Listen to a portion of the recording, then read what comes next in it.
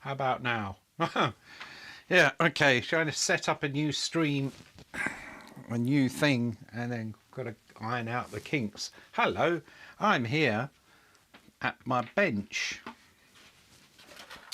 and I'm going to try and build a thing. So just bear with me as I figure out some of the logistics, including camera positioning and all the rest of it. Let's see.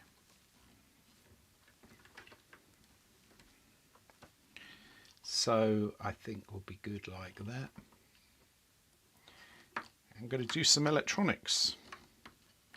So I've just got this from eBay, and it's looking forward to building it.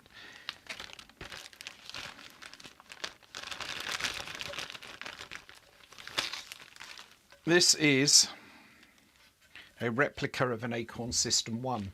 How are you doing, Bad Coffee? Good to see you. Please let me know if things are working okay. Yes, this is a replica of an Acorn System 1. Where is my Acorn System 1? That's a good point. I got it. It's somewhere around here. Yeah, well, I'm not going to try looking for it now. But the Acorn System 1 was the first system that I ever owned. And it was calculator, display and a hex keypad. So this particular thing comes from, they call themselves Acorn Replicas. And Chris Oddy, and that's a very nice PCB. And in this kit, you get all the electronic components that you need, all the buttons, and I guess I didn't think about that, but the buttons don't seem to have labels on them, so I suppose that's up to me to do my own labeling.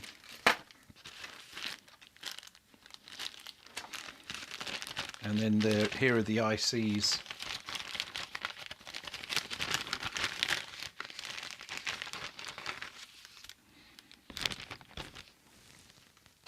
That's nice.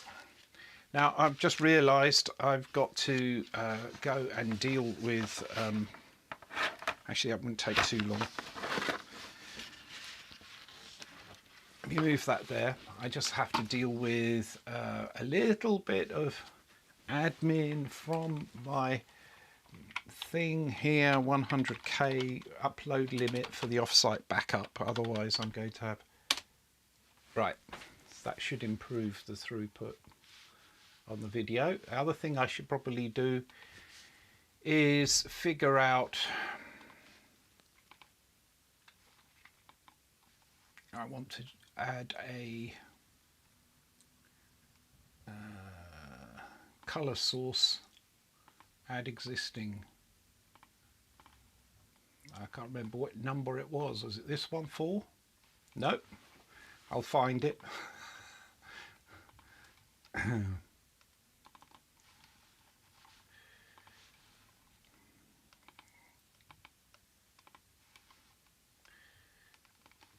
Just bear with me a moment while I sort this out. Going to load color source. What was it? Number 3, maybe. I should have labeled them.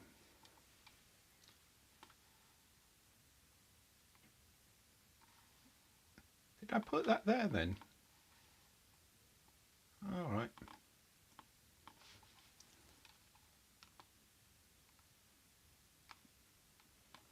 And there, that's a bit better. And you can see the chat. I'm going to move that.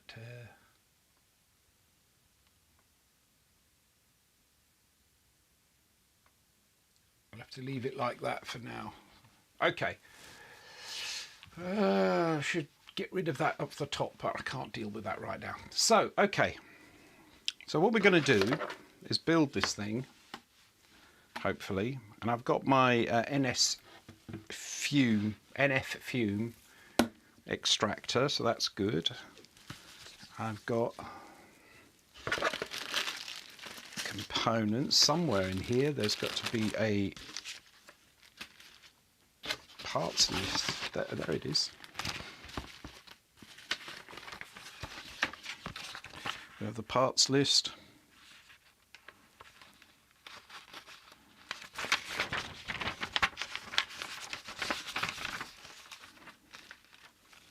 All right.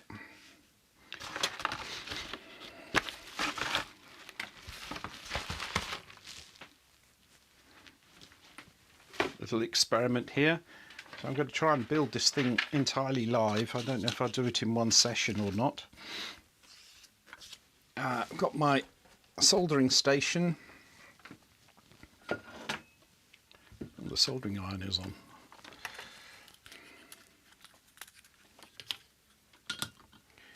And somewhere I should have a roll of, there we go, solder, soldering station.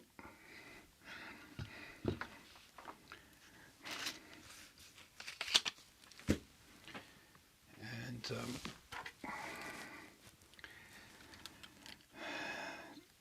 very cheap, falling apart pair of reading glasses, which are very good. You put that over the top of your other glasses and you look silly, but it works for magnification. And I do need to just go and wet my sponge. That's this sponge here. It needs to... I'll be right back.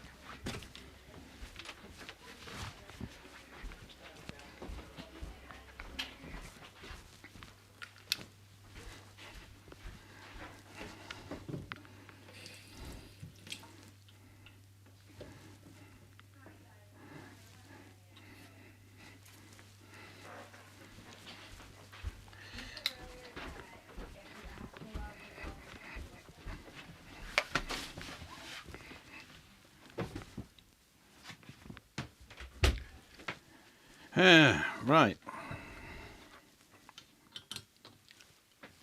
Cool.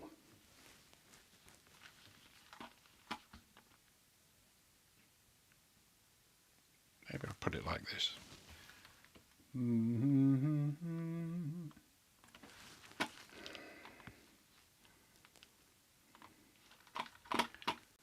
I think we're good to get started. Let's have a look at the thing. Shall we begin with the capacitors? Why not? We've got 1, 2, 3, 4, 5, 6, about 10 odd 100 nanofarad capacitors. So that'll be in here somewhere.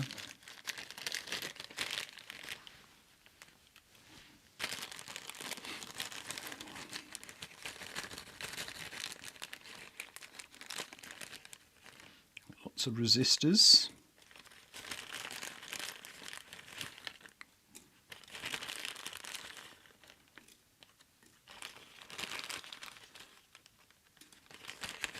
And we've got 100, it's 1004, that's 100 nanofarad. 2,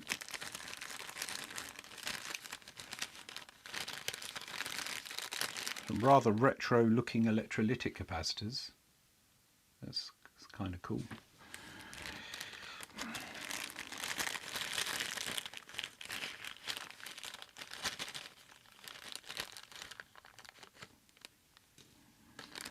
And then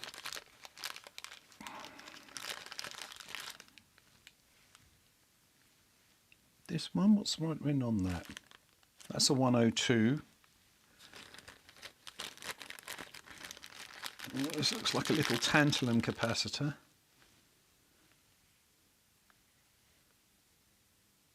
There's something written on it.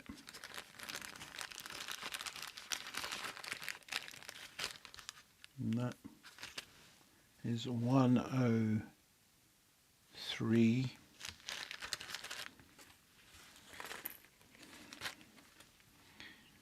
There's a 1 megahertz crystal.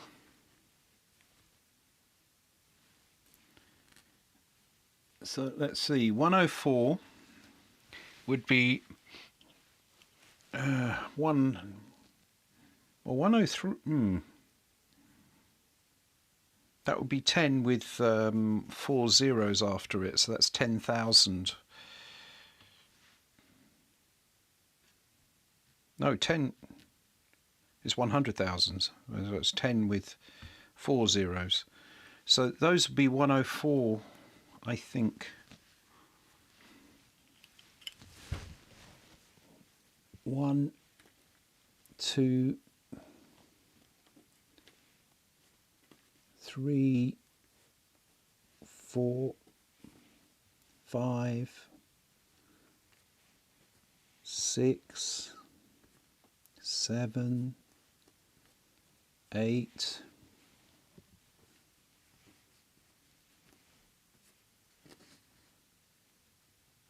102, 9.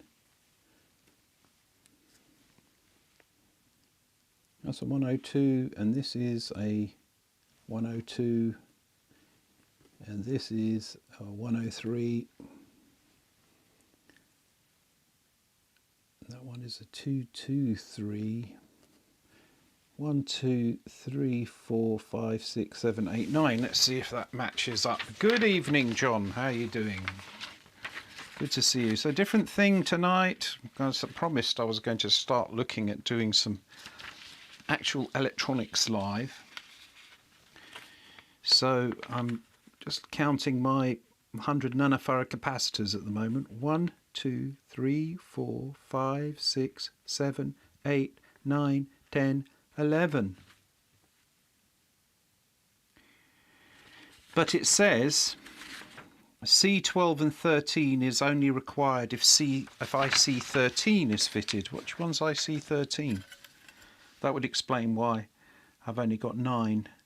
IC13.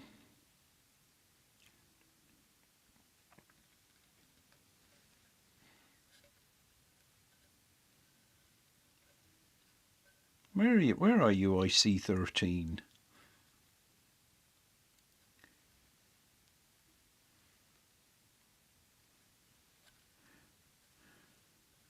It's this one. Ah! It's only required if the voltage regulator is fitted. That I recognise that will be the voltage regulator, but I don't need a voltage regulator because this runs on 5 volts. It'll run from a USP, a USP, unique selling point port, a USB port, and I think it comes with this socket, and they provide a USB thing. So I really don't need.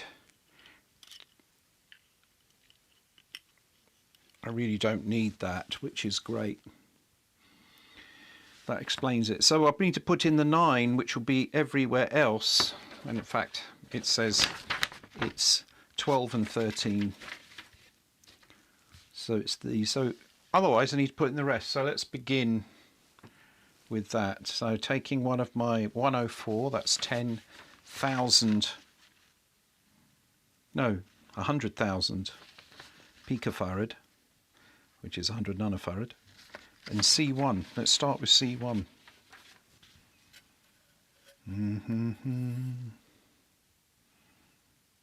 Now we find C1.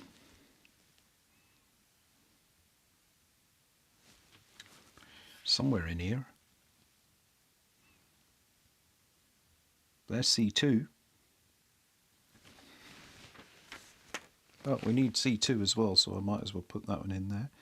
So we'll have one capacitor in there. Pop that in and just bend the back a little bit. I don't like to get them too close to the board. I like to leave a little bit up, just a little. Less strain on the components. Okay, right, and oh, hang on a minute, need to adjust my glasses so I can read the screen. There we go. Spent today setting up the wife's Circuit Maker 3, building her laser engraver. Ooh, that sounds all very exciting. Marvellous. You should stream that. Right, C1, 2 and 5. Look, 1, it'd be nice if C1 was near IC. Oh no, there's C1. I got it. I'll put C1 in.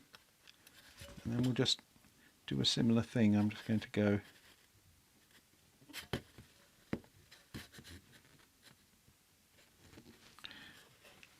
Leave a bit of a gap. So when I turn them that way, they'll fall down just a little bit. And we can solder them in. Right, let's say next one. C5. Hunt the C5. There's C5.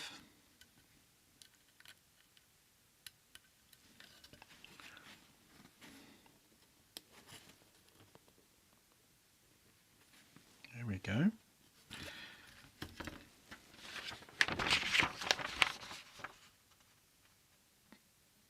Most of the parts are located near the location where they were produced.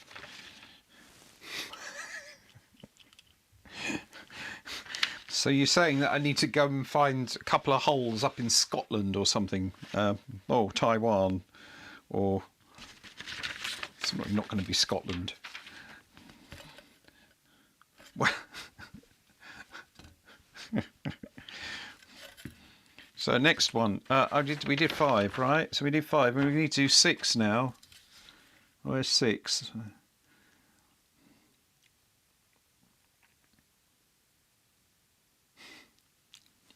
If you spot 6,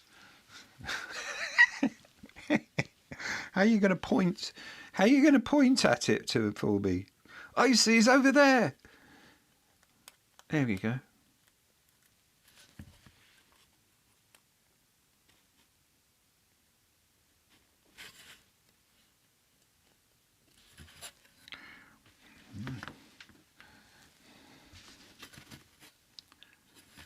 Right. The game of Risk. Well, you start giving me ideas for video games, you know. So it's like there's the idea of kind of a Risk-like game with electronic circuits. Interesting. Or speed, competitive circuit construction. C7. This feels a bit like doing a flipping jigsaw puzzle. Funny old thing. Right. I'm just going to adjust the camera a little bit.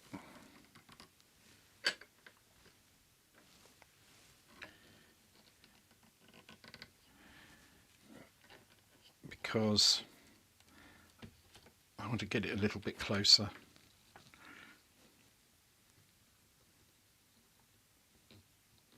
To me. I didn't expect this mat, which is quite a long, big kind of mouse mat type thing.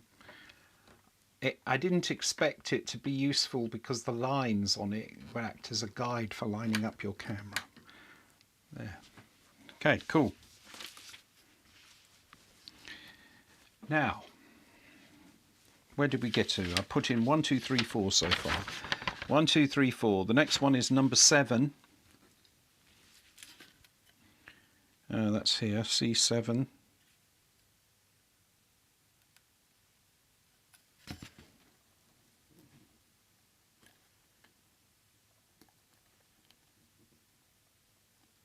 Yeah.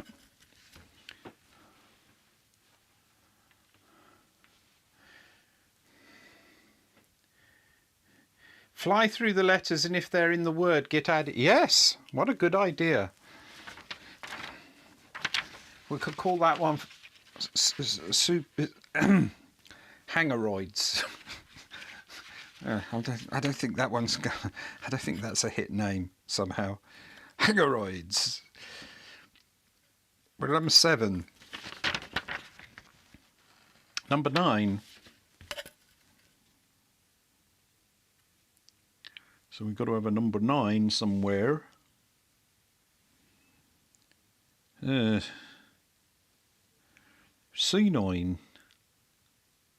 C9. There we go. All these little decoupling capacitors. The purpose of these capacitors is, well, this is using TTL logic.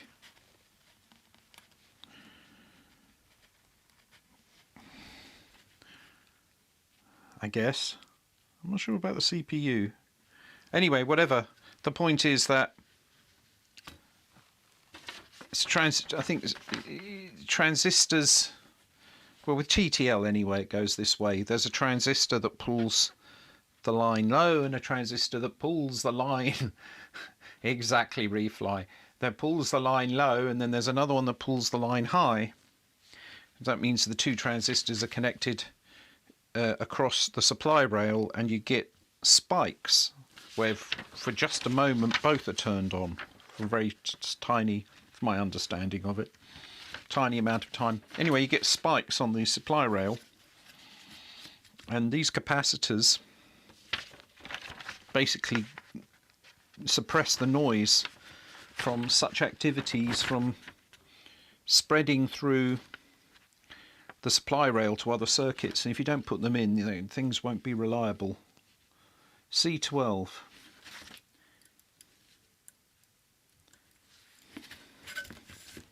Get that.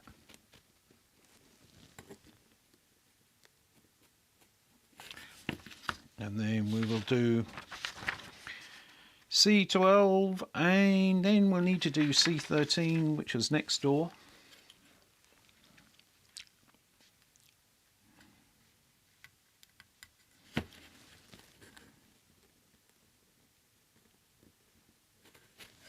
Okay, very good. And the last...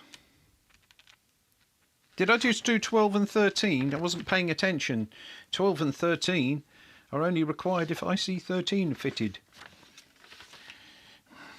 You remember me saying that? Let me remove them. It's amazing, this kind of circuit. I mean, all you need to do is just pop them in the hole like that and it's done. I'm joking. 106. Where be 106? So 106. Oh, I found 108. C106.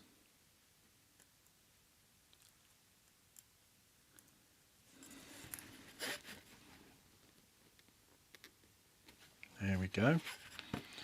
And then the next one is C109. We'll have a 109 in here somewhere. C109.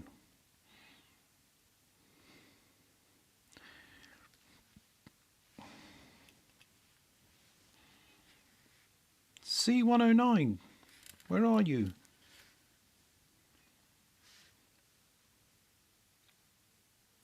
I can't see C109. Oh, it's over here.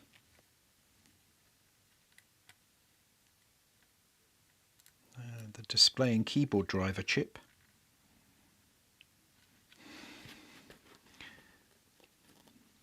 That's a binary decoder. I think binary goes in, single line goes out, if I remember rightly. And so we just have one more then. One more 110. And then I will actually solder those in before moving on to the next component. See what? C10, 110, 107, 102.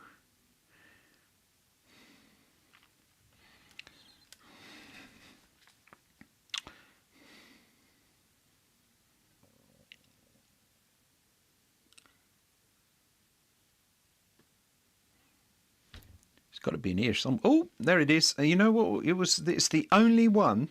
The last one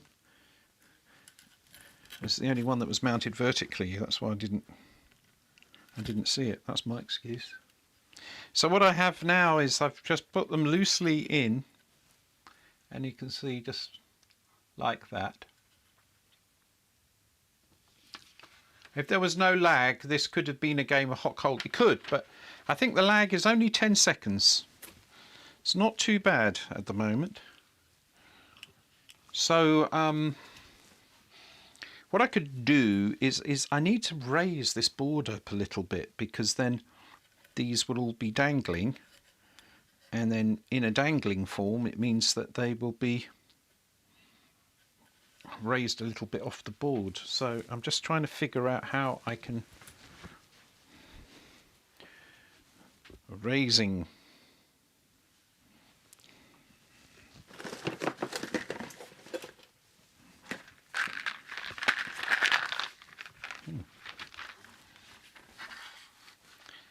the middle of Lidl. It's terrible.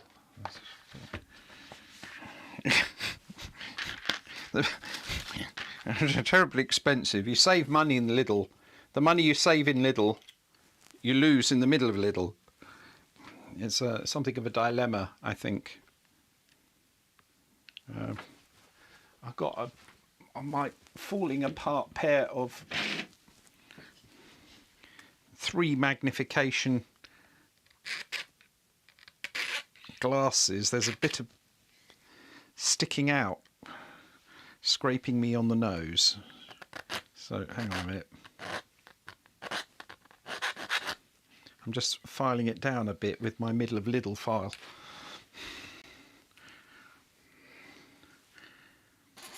But you know, it's good. I mean, it's true, you can always get better quality stuff somewhere else, but for that stuff that you think you'll probably never need more than a couple of times,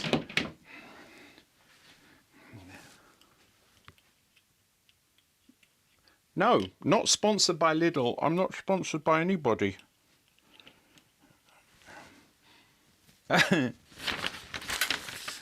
And anyway, it wouldn't be a recommendation. So I'll put this on here. I have this is it's a profile gauge, but it can also be used to prop up PCBs in construction.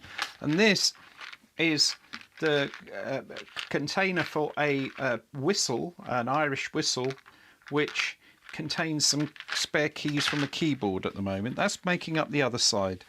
I'm sure that you're fascinated by that. Now, how am I doing with my wet sponge? You can't. What am I doing? I'm doing this. I'm going to clean the tip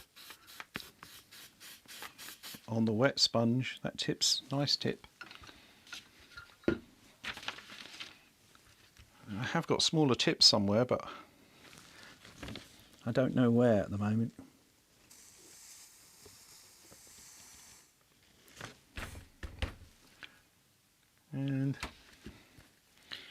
And then I've also got some flux. Now, where did I put the flux? It's now, if you have flux, and I know where the flux is. If you've got the flux and you've got a lot of it, then you need to have it stored somewhere. So this flux here is stored inside. This is a storage device. So it stores the flux. You can think of it like a flux capacitor. Yes, I know, you knew I was going to do that. You were there, you're going, no, please, Dino, don't do that. We know what you're going to say. You're going to make a flux capacitor joke, aren't you? Yes, I am, and I did. And I'm going to turn on. This might cause a little bit of noise. Let's try putting it at exactly 50. That's a fume extractor. I've got a little bit of a logistical problemo. Oh, I know, I can do it like that. And I need to bring the fume extractor a bit closer without it blocking the camera. In fact, actually, I'll do is... And I've got these capacitors here. I don't want to lose them. So I think what's good right now, I think to avoid many tears due to the loss of components, I don't want to be crying tonight. I cried last night. Where's that from? Who knows? Right. I'm going to just pop these components into here.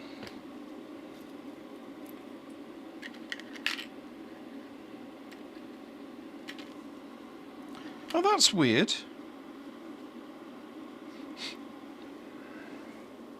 They supplied the voltage regulator. So they supplied the voltage regulator but didn't supply the 100 nanofarad capacitors for the thing. That's very odd. Well, I won't be using that. So, and yeah. Now, of course, if you don't know... Yes, John, that's it. It is the one with 3 digits. Look. There are 3 digits. I mean, I really seriously would build that with just 2 digits and have it go up to 99. Only 99, right? But this is, I mean, this is, I just admire how well this has been made. Look at this. It goes to 100. I guess it would have been funnier if it went to 110. But the other thing is this is just you know, a potentiometer. It's just a knob, right? Well, you can set this to any number you want. Go on, someone give me a number between 0 and 100. Go on. Or 0 and 99. Give me a number between 0 and 100. I'm going to just stand here like a fool until somebody does that. I can tighten up this clamp. And I don't have to. This clamp's brilliant. I got this from Northridge Fix as well. There. Someone, 99 or 87. Okay, so well, let's see. We can do any. Can you get in focus? Focus.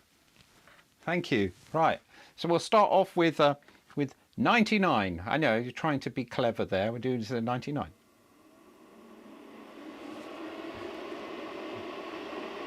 Come on, there we are. 99 or John Veller's 87.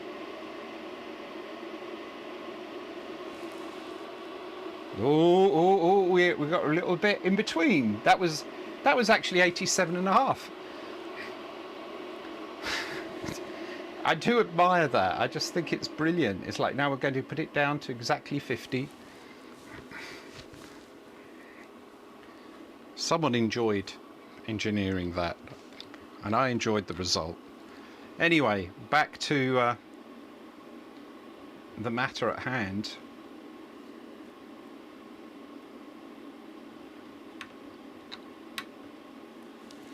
Thank you for that little piece of audience participation. It's always exciting. So I'm just going to move this in. Oh. Doing. That was a funny sound. It kind of reminded me a little bit of the hit the post sound and kick off. It was the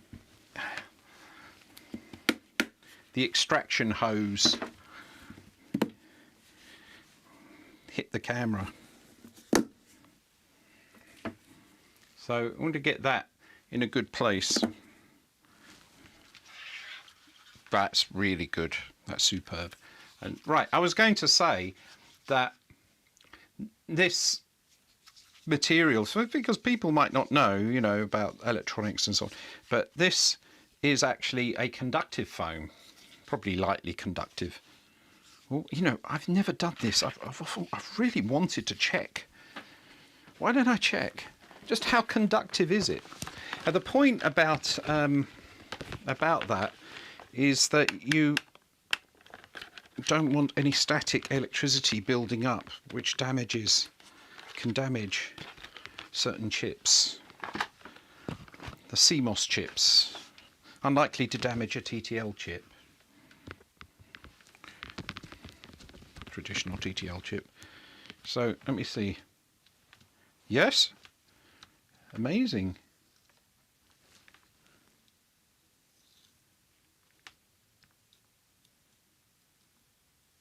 And not only that, but that I mean, you can't see the, I don't know if I can show that. I'll put that in there. It's a bit close, but I don't want to move the camera again.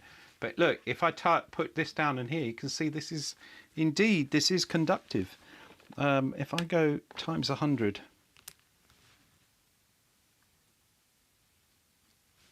and an interesting property of this is the closer that you are,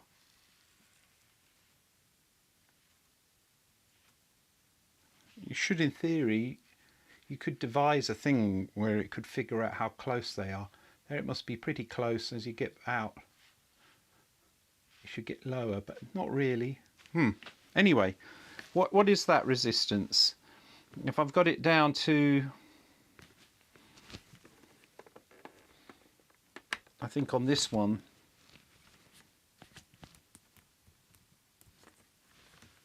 about 5 kilo ohms. So 5 kilo ohms is more than enough to discharge static. And that's why you see that foam. It's more than just to protect the pins. Sorry, excuse me a moment. I've got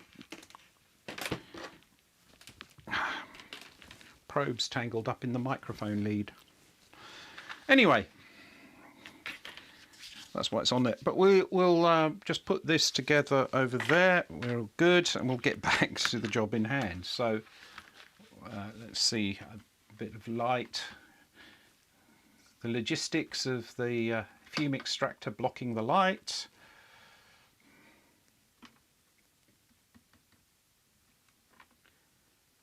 I think now we've got glare.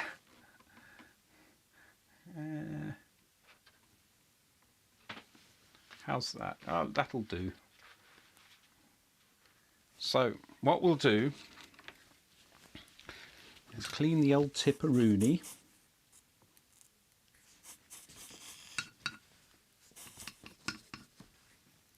That's good. And then there was the flux. Oh.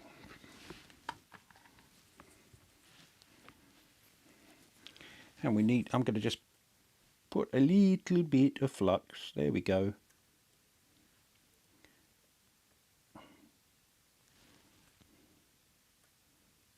Because why not? Why not do this properly?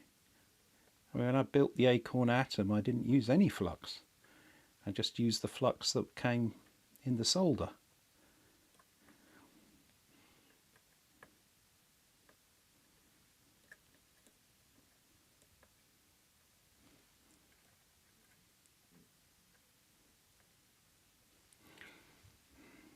You can't have enough flux. So I'll put flux on everything.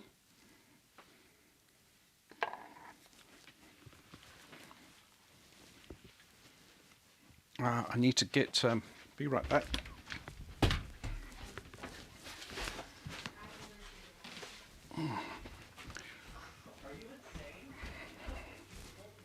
Still tidying up this house after all this, after moving in.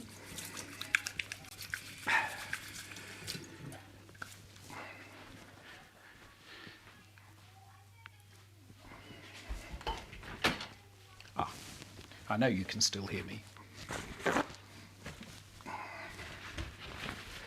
I've got a little bit of flux on my hands. I was just dealing with it.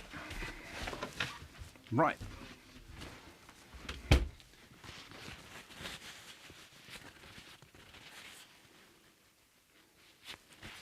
Right. Yeah.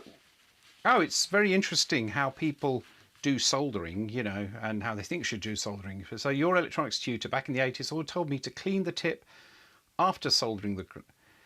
No, you're is correct.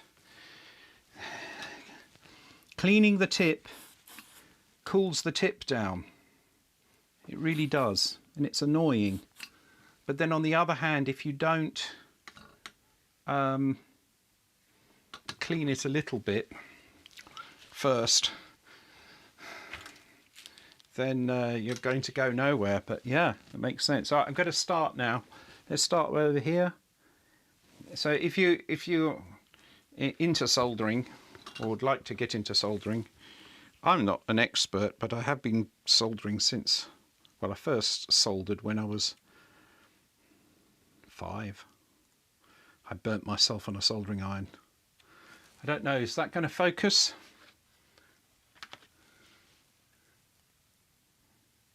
Yeah, there's a kind of a limit to, I need to a different lens configuration.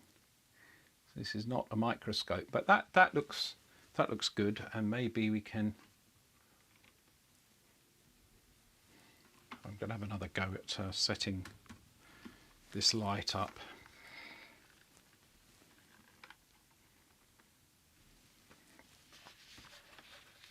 Okay, I think that's fine. So what you want to do ideally is you've got your thing here, and I'm just putting it on a little tiny on the corner, and I suppose I need to move this over so you can see. Yeah, that's not bad. So ideally what you want to do is heat up both things that you are soldering. So in this case there's the lead of the capacitor, but there's the pad as well. So what I try to do is to get a little bit on the bit, it's called a bit, and touch both surfaces, and then hold it just for a moment, probably about half a second. When I look at that, I'm just seeing how I'm doing, because there sort of like, did it go through is the question. And you look on the other side and you can see it's built up a little bit of a blob. You can see that there. So it did actually go through. I used probably just a little bit too much solder. I'm not going to worry about that, it's absolutely fine.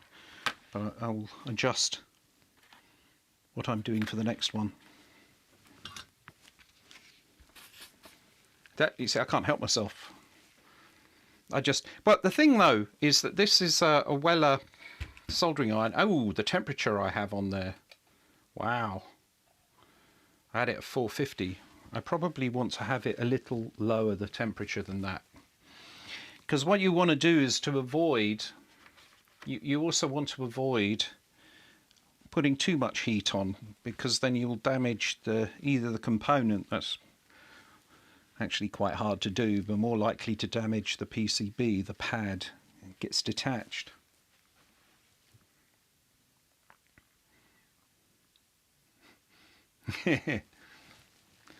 So I'm approaching from this side because the wire is like that, and I know this way I'm going to get good contact on both. So we put it there and put in a blob, and that wasn't enough. So I'll try again. And now we've got a problem. I think I need this. This didn't actually manage to transfer any. So what I'm doing now is putting the thing in the hole, then I can touch it with the soldering iron. It's not flowing. That time it did.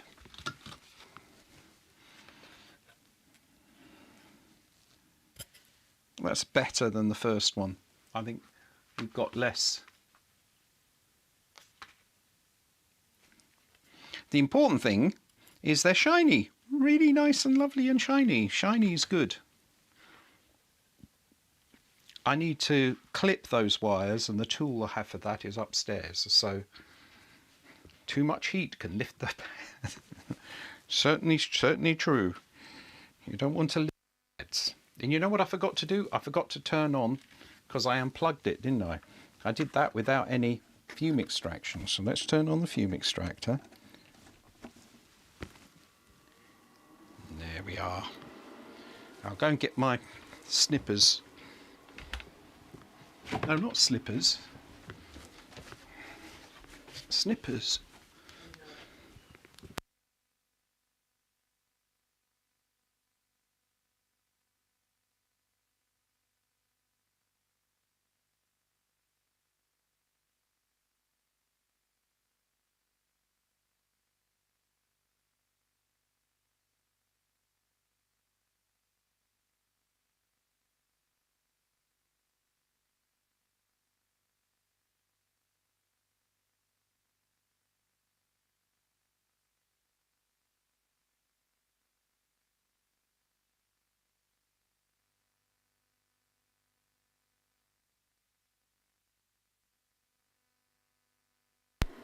And I'm back. So here they are. Don't ask me what they were doing on my desk. So let's zoom this out and get the idea. Zoom out. Ta-da. And we're just going to clip those off.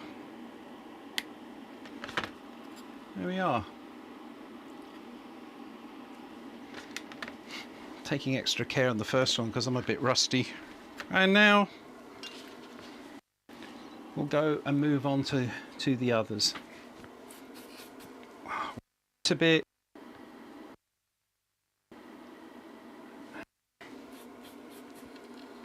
and a bit as well, just to get, yeah, that's nice. And then we go, whoa, I'm using it, I'm at 350 now instead of 450. Get that corner in there. It really doesn't need very long at all. See, that's really good. There's no bulge on the top side of the board. No bulge on the top side of the board at all. With that left one could do just a little bit more solder, I think. Yeah. And we'll clip that off.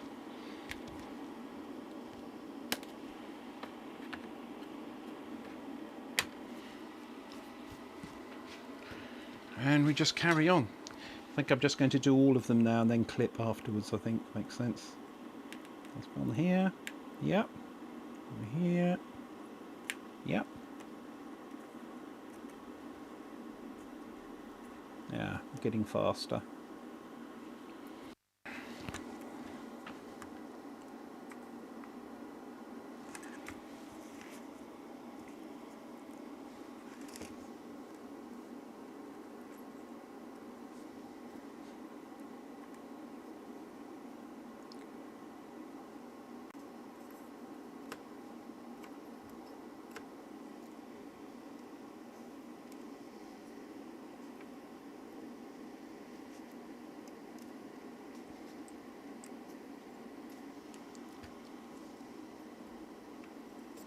Touch up on there. Yeah.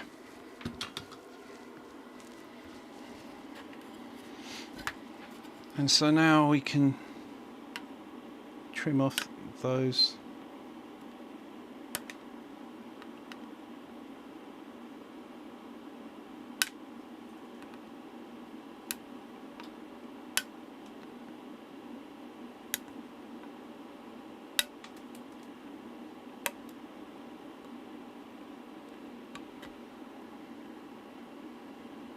It's great you're having the tools.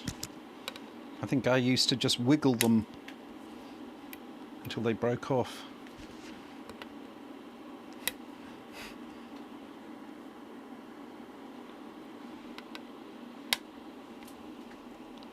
That's the thing, you know, when I was a kid,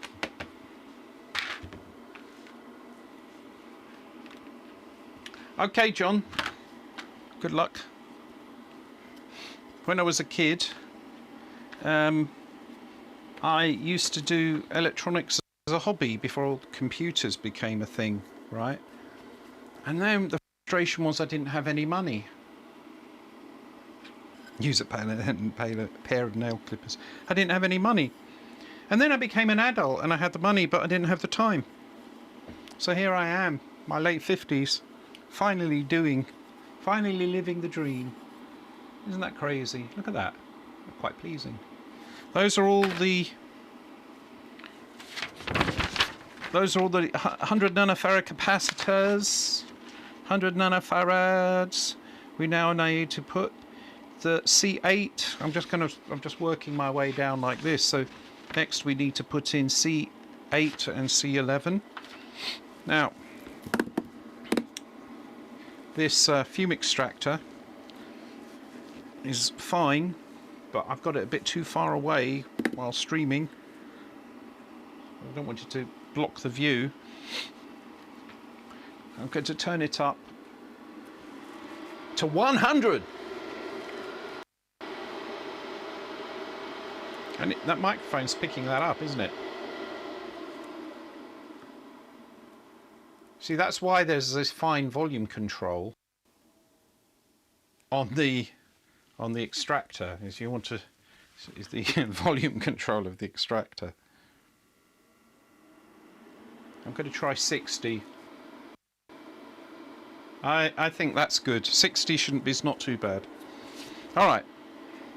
So what we need to do now is find the 33 microfarad. Now, capacitors are measured in farads, but 1 farad is a huge fracking capacitor. I mean, a 1 farad capacitor, you want to go and buy a 1 farad capacitor, good luck. I had a big electrolytic. Where did I put it? I'm going to show. Show my 1 farad capacitor. Here, oh, no, it's not 1 farad capacitor. This big thing is 6,800 microfarad. Well, to get to 1 farad, you need 1,000,000 microfarad. So this is 0.06 of a farad. That is how big a farad is. So microfarad is millionths of a farad. And picofarad are millionths.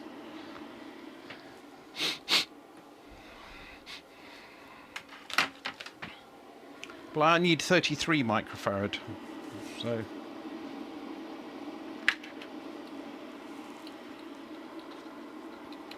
laser etchers, absolutely. You've got to do that. You've got to.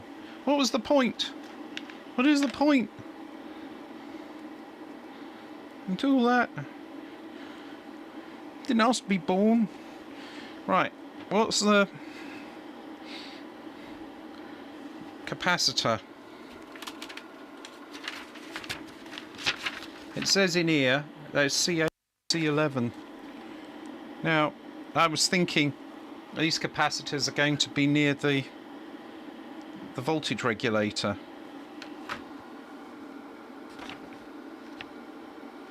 So actually interesting, because I think they left out a couple of 100 nanofarad capacitors, but they supplied both the 33 microfarad. It says only required if IC13 is fitted, but we're not using IC13. So strictly speaking, but you know, I could put both of them in anyway. It says C11 only required if IC13 fitted. Okay, well let's just do C11 then.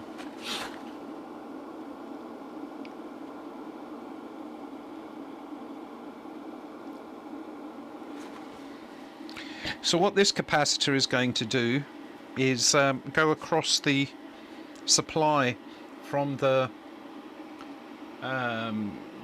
you know, from the USB input, and that will remove sort of ripple noise or just noise off the supply. It's sort of a good thing to do, otherwise you get noise from the supply that can interfere with the circuitry. So this electrolytic needs to be put in the right way round.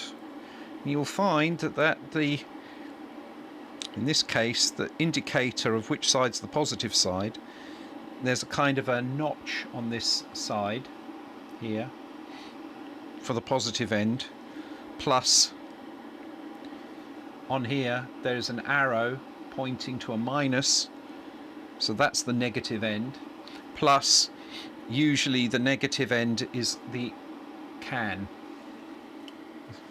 which you can see is the case there. And it's important to get it the right way around, otherwise they'll explode.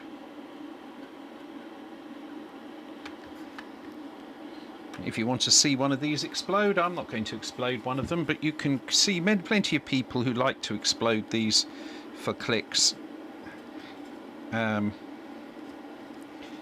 We used to do things for kicks, and now we do them for clicks.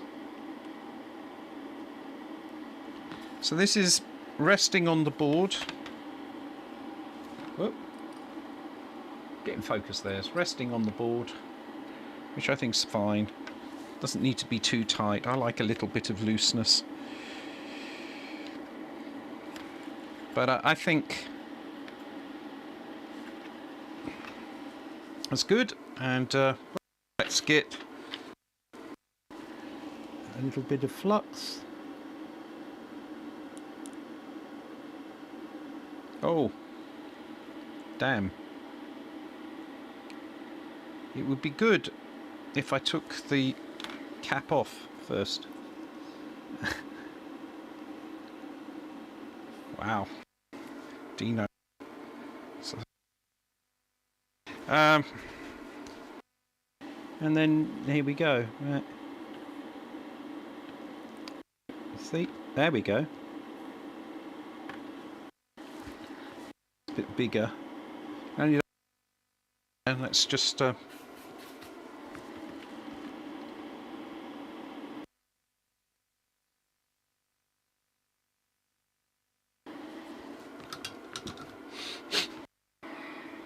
It is a 7, it is exactly that, a 7805. Now I'm looking at this side and I see no, it didn't go through. It's a little weird. Not happy with that one having, I don't think I heated up the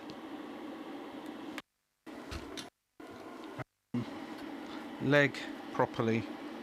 Yeah, I'm not seeing it. So just to be sure, because this is part of the, well actually I know exactly why this is happening here. The PCB has the tiniest, this is a little feedback for the designer of this PCB. This has a through hole on this side with the tiniest surface area, and just goes through, right? Then you look at the other side, it has a very large piece of copper. So what's going on then is I'm trying to heat a large piece of copper through a very tiny, and it's just not happening. If you see what I mean, it's kind of you're actually, the only way you're going to get heat up through there is through the plating in the hole, which is very thin, and you're just not going to get any heat transfer. So you could be there all day trying, and you'd never get that in. So what I'm going to do is just, well, first of all apply some flux. And then I'm going to heat this up from above. I'm going to have to hold it there for a little longer. Chance to heat up. You know, something I don't have is stuff for cleaning up the flux afterwards. That's a bit of an oversight, but so now I have. That will be good, right? Because if you don't do that, then what you've actually got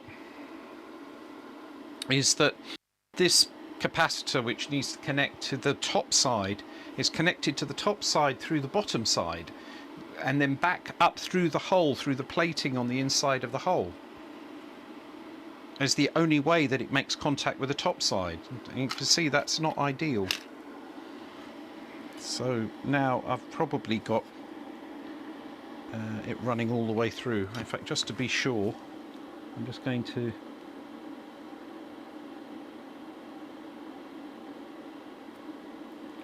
I kept it there for a bit because I was letting the heat travel up the leg. Okay. Oh,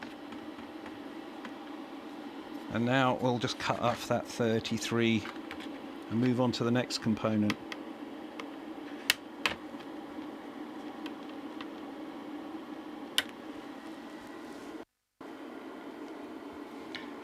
All right. So yes, you were absolutely right. This is the component that John speaketh of, and you can see on there it is AS7805A. This is a classic component, still available now. This is not a retro component. You can get them till the cows come home, but this is very old component. This was around 50 years ago, and what it does is you put a higher voltage on one side, and then what it does is the middle pin goes to the ground, and then the other side is regulated to 5 volts. So no matter what the input that you put in, the output stays at 5 volts. But this regulation works by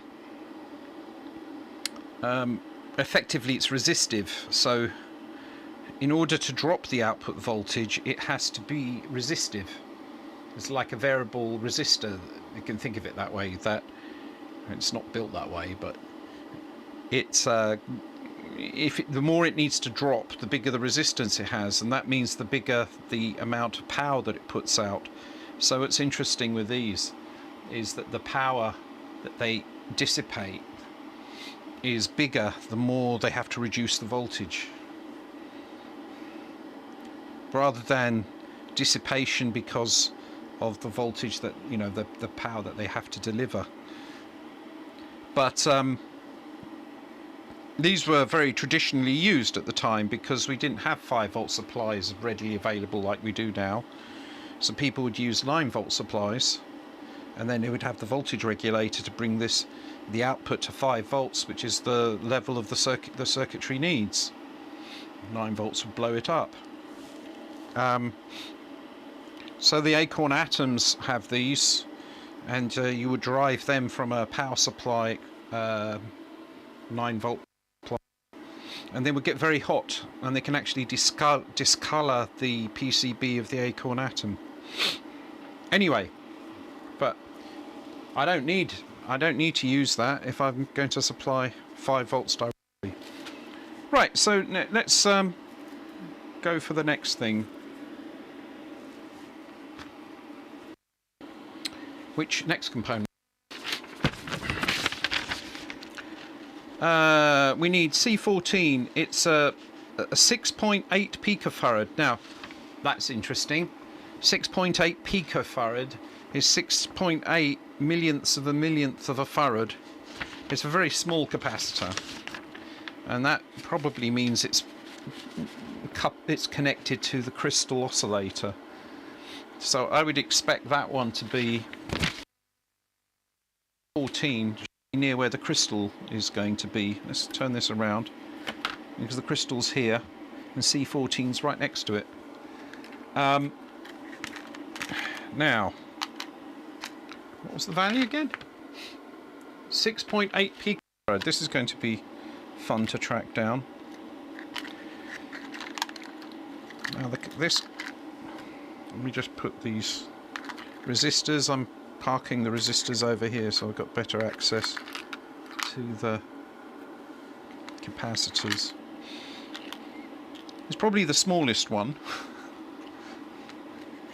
Not given, but this is 223. So to read that, the value of 223 on it means it's 22 and then 3 zeros. So this is 22 nanofarad.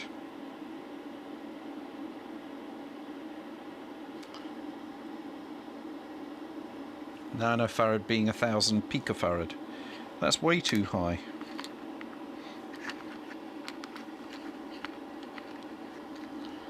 This one is 102. 102 is 1 is 10 plus 2 zeros. So that's going to be 1000 picofarad. This is a 1 nanofarad capacitor. That's still too high. This is 103, which is 10 and 3 zeros. It's a 10 nanofarad capacitor. That's too much. I've only got one left. And this is a 102. It's a 1 nanofarad capacitor. So I don't know. This is a bit confusing. It looks like I'm missing. Are there any notes? La.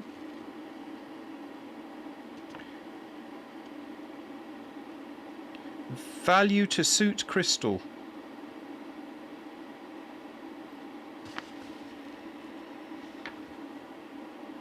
6.8 picofarad. I don't have one.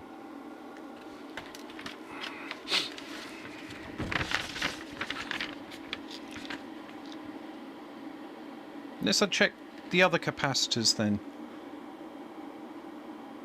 We've got a tantalum bead capacitor, which is a 10 microfarad, 10 volts. That was the blue one. There's this orange one. But there's no way that that is a...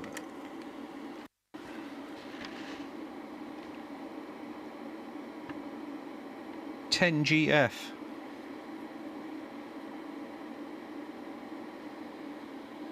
I don't know what that is. So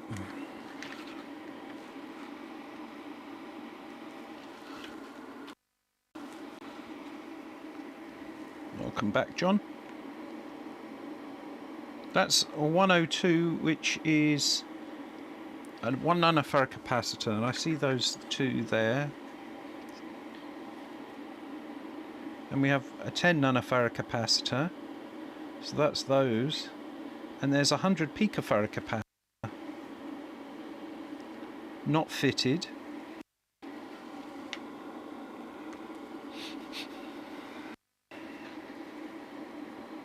This is a 1 nanofarad capacitor. I thought I had 102, 102. Only 102. Those are 1 nanofarad capacitors.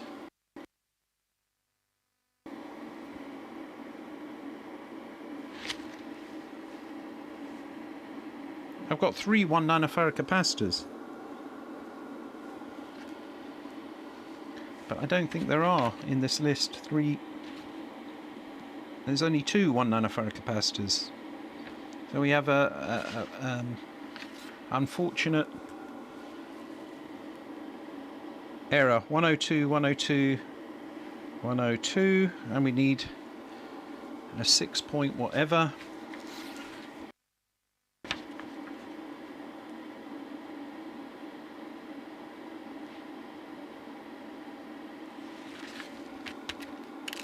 And there's this weird capacitor. I don't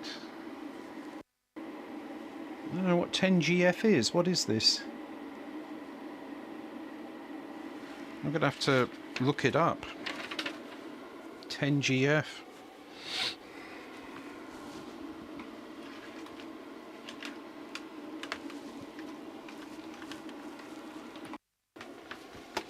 What's a 10GF? I don't know. I don't have any I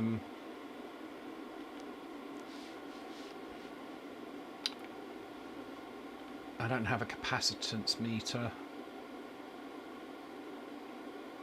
It probably I don't know.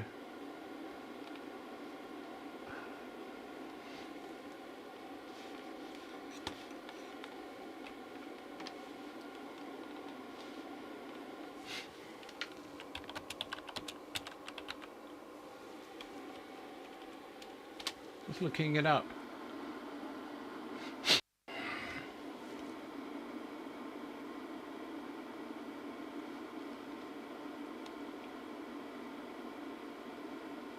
Oh, that could be the tantalum.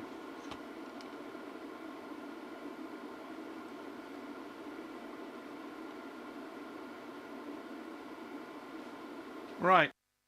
This is a tantalum capacitor. I'm used to tantalum capacitors being blue.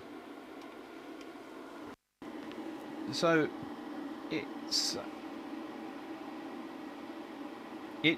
this is a 10 microfarad tantalum.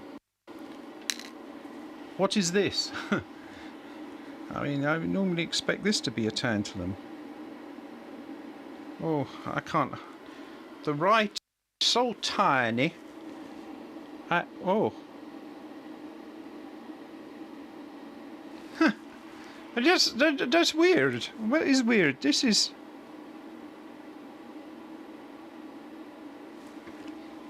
labelled 6. I dropped it.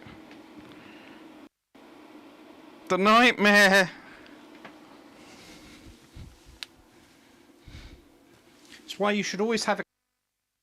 But I found it. It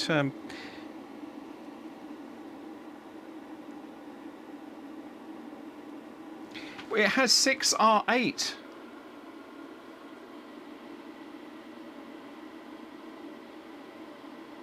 Well, this is 6R8. But what on earth is it 6R8 for? That would be 6.8 picofarad. That would be correct. Very confusing because I've never seen them blue. I just think of tantalums as being blue. So okay, but it says R. 6R8, really tiny on there, but there's no doubt about it. It's 6R8. Yeah. Well, the thing is, that's a resistor that's 6.8 ohms.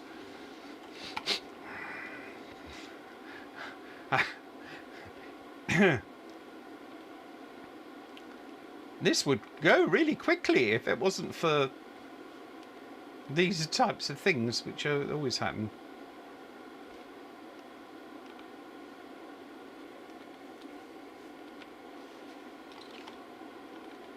I've never seen that before. 6R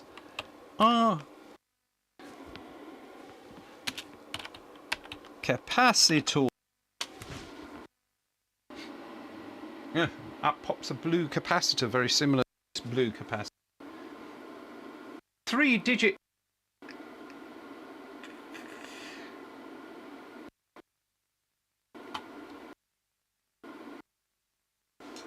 It says 0.6.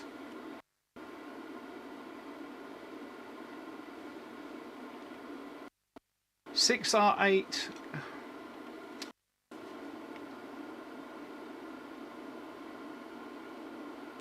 Okay, capacitor conversion table. Everybody, I found capacitor conversion table, and it says, stay informed, get inspired, download your free hermetic commercial military screening comparison guide. Don't you hate pop-ups? Try that again. I found a capacitor value conversion table, everybody, and it says that 4R7 is the same as 4.7 picofarad. So there you go. You learn something every day. My audio was cutting out. Is it cutting out still?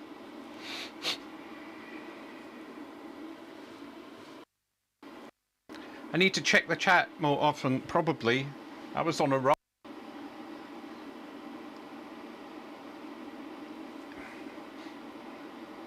Ah, John, I saw that one. 6R8 stands for 0.6 picofarad. That's what you get when you get your web articles written for you by ChatGPT.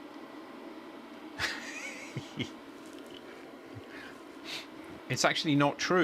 The capacitor conversion table I saw later clarified that 6R8 on a capacitor means 6.8 picofarad. Oh well, okay, great. Well, we figured out that 0.8 still cutting out at random. That might be because of the fact that I am using a wireless mic and I'm at a little bit of a distance away from the computer. So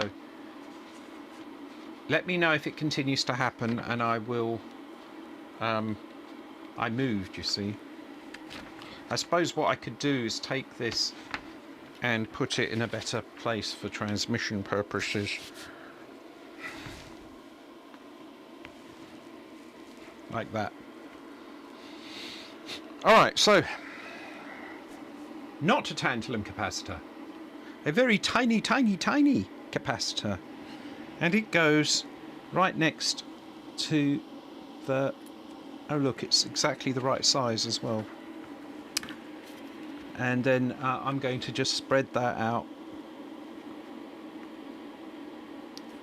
a little, just so that it doesn't fall out of the hole. You see that? Where is it? Where did it go?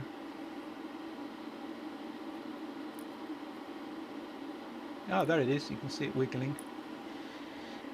And that's fine. I'll put it down there. Give a little wipe to the bit which has been sitting there oxidizing.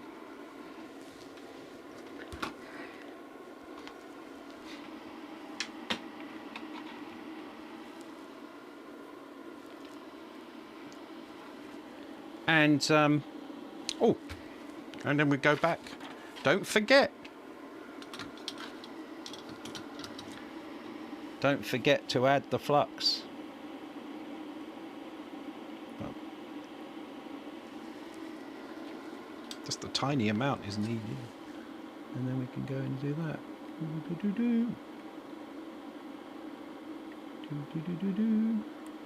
I waited for the first one to dry because it wobbled. Yeah, that looks good. I'm not going to bother click that one. And now we move on to the next. That we're now at the 100 picofarad land, but it's not fitted. That was C14. What is C14? I'm curious. Why is it not fitted? It's near. I thought so. It's near the crystal again. Oh, maybe use C14 if you don't have a crystal.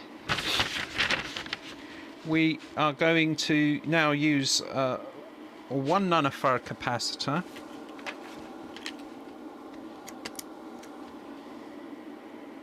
No, that's not it. 1 nanofarad. 102. That's 103. There's a 102. And I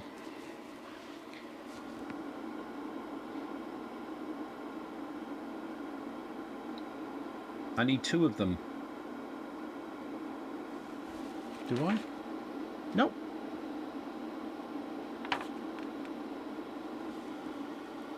Oh, they're 2 1 nanofarads. There's one. Where's the other 1 nanofarad? Well, there's the other. Okay. And they are 102 and 104. Let's find them. 102 and 104.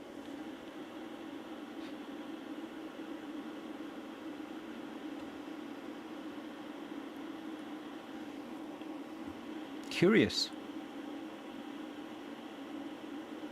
102 and 104. Up, C102. Found you.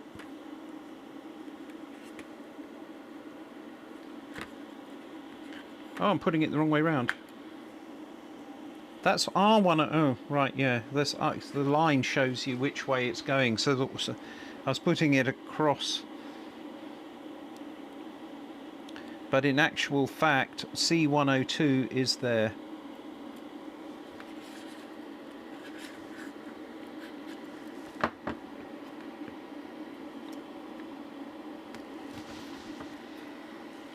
I'll put that in now.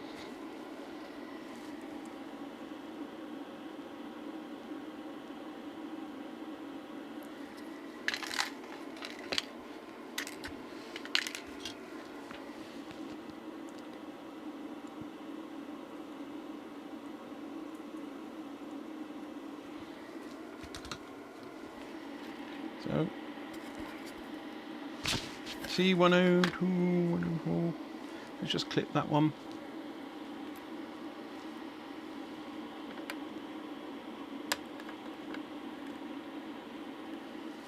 Get rid of that. And then the other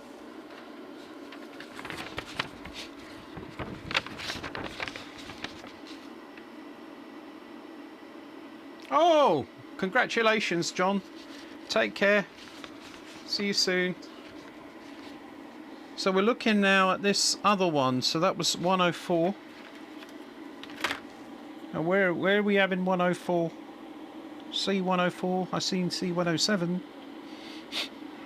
C105. C103.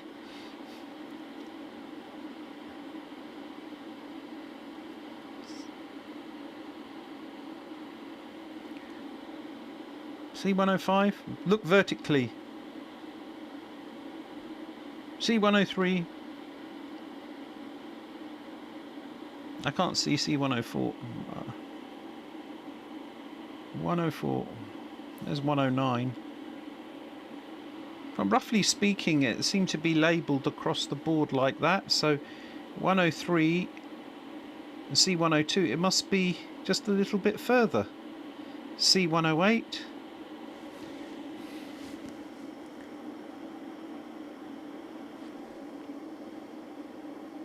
Did I read the right number? 104. Where are you, 104? Please come in, 104. Dino calling C104. Come in, please. Oh, it's over here. That was a bit random.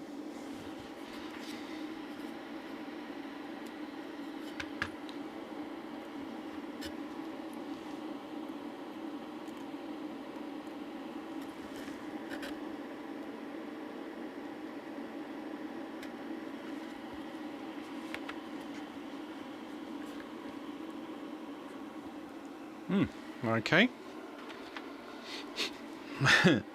Will the real C104 please stand up?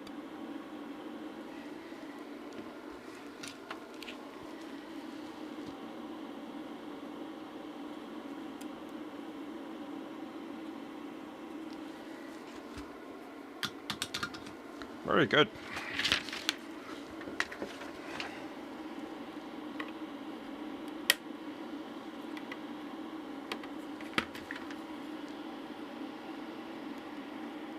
Yeah, that looks good to me. Oh, but we had the same problem with here, is that goes through to...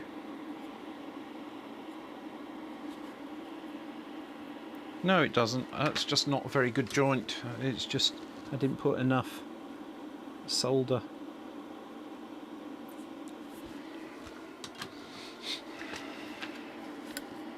That's better. Okay.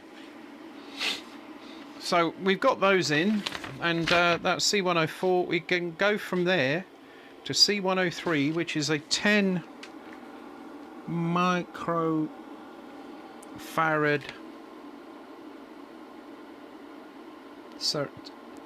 C103, which is 10 nanofarad ceramic capacitor. There's C103 exactly. 103 will be 10 farad. C103, which was down here, I remember. I'll pop that one in.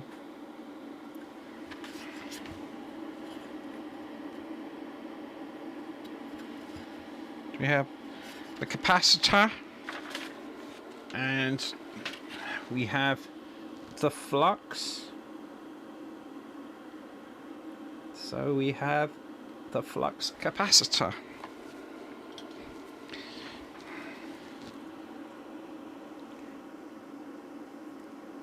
I know it gets tired.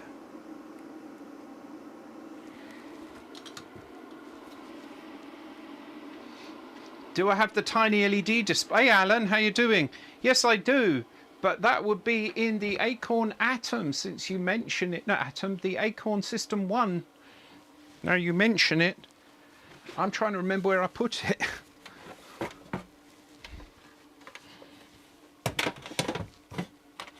Because this one is a repro that doesn't use the calculator display. Maybe it's in here.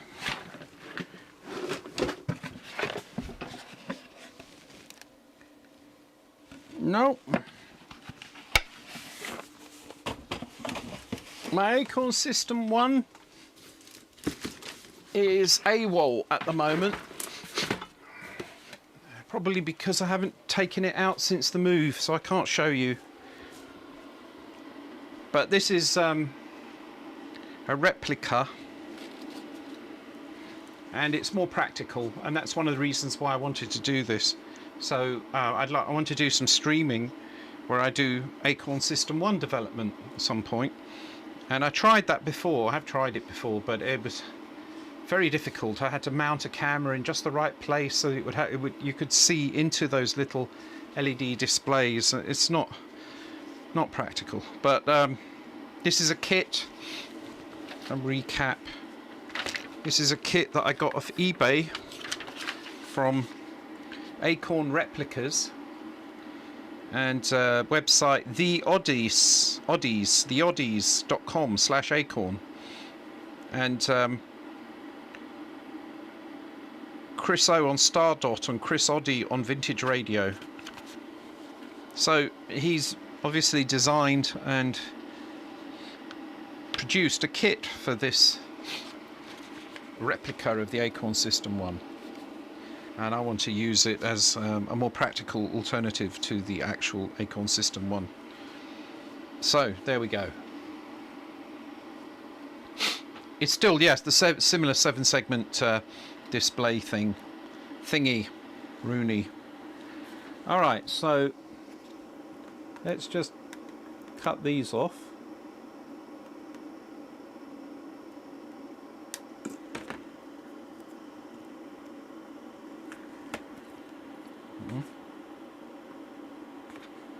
Okay, and we'll move on to the next capacitor.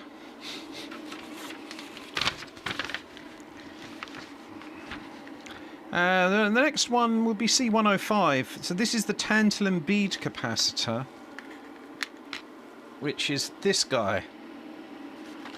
Now, you don't want to blow up a tantalum.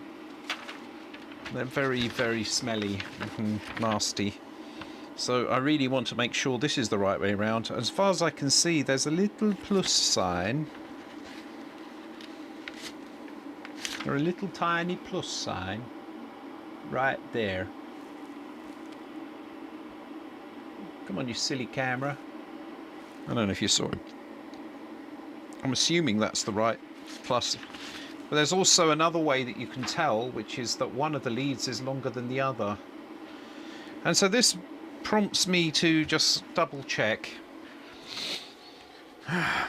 which way round for a tantalum bead. I just don't want to get it wrong, you know, and it blows up and then it's sad.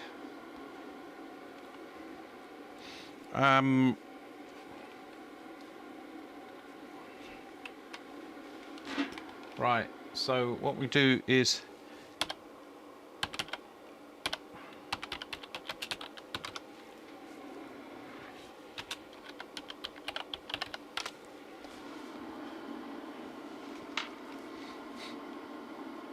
A typical tantalum capacitor is polarized and has positive and negative poles. The component is usually yellow coloured. Why did I think it was blue?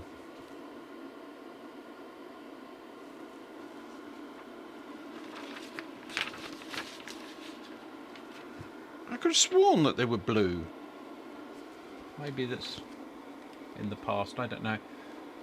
Designed to be surface mounted on the circuit board. On the surface of the housing, the end marked in dash denotes the positive pole.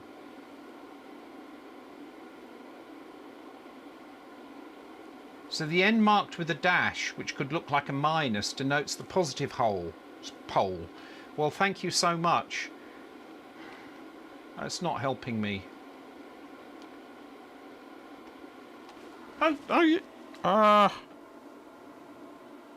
I see. They can be blue as well. I just dropped it. No! I banged my hand. And some. I remember this well. When you drop the component and then you have to find it. Oh, woe is me. For I had the tantalum bead capacitor. But my hand hit the desk and it flew out. And it could be anywhere. But joy! But joy! For I have found it. That's two lucky breaks in one go. Wow. Meanwhile,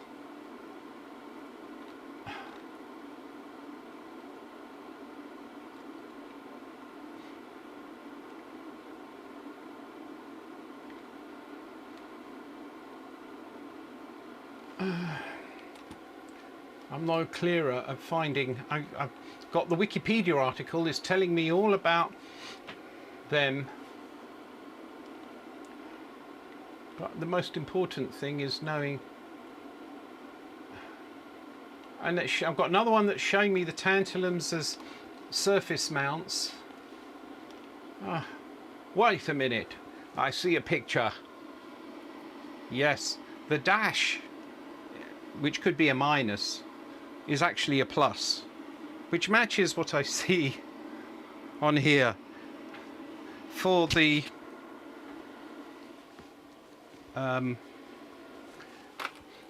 plus was next to a minus, or rather a dash. There's a dash and a plus.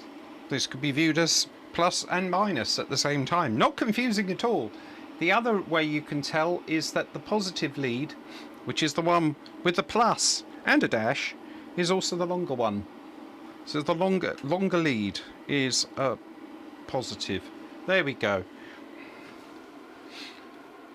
What an adventure. See? If you see that, there's a little plus and a minus. I mean, that could be confusing. So that's sorted out. We need to use the long end. Is the why is it getting fancy on C105? It must be not much space for it.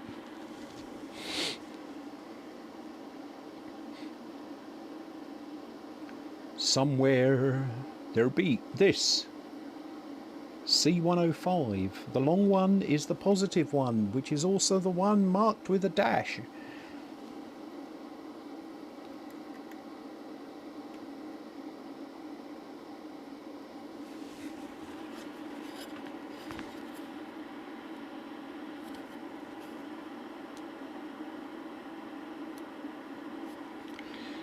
And let's go ahead with that then. Okay, so Mr. Tantalum.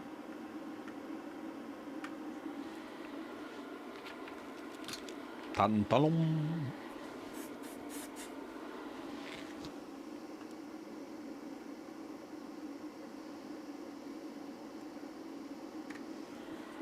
Good.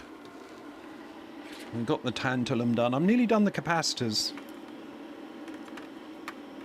Now I've got to do the resistors. Those are fiddly for sure. Resistors and capacitors are fiddly. The integrated circuits are doddle in comparison, I think. Alright. What do we have now? We have, let's see. We require, get the tantalum. We need, not fitted, 107, doesn't even say what the value would have been. The 22 nanofarad capacitor on C108, so that's this guy. Marking 223, that's 22 nanofarad. No, it isn't. Yes, it is. 22 nanofarad, and that's C108. So somewhere in here we'll have C108. Ooh, that's that one.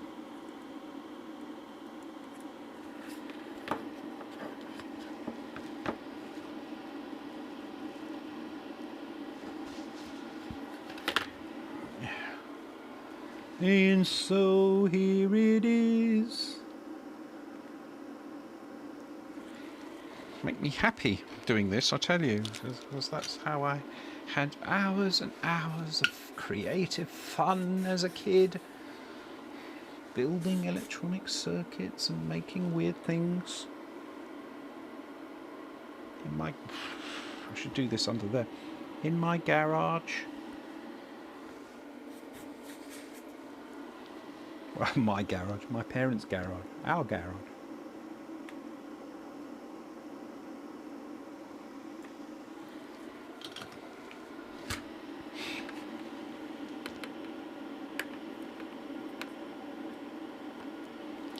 So we've got that there. And the next capacitor.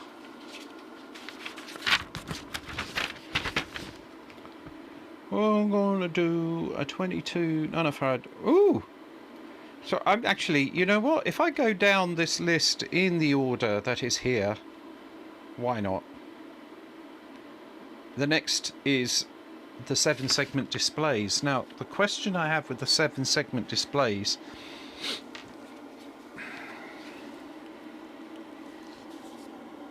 do I solder them in directly?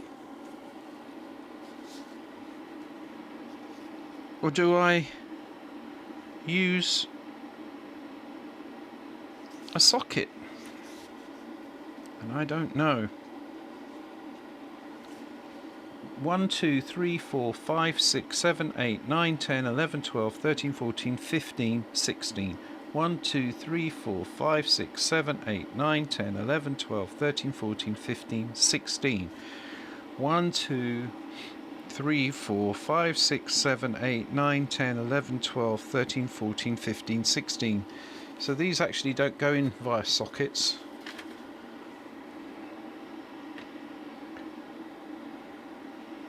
So 7-segment display in a strip of 4.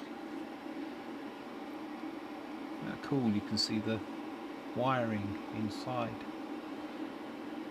the tracks. So these are straightforward. How do we know which way to put them in? So the dots are down at the bottom, and there's even a little dot there to show you that that's the way you put them in. And so that's what we're going to do. And so they should just slip in.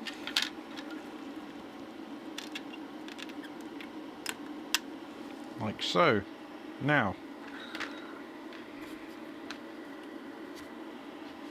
I want this to be flush. So I'm putting that down on there, and it does look flush.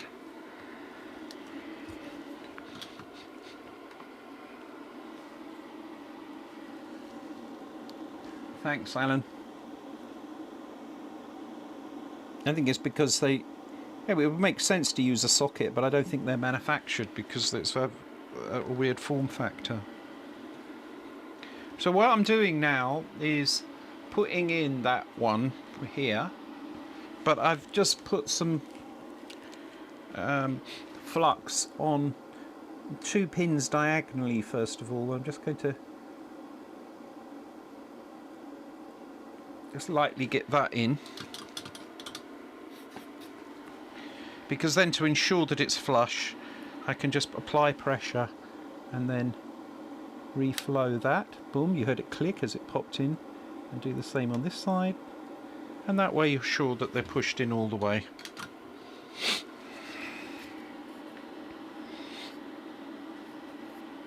Check the orientation, correct orientation. Okay, and then we can add some more flux.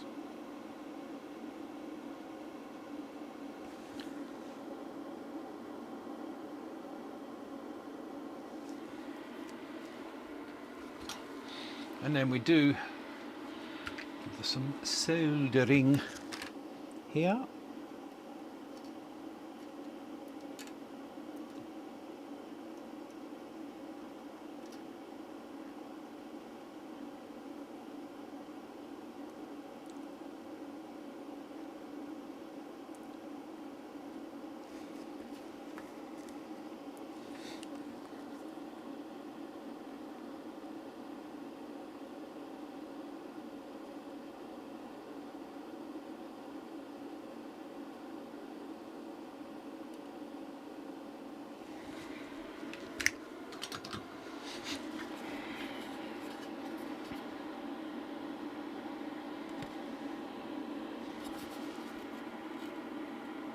Yeah, I think that's good.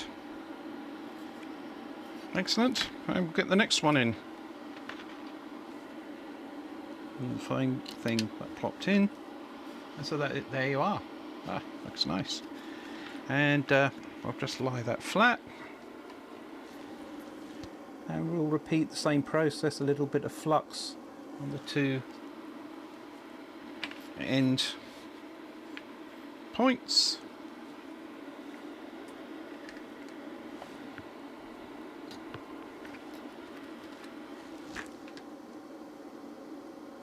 Solder the 2 ends.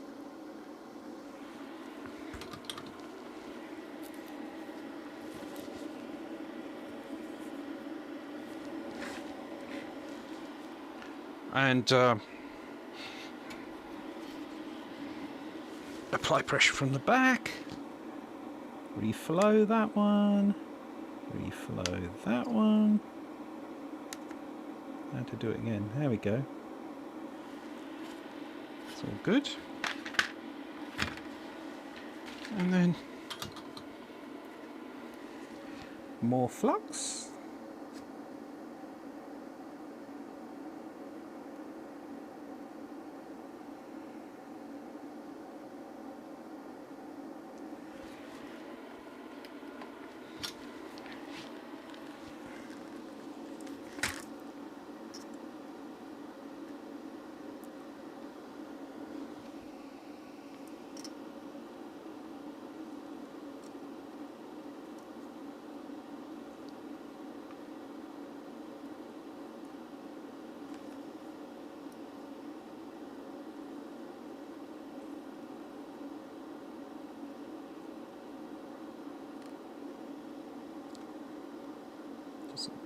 Loose little bits of.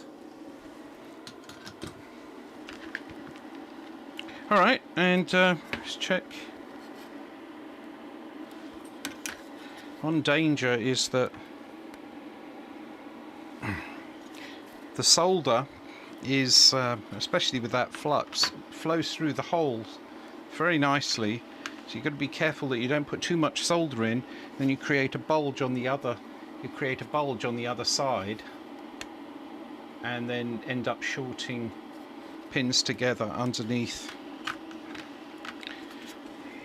So one thing I don't like, I didn't think about this, that's annoying, is that they're not aligned. I didn't think about that. they're not aligned. They're a little. This one's shifted down a bit.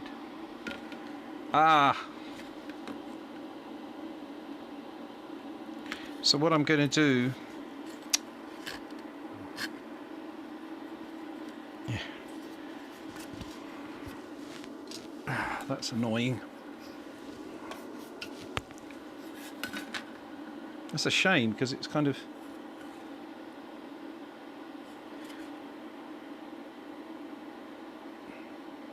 Oh, right. I think it's this one needs to be.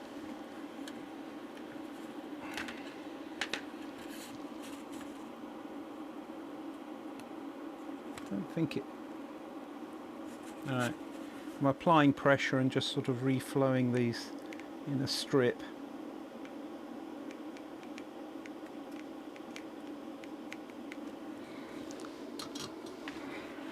I'm hoping that.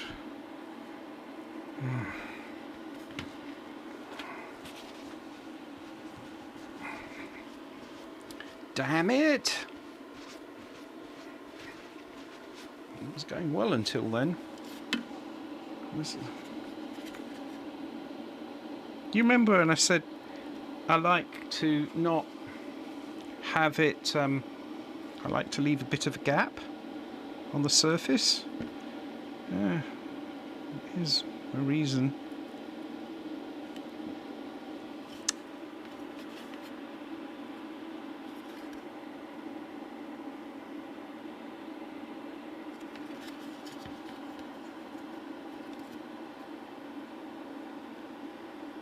All right.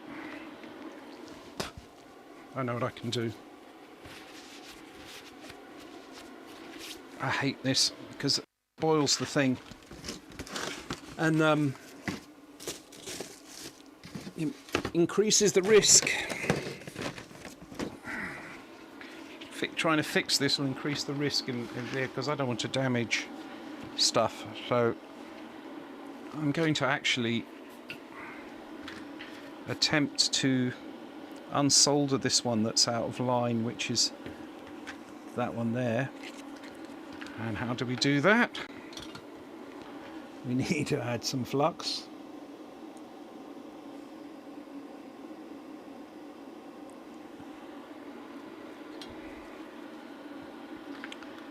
And then just a little bit of, I'm going to use some desoldering braid.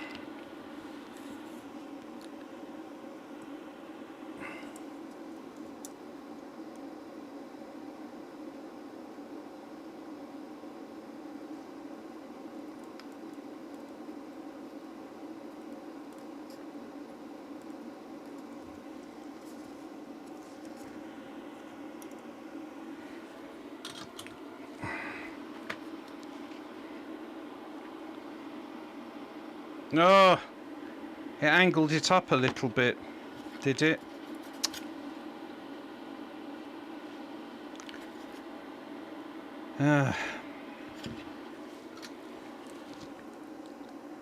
Well, I'm going to see if I can loosen this.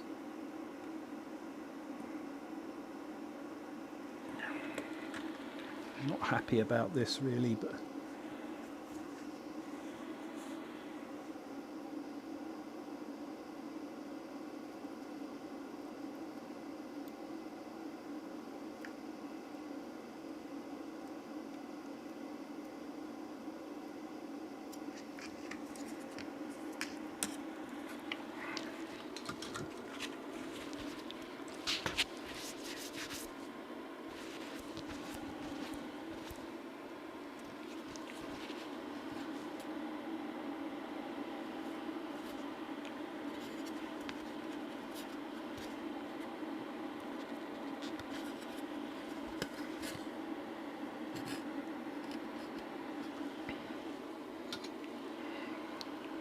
I'm hoping that just reducing the amount of solder that's in there might, well,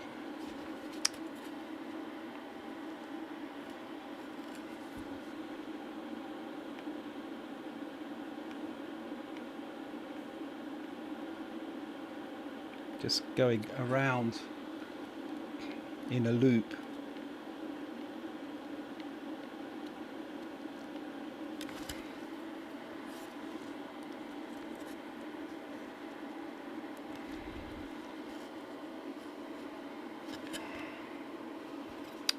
Ah.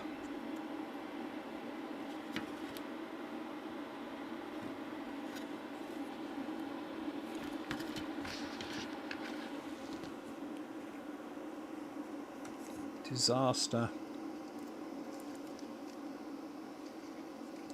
I don't think I'm going to be able to do this.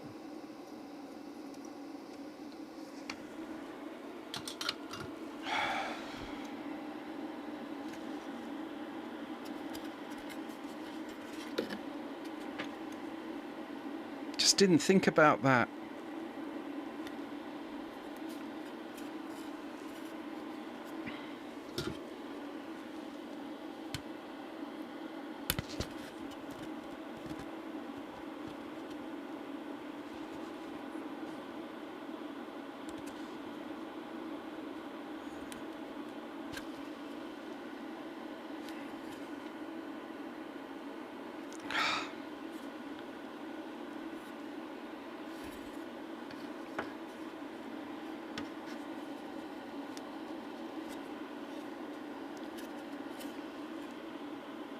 You can't access the top side of that either.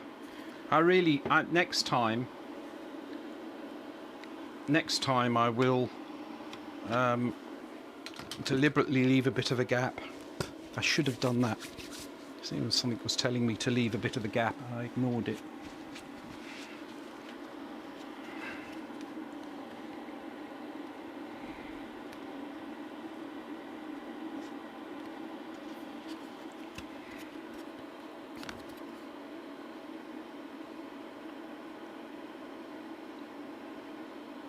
Suppose I could use the desoldering gun.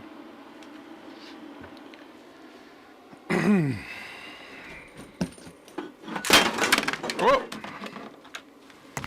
I could destroy the soldering gun as well, but I don't know if that would be a good game plan. I'm going to try another thing on this. And that's why you should always leave a tolerance.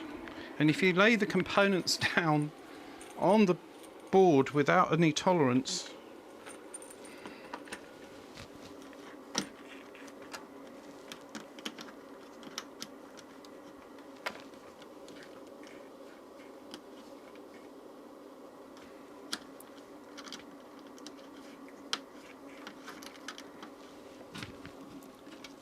especially because the legs are hidden underneath, right?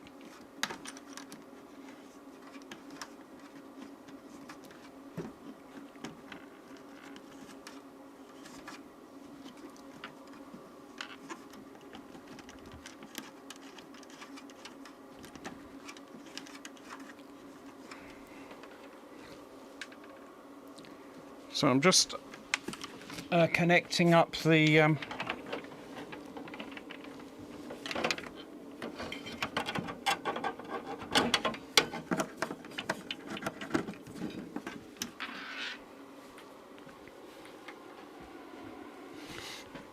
solder gun. I'm a bit concerned about the tracks on the PCB getting ruined, and then also the LED overheating.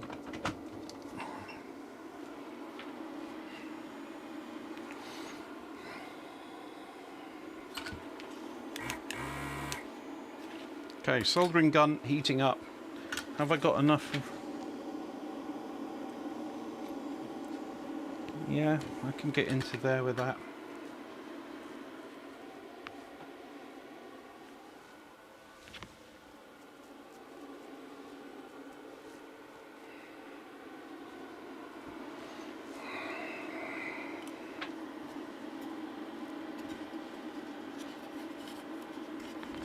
I mean, it's not much out, but you see that? It's just like somebody was being sloppy with their typesetting. Okay, the soldering gun is warmed up. I need to transfer its position. The soldering gun.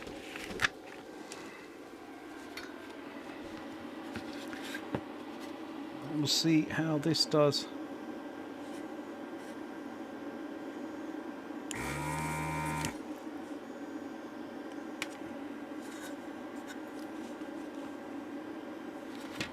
That seemed to do all right for the first one.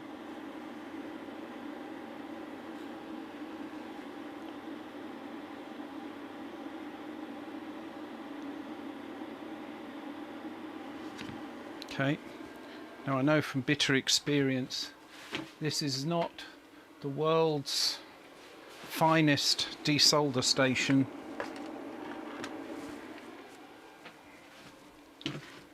I need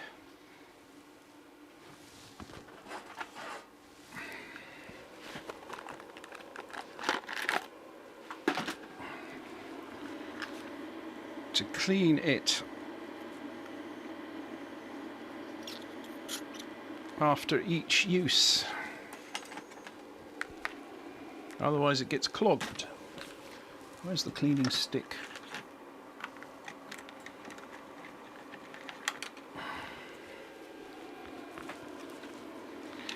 So I'm just gonna, rather than tempting trouble. Okay. I did recently clean the whole thing out, so should be good. Timing is important. That seemed to be a good timing. I think that's good, yes. So this would be an example where it's better to use a solder pump than a braid.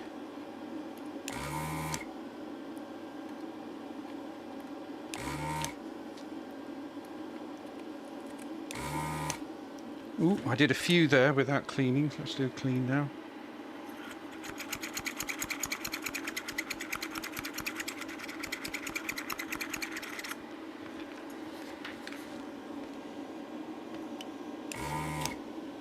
That one didn't work.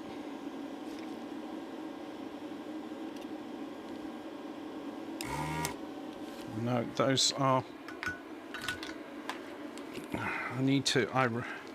Ironically, I need to add a bit of solder to be able to get these to work.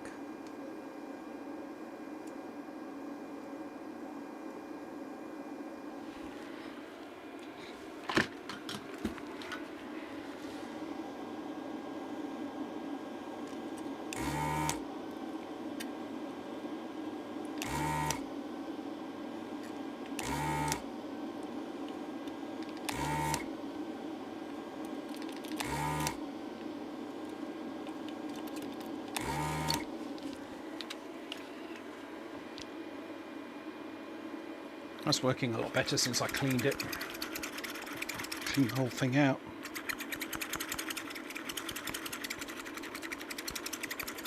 A couple of weeks back. Nice. All right. Let's see. How did it do? Well, looking at it, I can see that one of them didn't do that well at all. It's only one. The rest have come free. So that's fantastic. This is the first really big test of that solder gun, the soldering gun, since I got it. But it seems to be doing the job. I've got an issue with one of them that just didn't have enough solder in the beginning. Let me try again. There. Add solder and then remove it.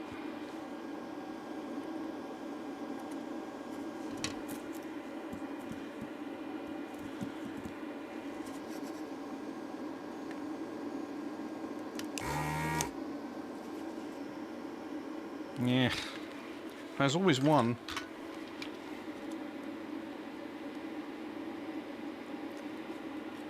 But you never know, it might be just... I think it's actually...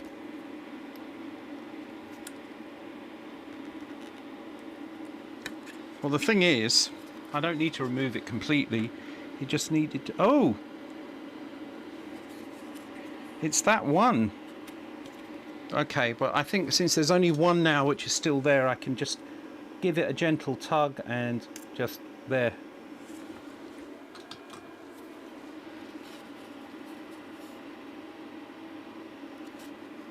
And look at that. There was too much solder on that one.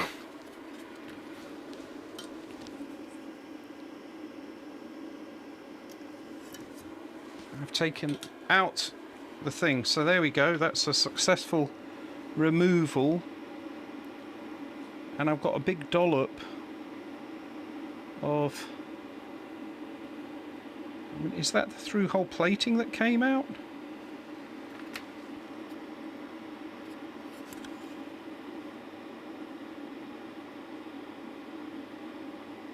I don't think so. Hole is... Well, we'll see. What I'll do is no, it's just solder.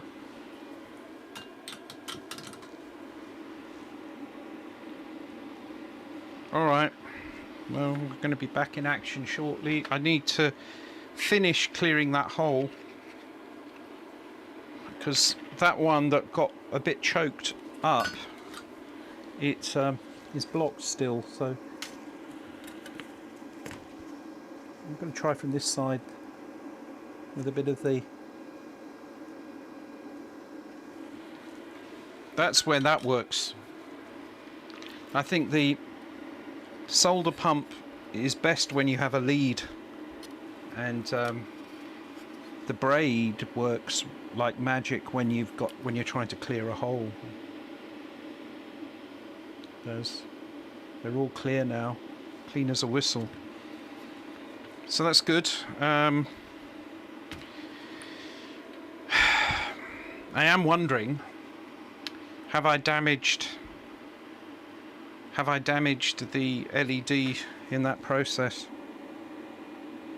Probably not. I'm sure it's fine.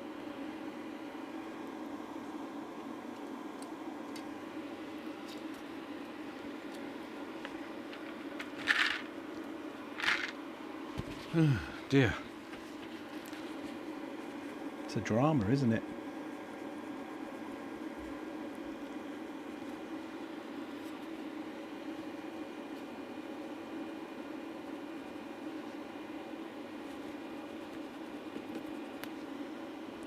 Okay. So now we have to try again. We're going to go pop them in. And now I should be able to align it.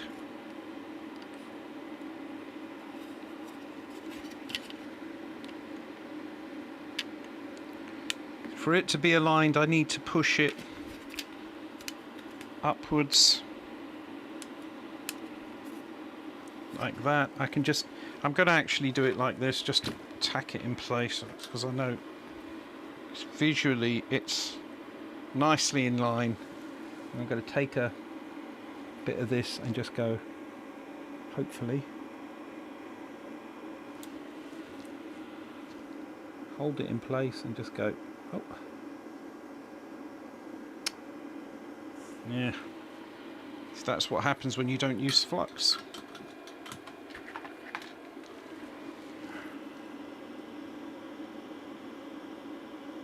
A bit of flux there, a little bit of flux on the two corners again.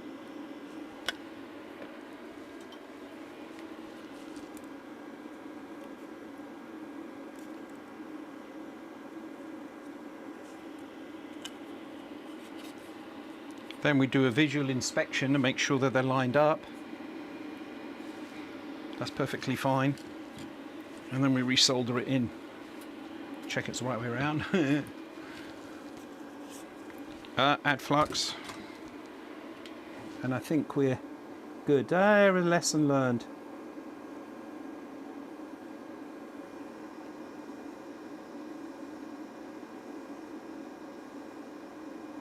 When you're soldering in displays, be very careful.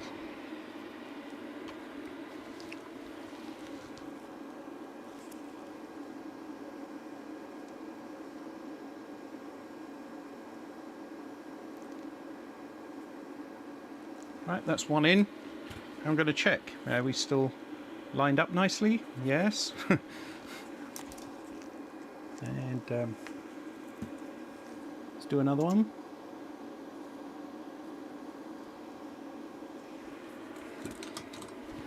And we still lined up? Yes. I don't want to go through all that again.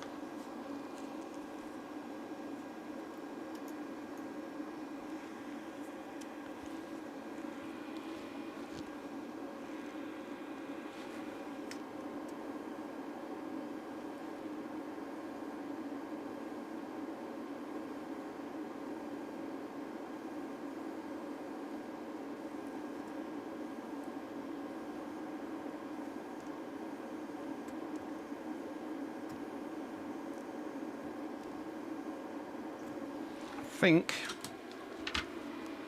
we should be good now. Much better. In line. I'm happy with that.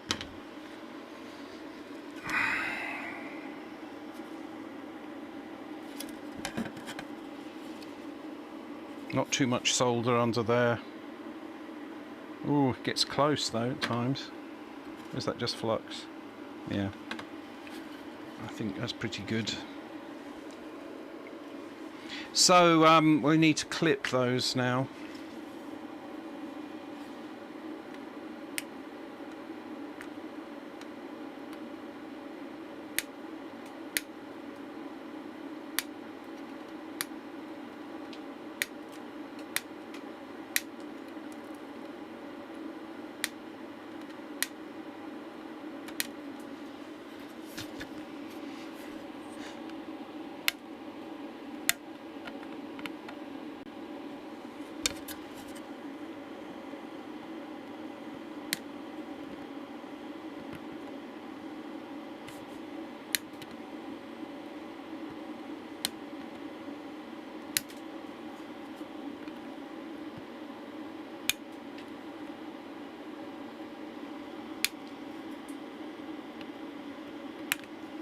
So I think trimmed those off. I've got a few bits of metal from the trimming that's caught up in the flux.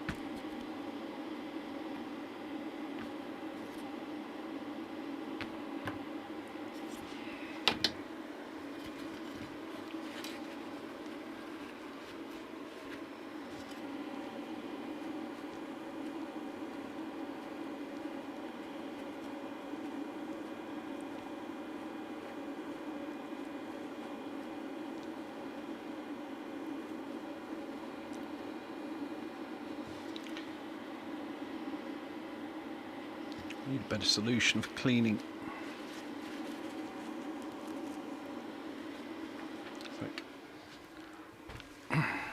Be right back.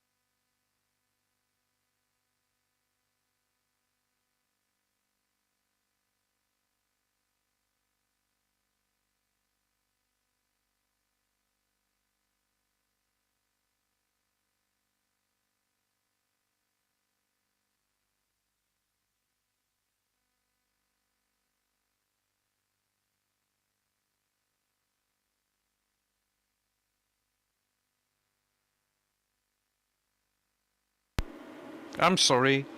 I am muted. You are correct. Thank you. I went to figure out some stuff for cleaning. Got some cotton buds. I muted myself while I was doing that. So I was saying yes. Sorry about that. So that's all good now. And on the next item on the agenda is the Acorn. Is the 6502. Chum.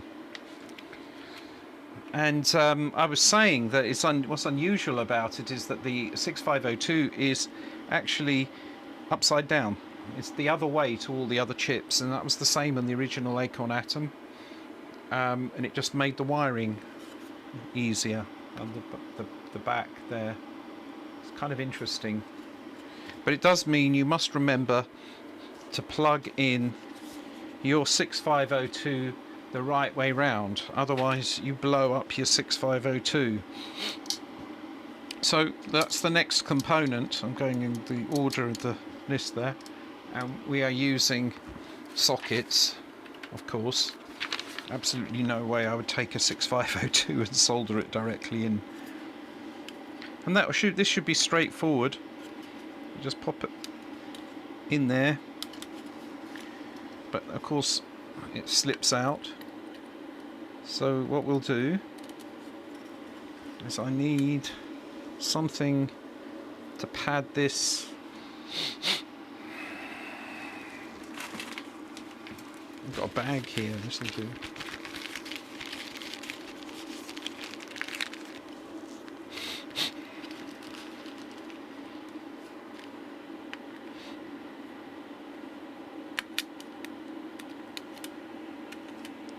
And make sure that these sockets have a little notch on one end, so that's matches the pin 1 is on the end with the notch. So it wouldn't really matter if I put the socket in the wrong way round, but I'm going to have the socket following the pattern just to emphasize the importance of which way round that should go. Now what we'll do is we'll take this bag, the thing that I have here, maybe that's enough, and just put it under that, and that should be enough to just keep it approximately in place. And then we're going to put a bit of flux on two sides, and same thing, so we're going to do this one, boom, and then this one, boom. And now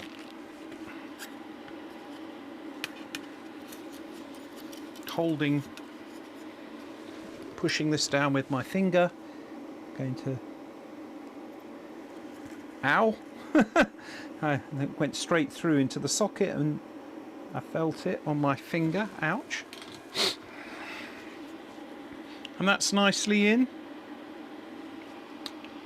Fancy sockets with the round pins, those are higher quality sockets. And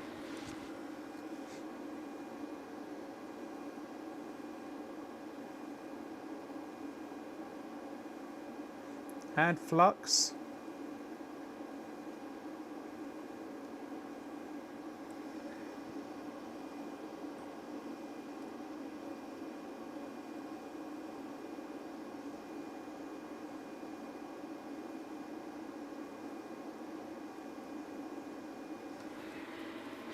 Flux added.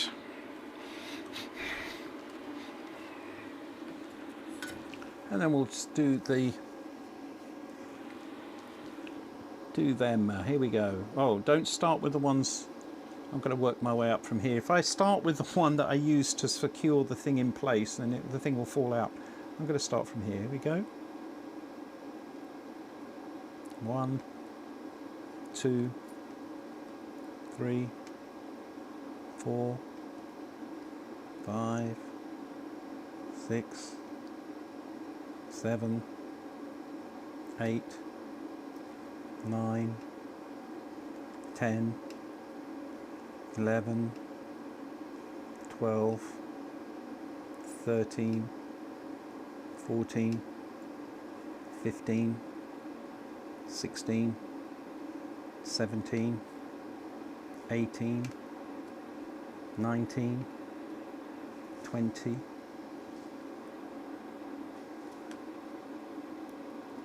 21, 22, 23, 24, 25, 26, 27, 28, 29, 30, 31, 32, 33, 34, 35, 36, 37, 38, 39. I miscounted. I lost a pin somewhere in my count. I'm really happy with that. It looks, got those joints all present and correct.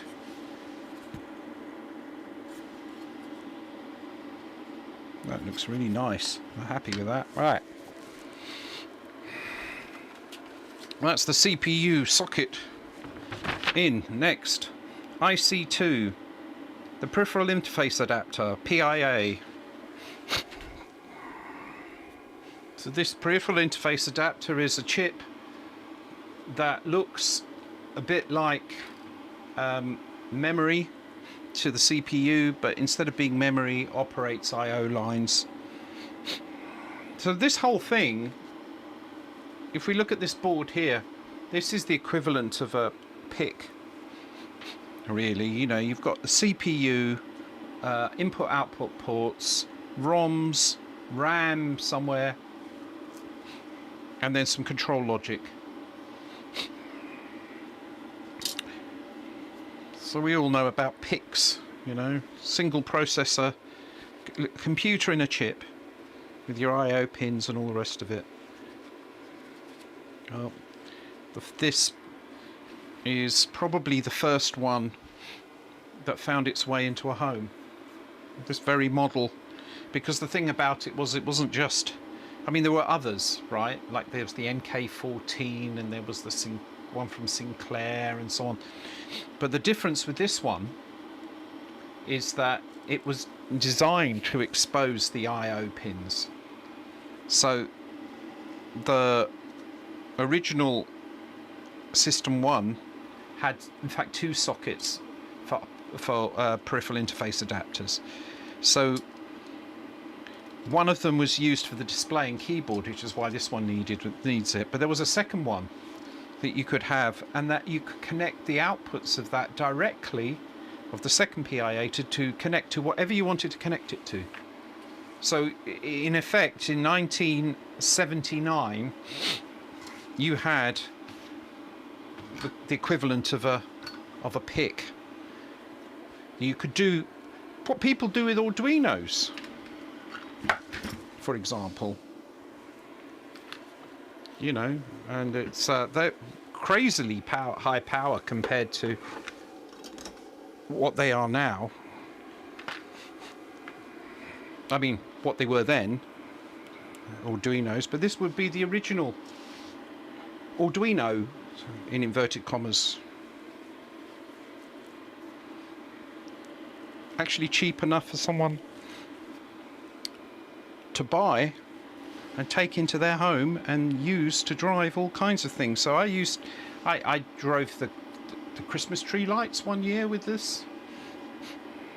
I interfaced it to a visual display unit that I built, connected a keyboard to it. I was building my own computer before the Atom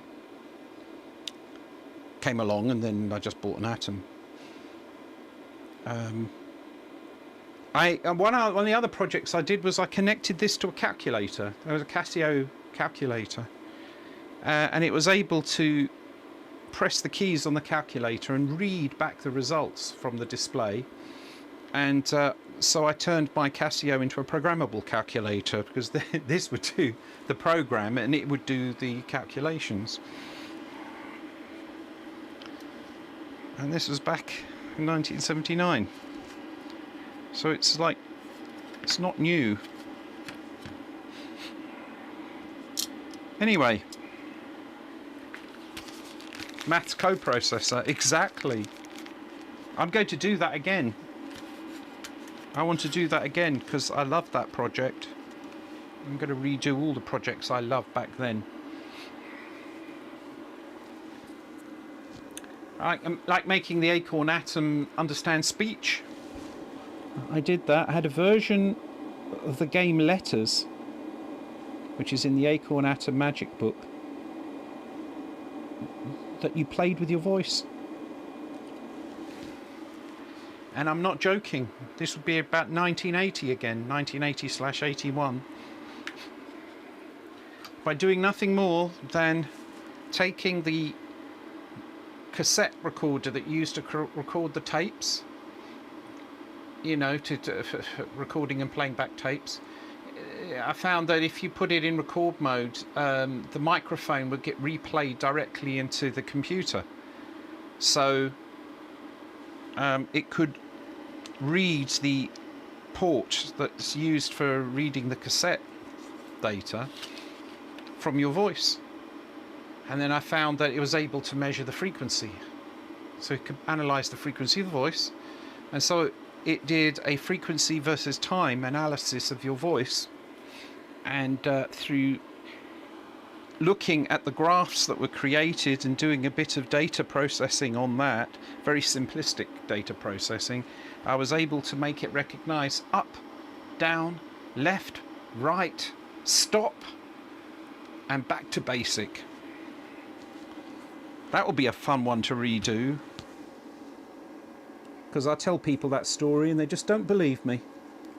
So maybe I can do it, and then they'll believe me.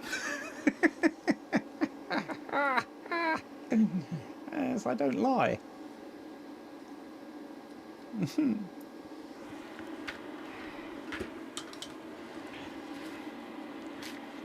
Ah, dear me.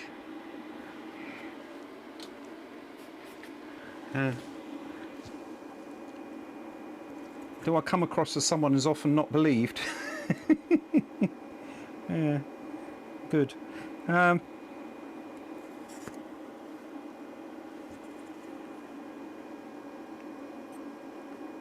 Okay, so those are in.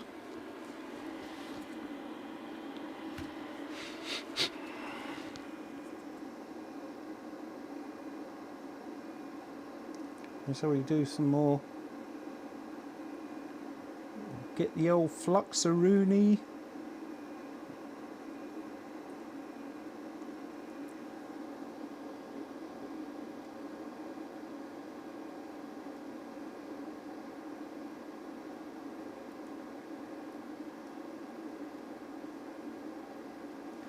Lovely. And we'll clean the tip and let's go and to get this going. 1, 2, 3, 4, 5. I don't like the way this board is moving. Let's put up this rig again, it'll be more stable there. 1, 2, 3, 4, 5, 6, 7, 8, 9, 10, 11, 12, 13, 14, 15, 16, 17, 18, 19, 20, 21, 22, 23, 24, 25, 26, 27, 28, 29, 30, 31, 32, 33, 34, 35, 36, 37, 38, 39, 40. Getting faster. Back into the swing of it. Now, all of those are good except one. One was not so good. This one here. There we are.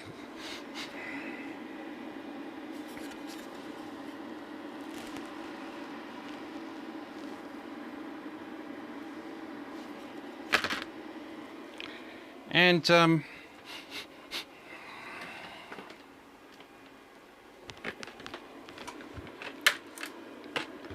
going to just check for continuity.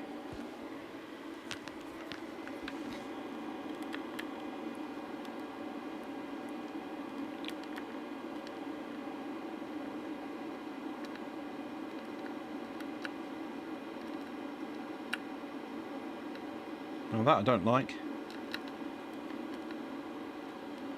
There's some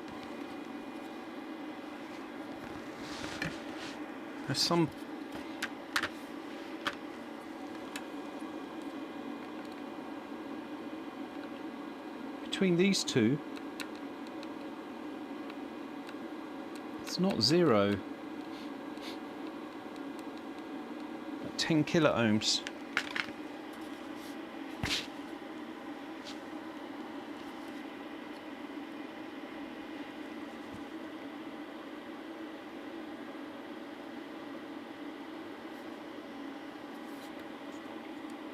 I don't know why that would be between two pins.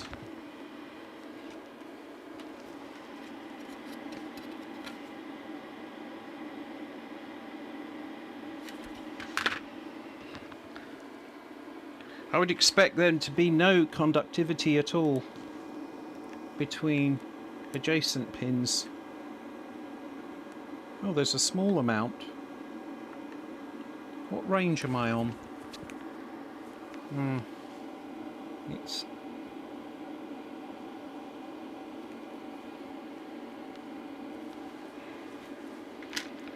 we try a resistor in here. What's this? It's 220k.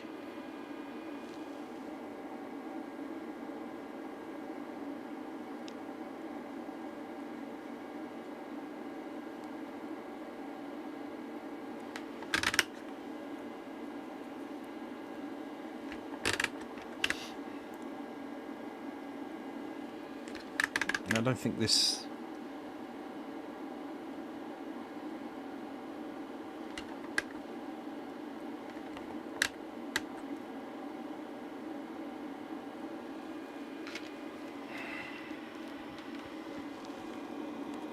A little disturbing. There's a little bit of conductivity between some of these.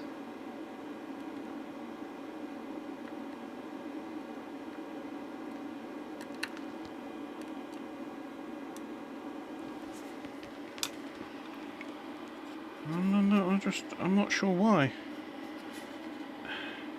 That's a bit disturbing. So I'm going to just trace it. I mean, unless it's this flux. I see a little bit of conductivity between the two here. And if well, this particular resistor is red, yellow resistor. Red, yellow is 220k.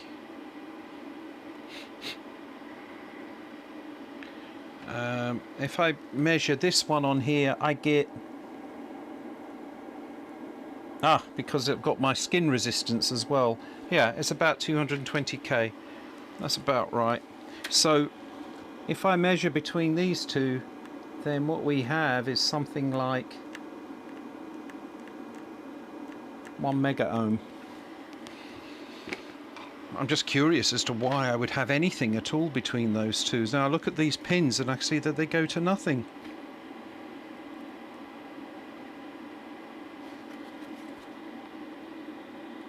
Oh, it's not true. They go to the LEDs. That's probably why. That's good enough for me.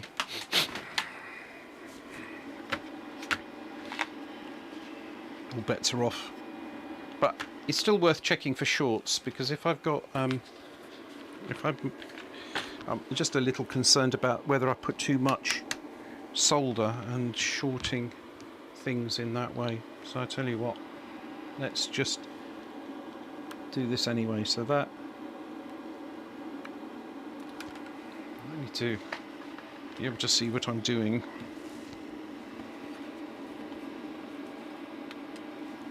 Let me turn that off a minute.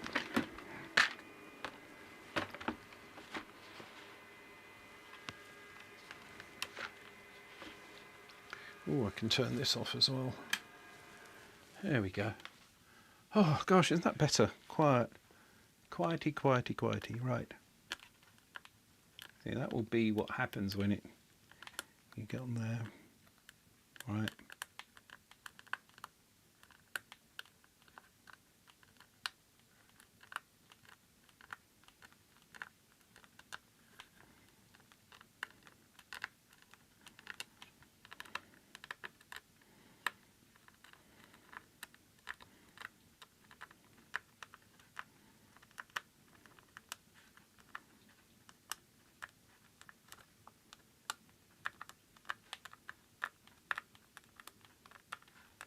Yeah, okay, that's fine.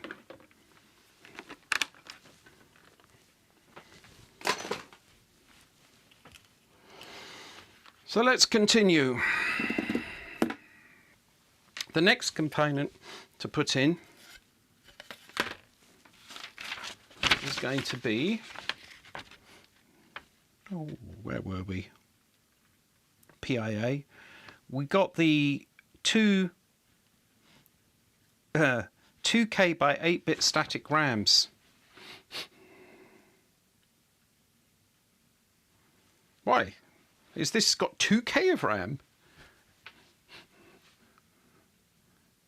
Wow, luxury. Original only had 1K of RAM. We're going to double the power in this one. It's probably because it's easier to find the bigger RAM chips. The other ones were 4114s.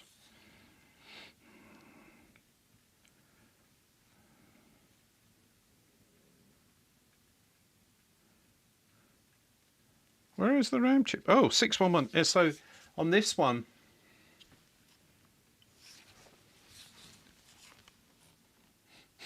there's one, right, because the original had two 4114s, which were 4-bit 1K RAM chips. This has 2K of RAM in one chip.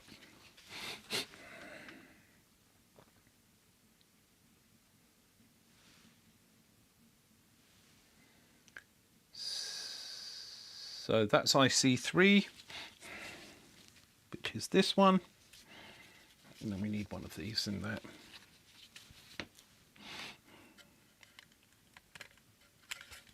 Let's pop that one in. Okay, I'll just put that back. Will that work? Yeah. And then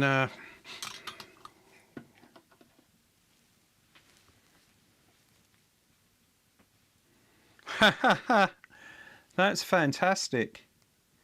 That's a bit like the variation of the monkeys and works of Shakespeare.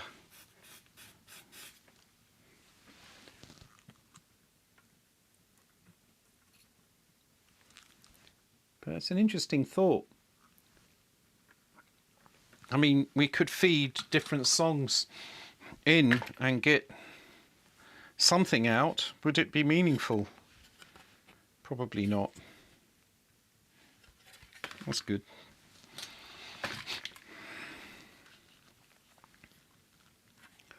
Because probably what would happen is it'd just be too much on the edge case and the reading of the bits. But I don't know. You know, what you could do is we could have an interface to ChatGPT, which is you just listens to a piece of music through the cassette port, and then a GPT something or other, some AI, looks at the bit patterns and then says what tune it was.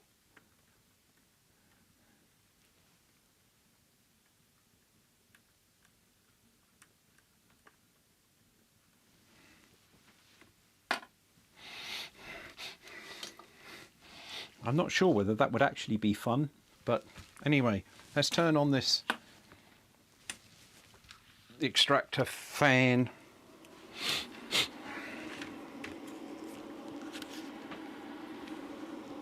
Still going at 60.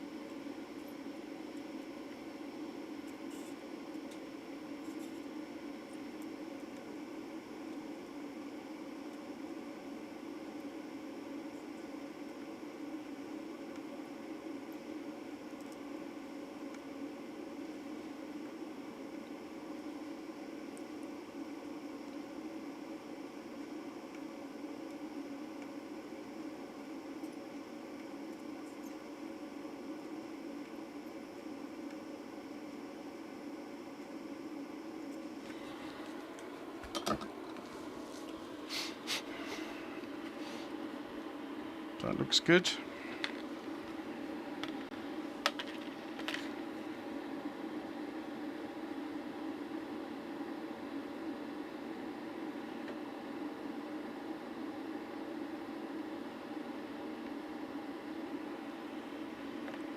And then next chip, the EEPROM 4K by 8-bit EEPROM is IC7, which is probably the next door neighbour. Yes, it is.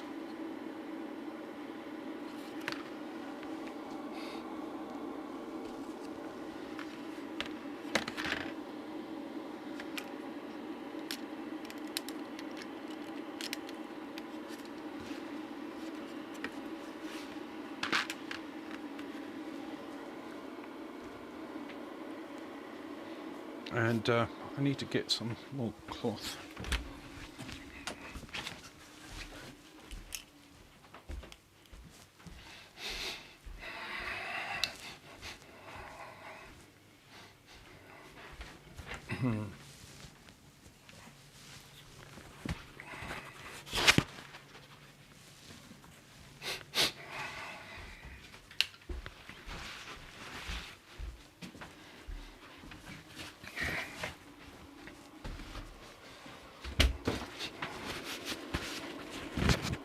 Alright, so get that little bit of flux on two ends, two sides. And I think it's being held by that rag quite nicely, so we just put in the two ends. I think I overdid the holder a little. Okay, let's make sure that it's in. Secure. It is. And now, let's go with the next 1, 2, 3.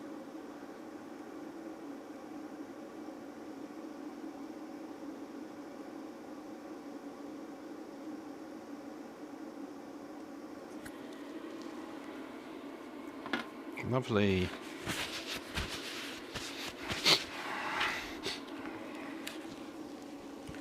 And here we go.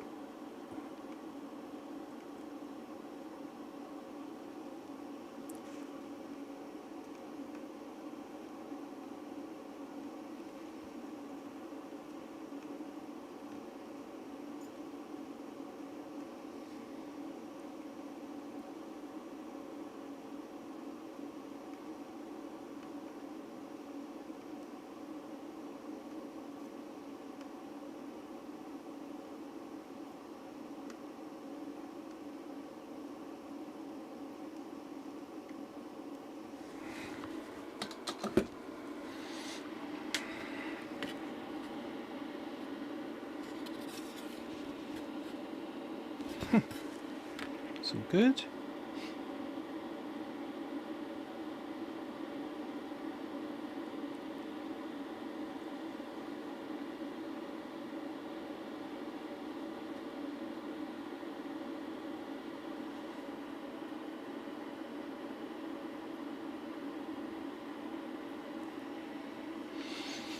So, next component. We are looking for the IC9, a 74LS20 dual 4 input NAND gate. But just looks like a socket.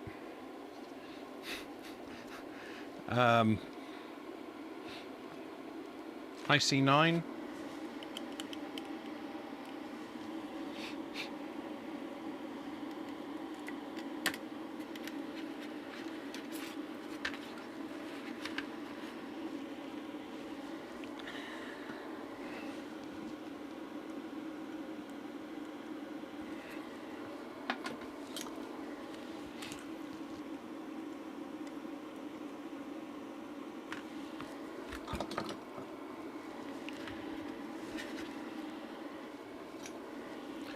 Push it in.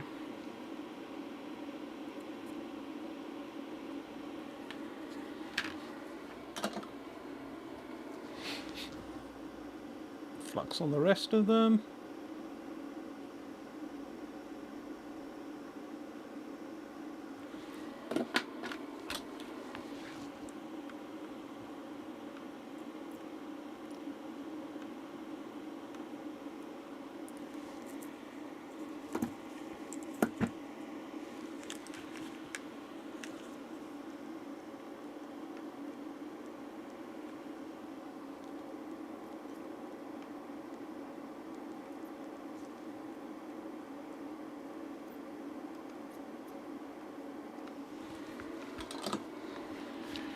Inspection.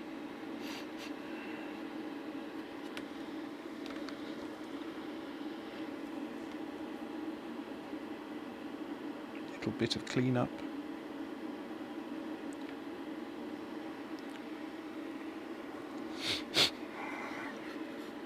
Great. Next one. We now need IC10, which is, these are all the same, so it really doesn't matter, does it? I'm going by order, but really, what's it matter? IC10. That says IC2, 102. Oh, that's 102. IC9, IC10. Where's IC10 then? Oh, that's that one. Ah. There's a 16 pin. Where are the 16 pins? Sockets.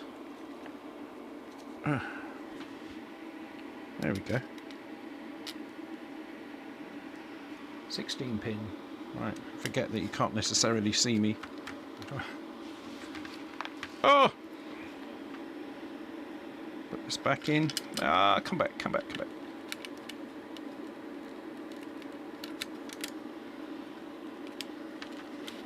Okay. Add a little bit of flux. With a little bit of flux.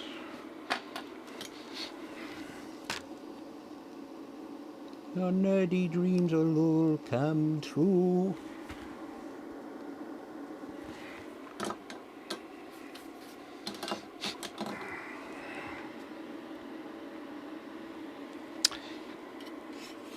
I think what I'm going to do is accelerate this process. I'm just going to, first of all, make sure that that's properly in. And I'm going to just do a few like this. I think it'd be quicker. Number 11. That's an 8-pin one. 74LS04. A 7-pin, sorry. 14 pins, 7 each way. Number 11. 11. 11. Yeah.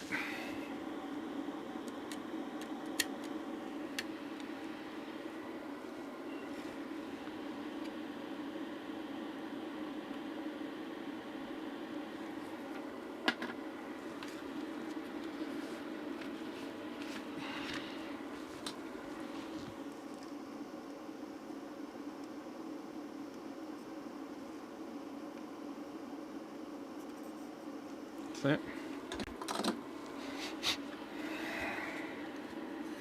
make sure that one is properly seated.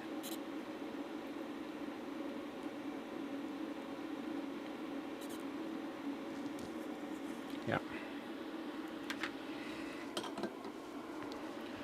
And nice IC1274 LS00 will also be another 7-pin. What's that, 4 input NAND gate? I mean 4. Yeah, 4 2 input NAND gate.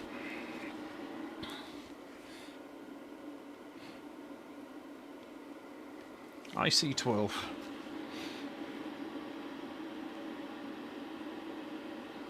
Where are you, 12?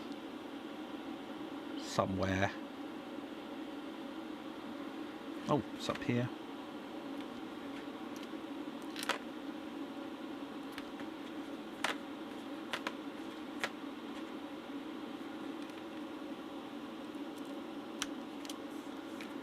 There's IC12.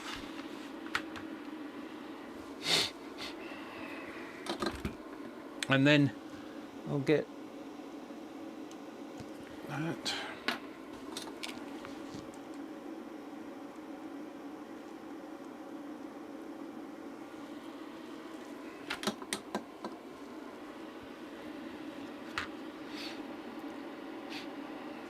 And just make sure that that is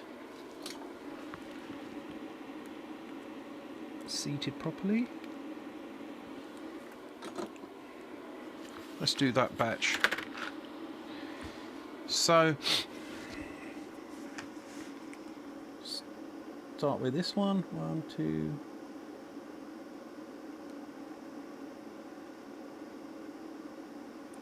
And then we also have to do this one.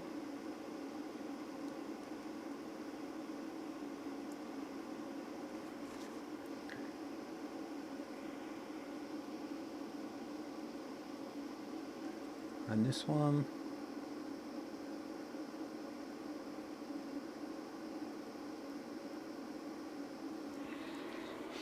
Very good. Now I can just do all of that lot.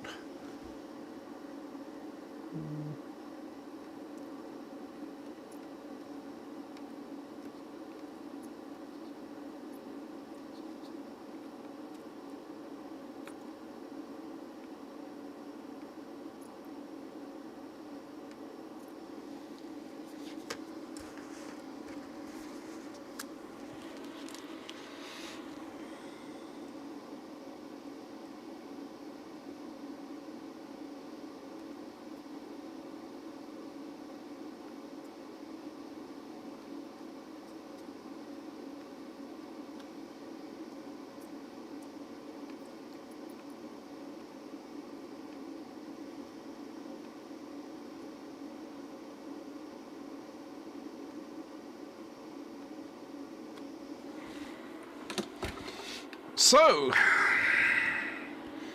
that's one more. Got to do that one there.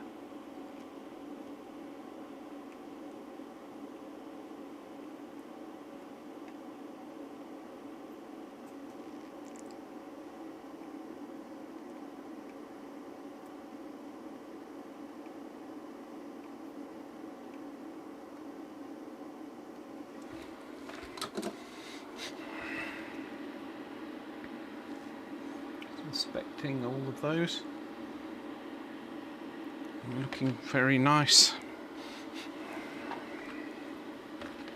Just do a little bit of cleaning up, just to pull some of the residue off. It's not really the proper thing to clean this with.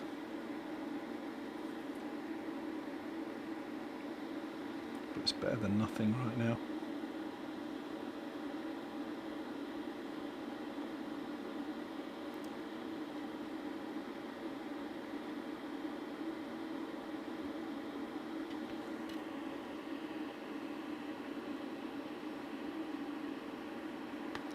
Okay, so the last one I did there was number 12. coming along, right?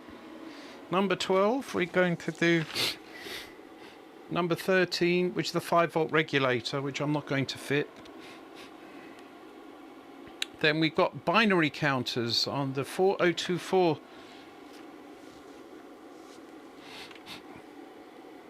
I think those are used for the cassette interface. IC 101, 102 and 106.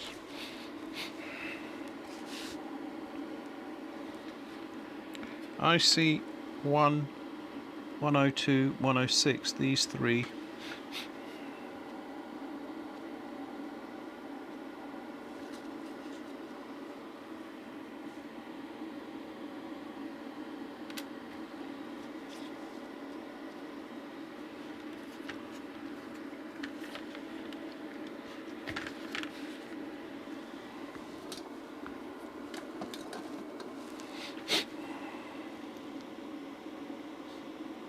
Okay.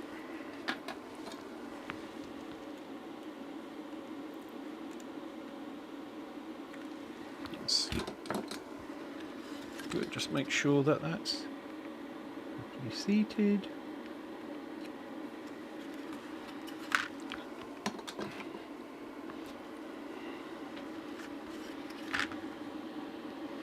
This one.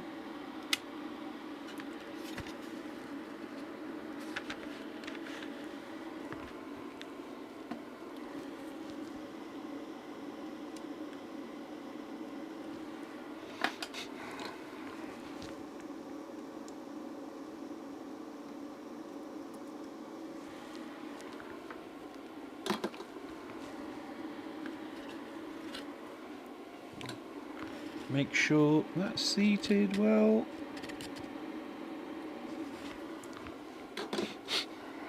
And then we'll put 106 in.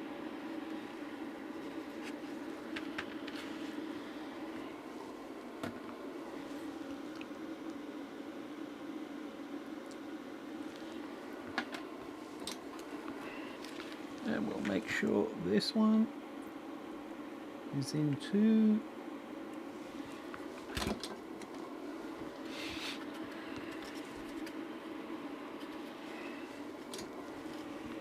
And check it is seated well.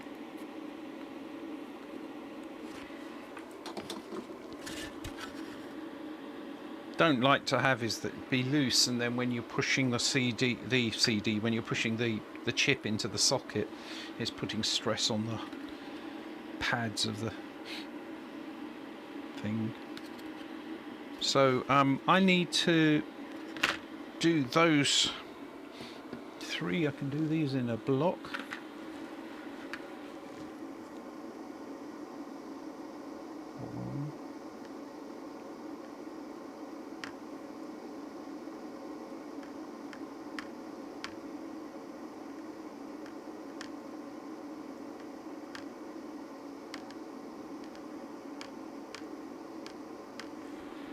Okay.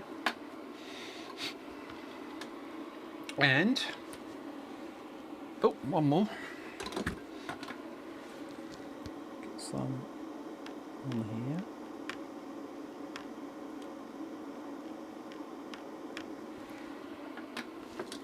And let's get these in.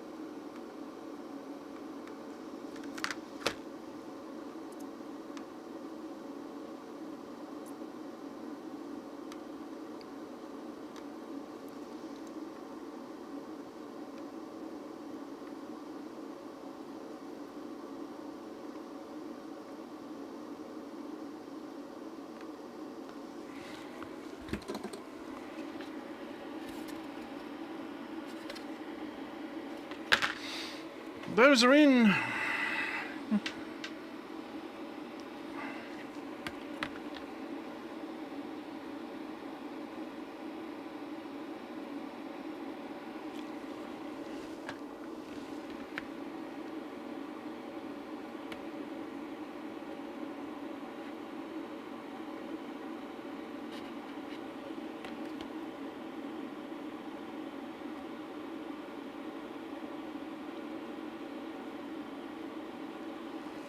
Okay, right, so now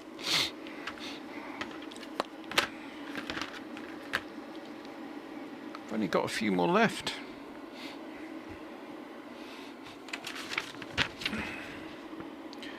We're going to do the two, or we did that one, 3, 4, 5, 106. Oh, I did 106. I jumped the gun with that one, did I? No, there we are, that was fine. Then it's 103, which that one. I'm just going to do 103 to 105. So let's see if I can put them all in one go. Try to sort of do them in a bundle. It'll end in tears, it will.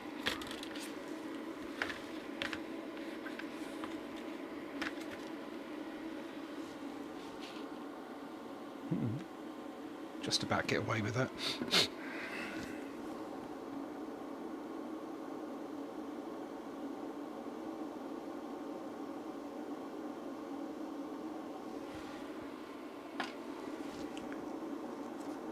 That middle one fell out. I told you.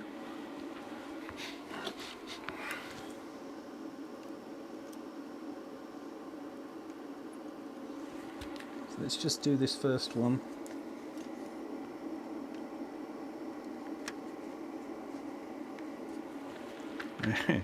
Yeah, all right.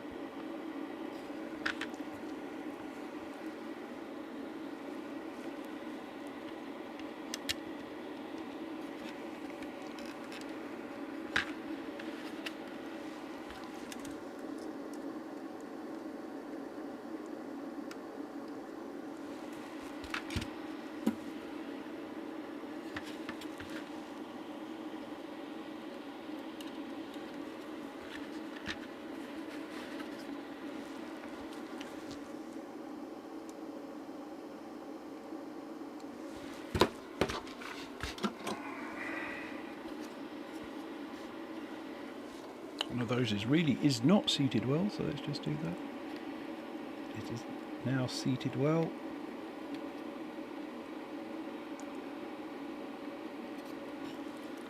Okay.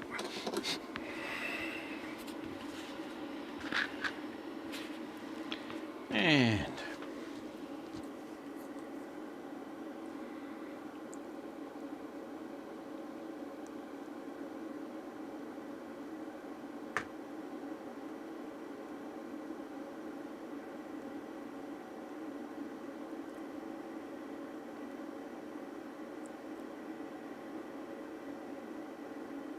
okay.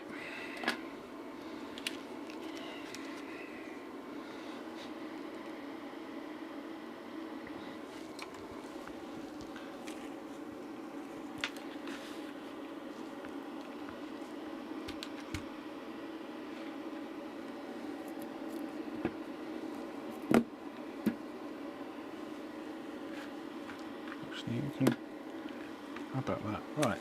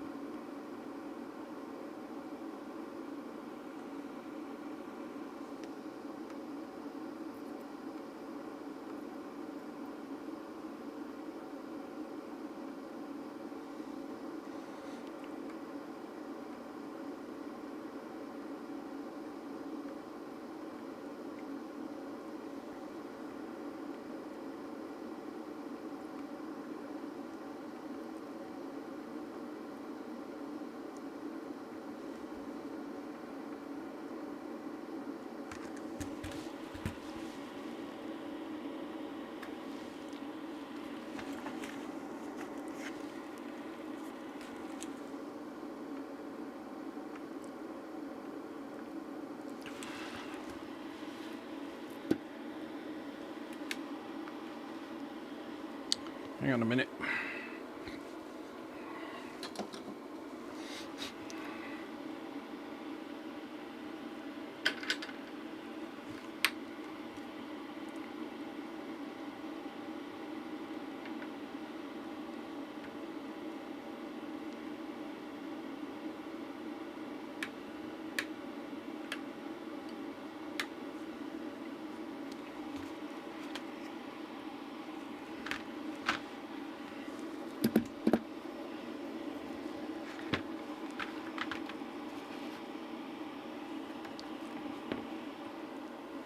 Right, so where were we?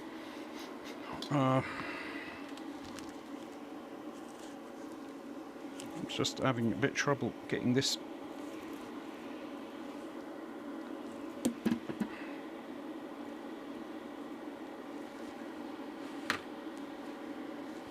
There we go.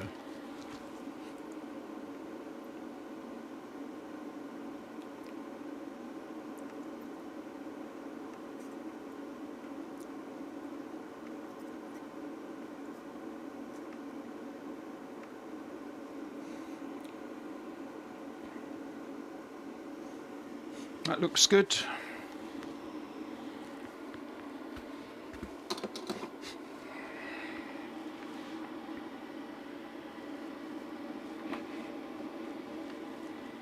Now, what we want to do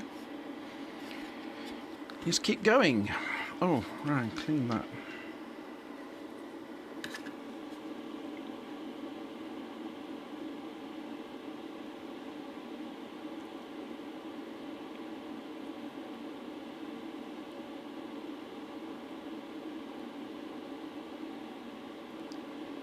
Okay, so next thing,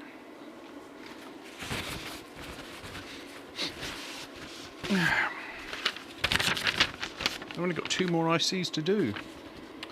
We've got 107 and 108. So 107 is a dual op amp. Only one op amp. I thought there was more than one op amp in the... Maybe it uses a simplified cassette interface. I don't know. Anyway, dual op amp it is. It's 8 pin for each side. It's an 8-bit socket.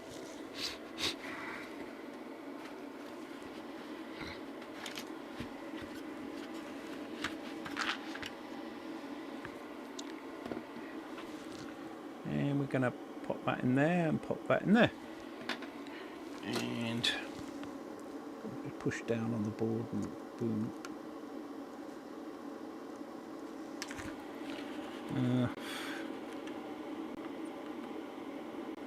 Okay, that's fine. And then we get some more.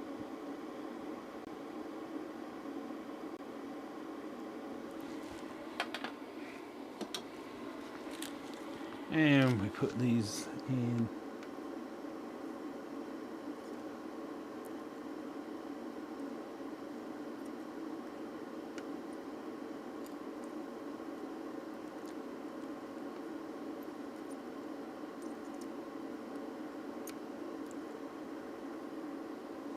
Okay.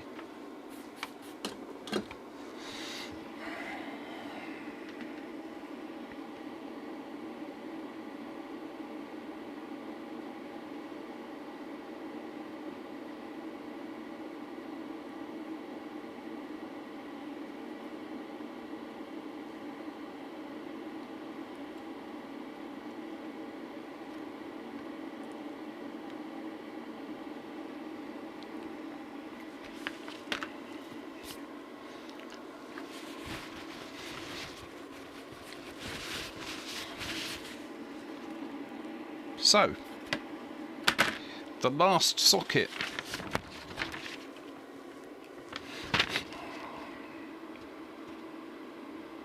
BCD decimal decoder driver, and that will be over on the display over here.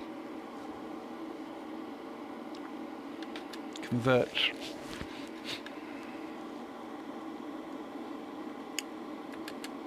for data lines representing up to 16.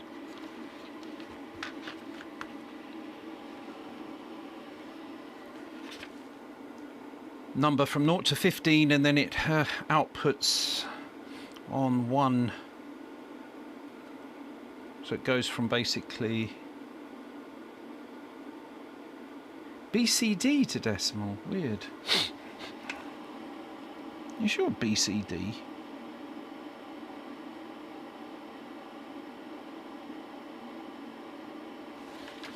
I'll take its word for it. 10H.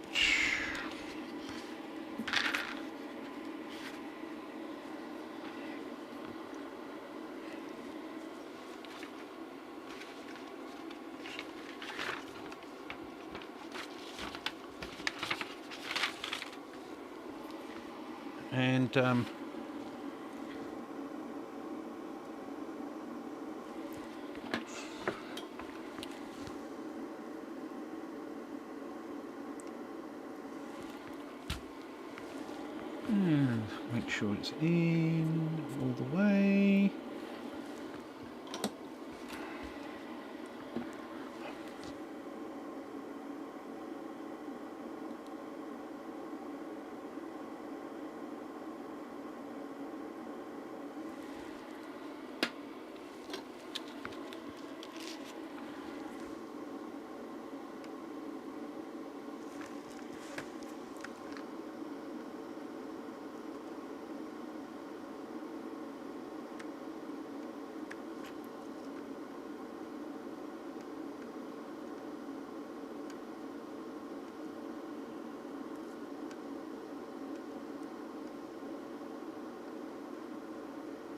Good.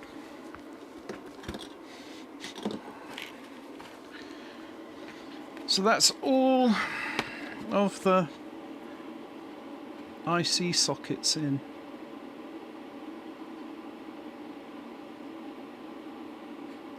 Still got a way to go yet.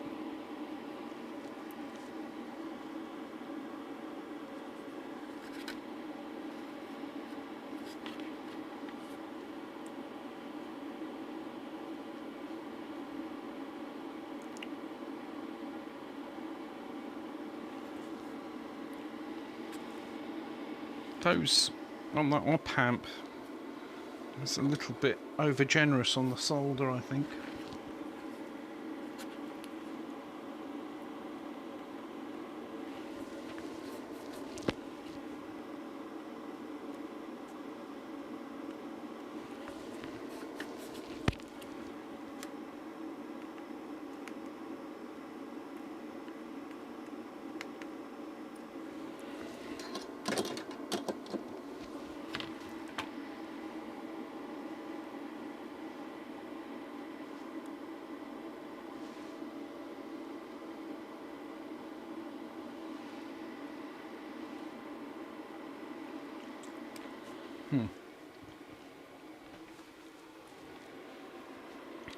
I seem to have a minor injury. I'll be right back, nothing serious.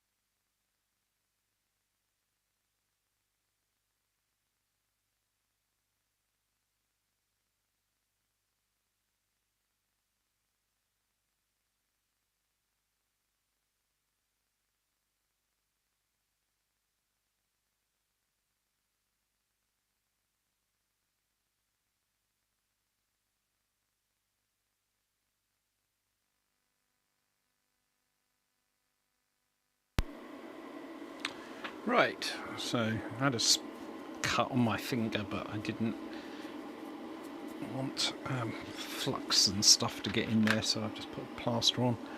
Hadn't noticed that. Right. So where was I? Where were we?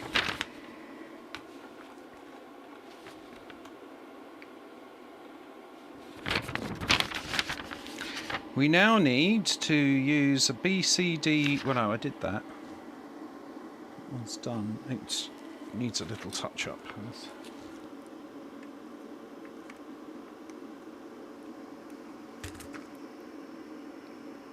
No, that's better. And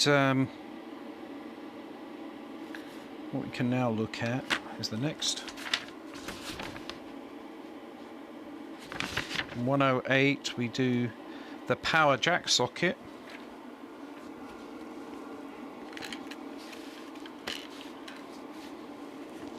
Where did that escape to? It's not in the box. Why? Oh, because it's in this bag over here.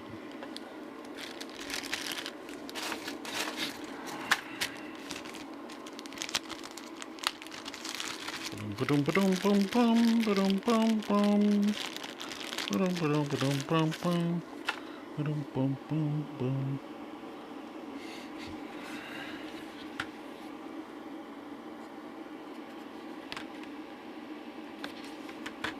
So that thing should go here, like so.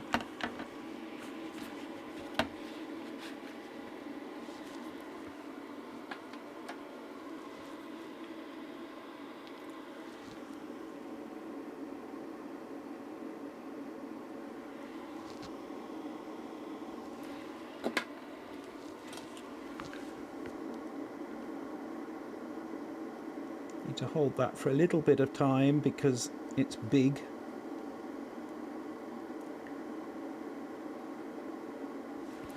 Let the heat traverse.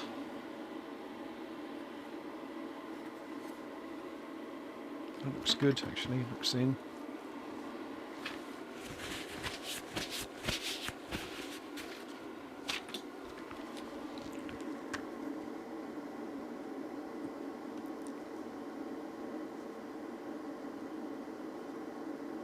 I think that's fine.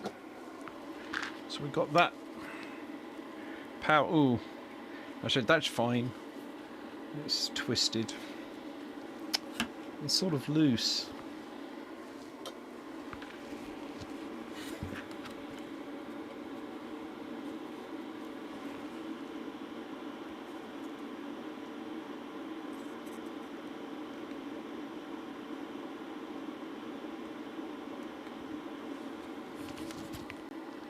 Yeah, that's better.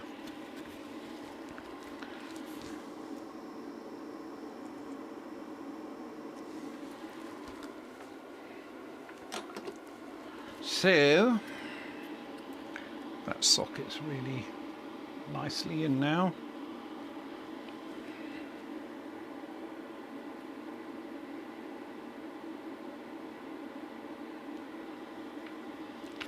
Next component.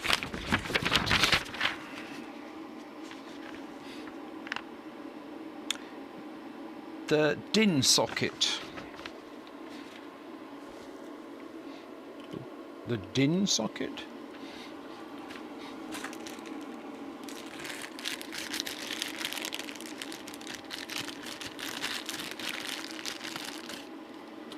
It's actually like a MIDI socket, but it was what was used for the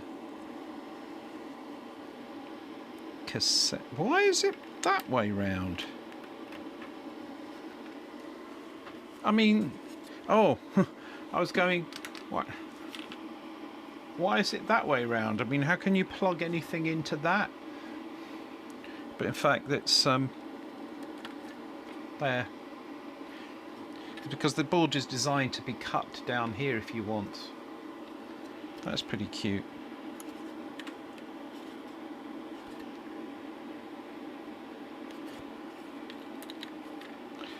This is the plug for the cassette recorder. Or little socket. So let's put that in, and let's be a little more careful with this one in terms of getting it to... I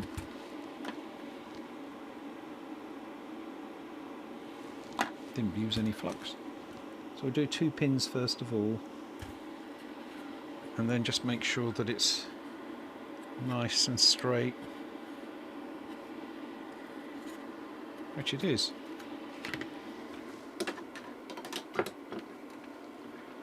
So I'm going to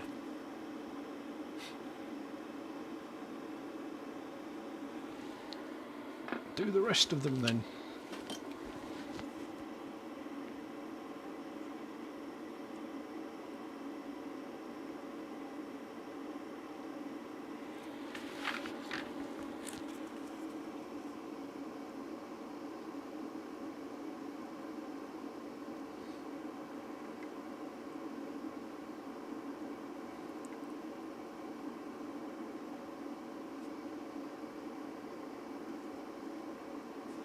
I think that's good.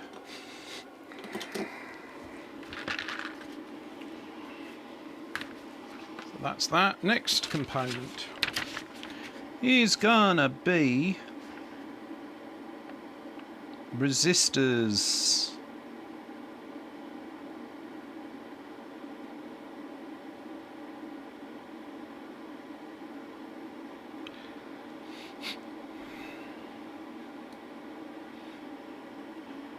We need 4K7 resistors. That would be these ones probably, which should be purple, red, purple, yellow. 7.4K. These are 7.4Ks.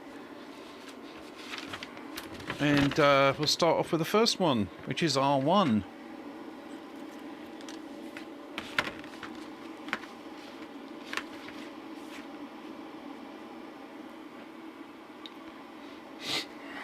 Where be R1? R1, R4, R3, R2, R6.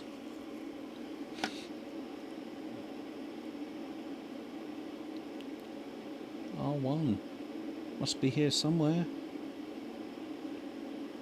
R3, R1, R2, R3 is here. There's R3. I'm going to do 3, 4, 5.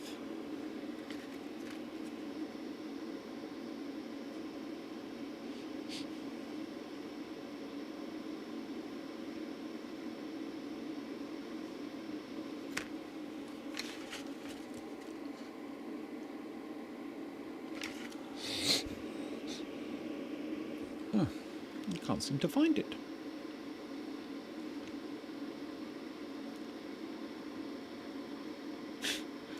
Where are you, R1? Somewhere. Oh, I found R2. R2's there.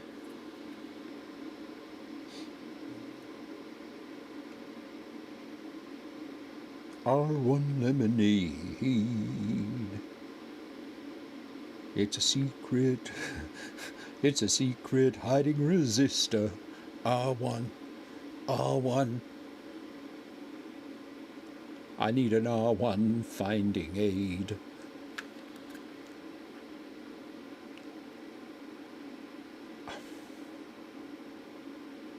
R1. Well, I'm being completely stupid.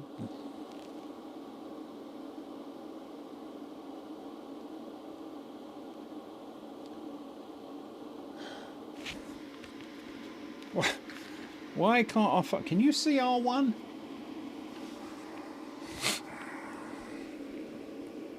Anybody out there can see R1? You can say it's near the red thing. Seriously. I found what R101.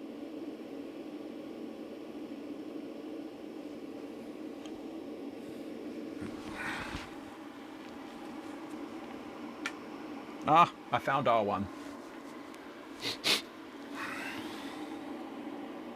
There it is. It's up there, hiding.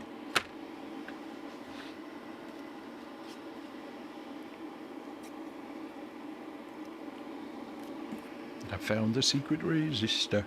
R1, R1. I would have just do it lightly like that.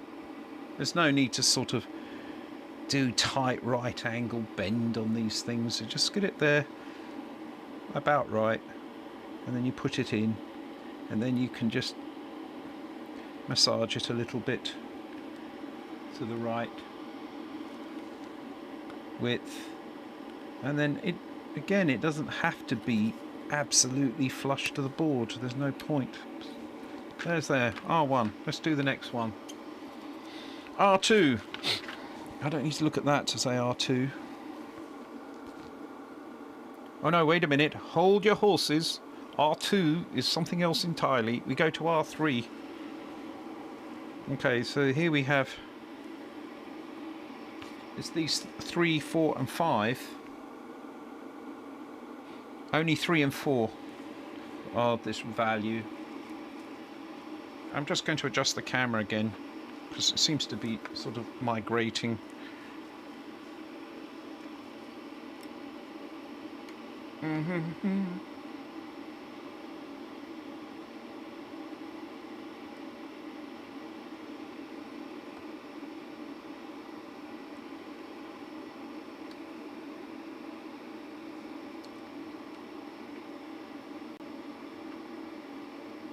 How about that?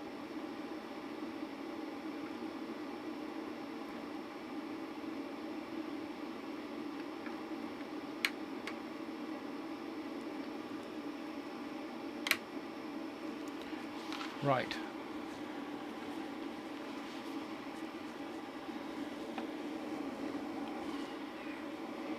Okay. So we're going to just do R3.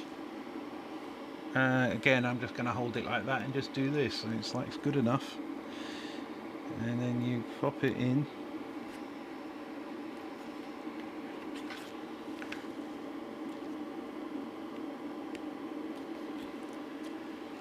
And then we need another 4.7K resistor for R4.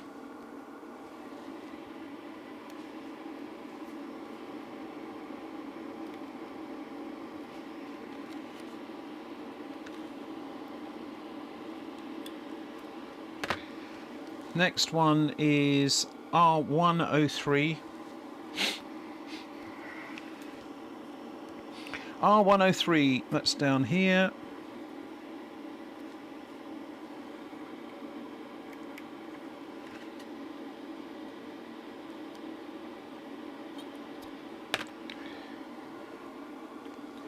R106.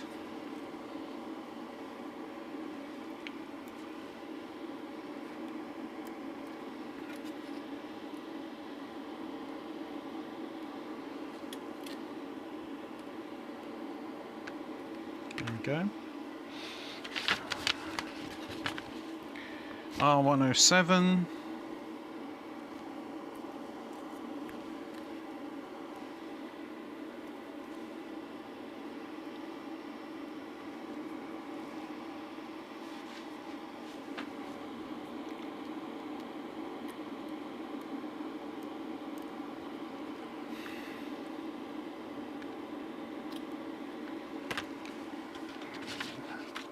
R108. No, R109. Where are you, R109?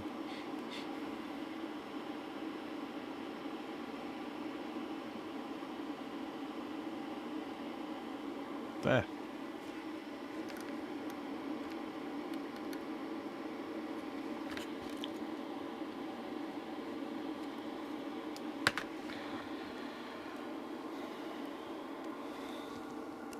R110.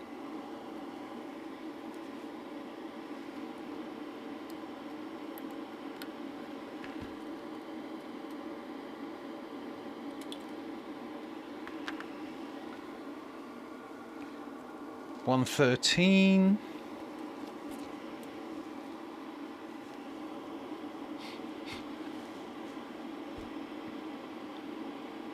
$113 must be here somewhere. There's the 114. We've got the 114. Oh, there's the 113.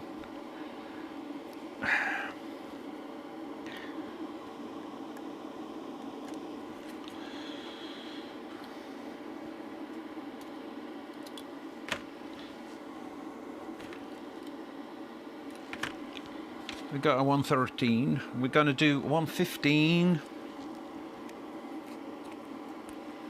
These are all the same value, all 4.7K.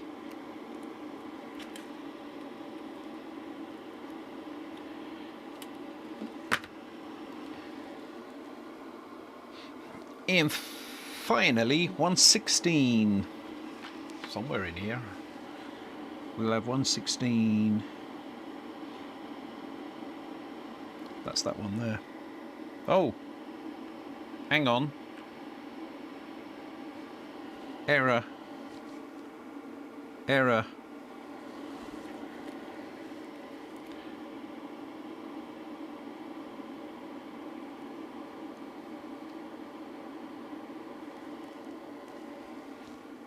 Error.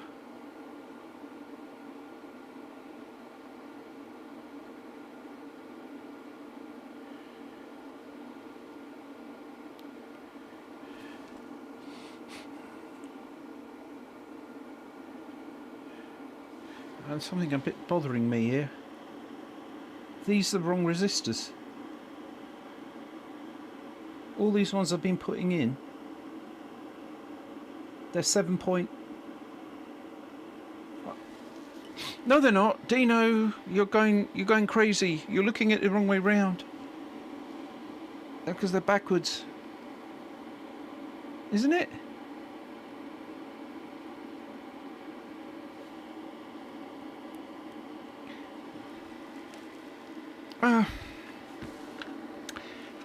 I'm getting confused about reading the resistor values. So I mean, for example, yeah, funny that the way that they work. For some reason, I was ending up thinking that they went so that yellow band.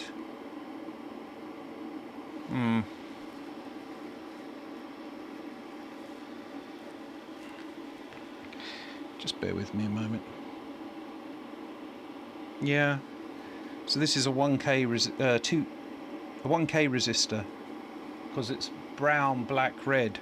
So what's weird, I never thought about it, is that the brown is 1 and the next one is the 0, and then that is where the decimal point is. So they're out of order, really. You'd think that you would read it sort of from the bit most significant to the least significant, but whatever. I got them around the wrong way in my head. So this is 4.7K, not 7.4K. Where did that come from? Been a long time since I've been doing this. So it's good. So 116. So it was a false error. There was an error in the error.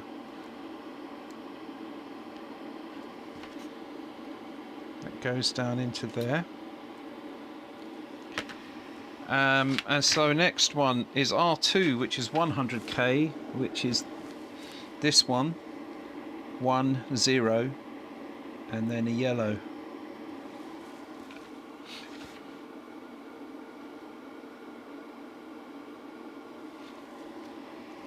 And that one is R2.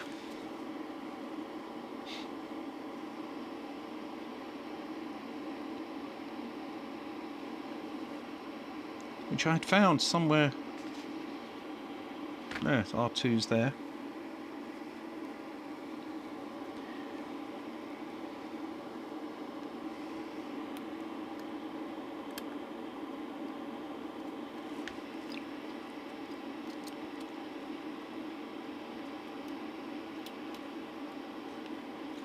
That's R2 done. And then we need R5, which is 220k, which should be red, red, yellow. Do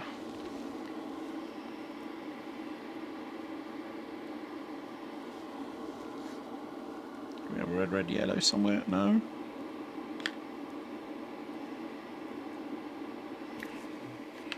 This one? No.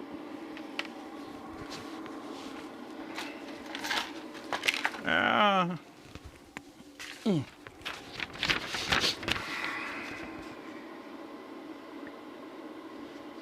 220k R5. Oh, there it is. It was in the box. Red, red, red, red, yellow.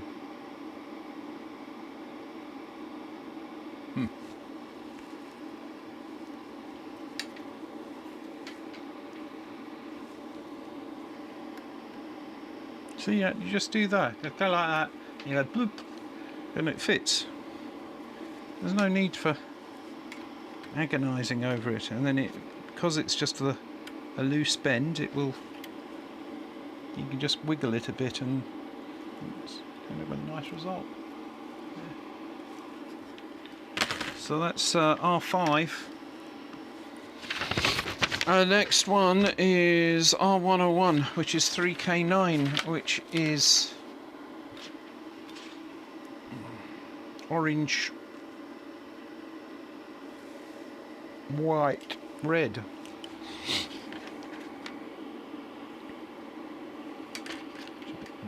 Odd number. Orange, white, red. There it is.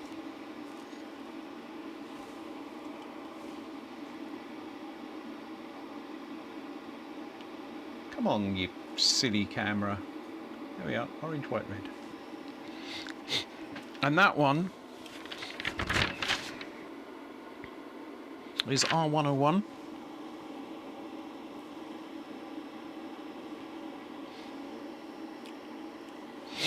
R101, there.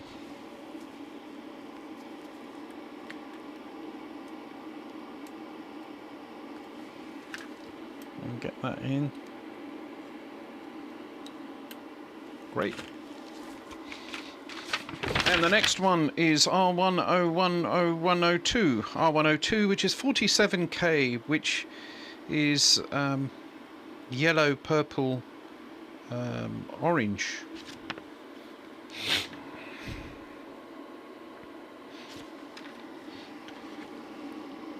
Yellow, purple, orange. That's that one. And that is R102.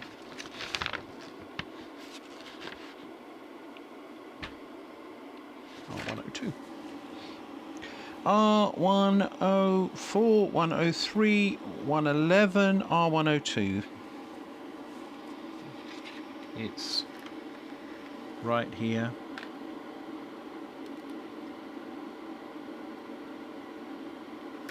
I can turn off this thing while I do this stage.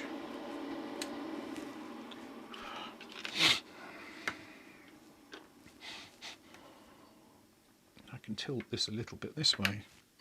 How's that? Then I can work here a bit. So we've got like 102. R102. Let's get that in there. We can again get the next one, which is here, and this R102, R108. Okay, that one in. R108, where are you? RY108. R108, here, okay.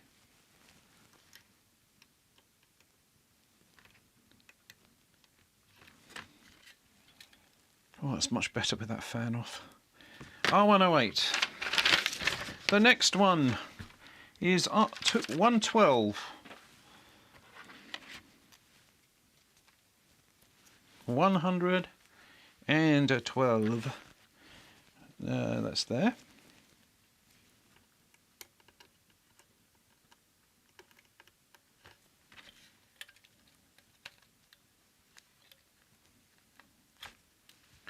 Great. Next, R112 goes to 104, 1 kilo ohm. Brown, black, red. Just like that. And that will go brown, black, red, 1 kilo ohm, R104.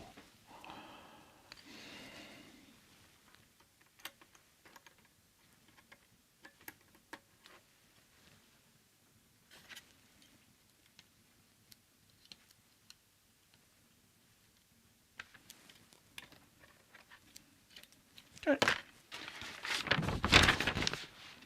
Next one,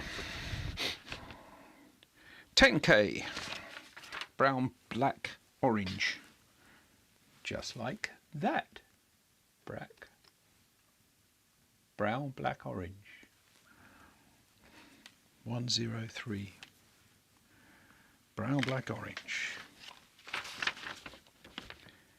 And 105. 105, somewhere in here we've got a 105, not many slots left.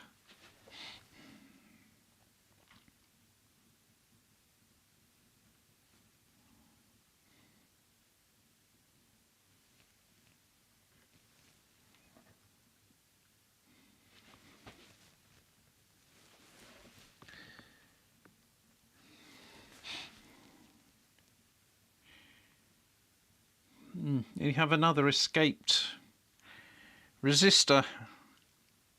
Oh, there it is.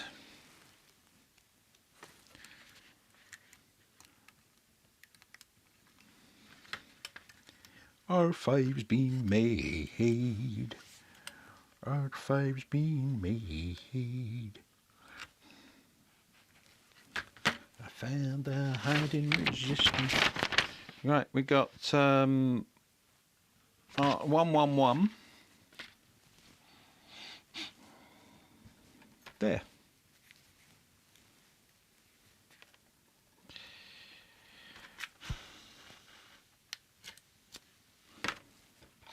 R111. Well, we need to do R14 now, which is 470K, which is yellow, purple, yellow, yellow, purpley, yellow, yellow, purpley, yellow.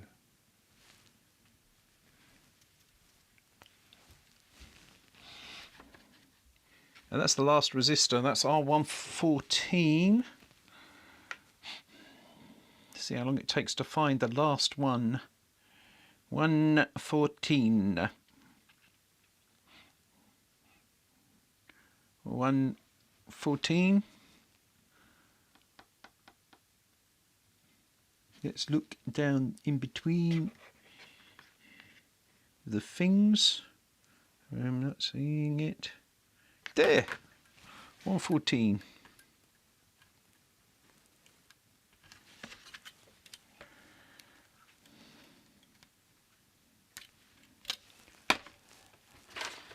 And that is all the resistors placed.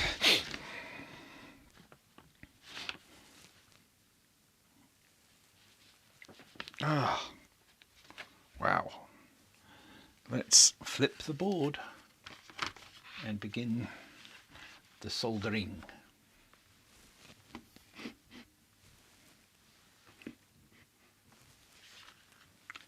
Okay, begin the soldering.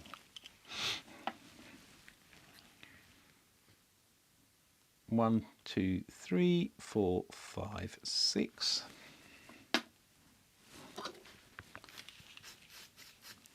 Clean the tip.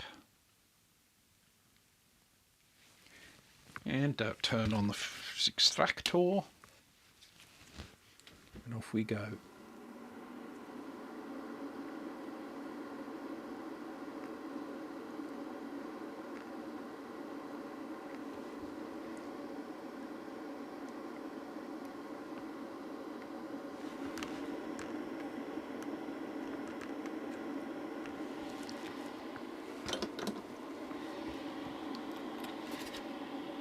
Ah, lovely.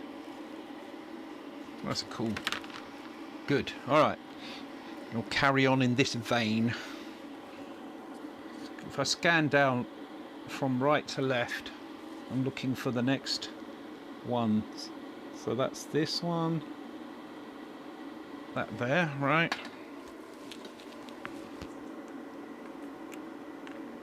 Oh, I overdid it a bit there.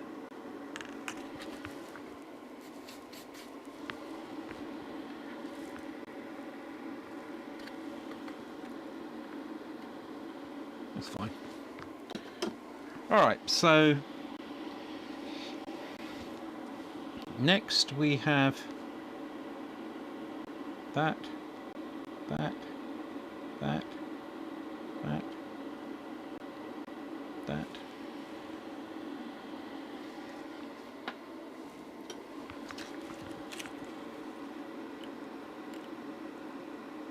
That, that, that.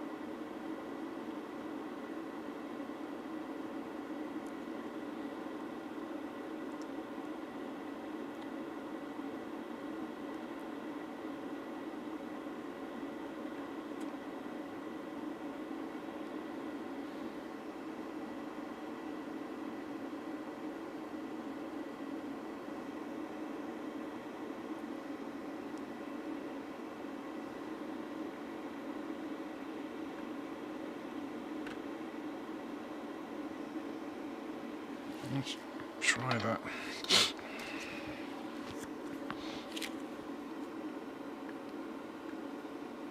Yeah, I didn't think that was...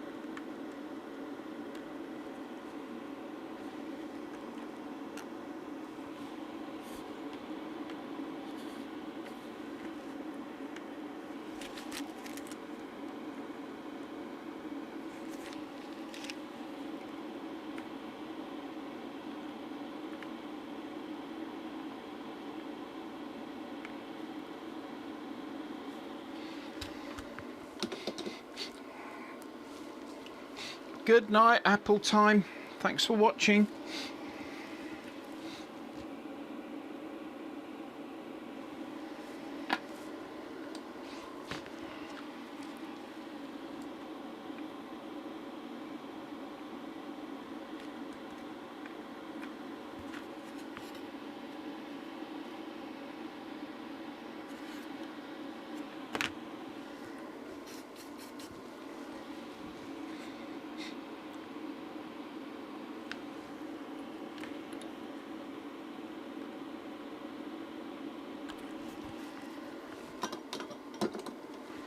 To start clipping some of these off.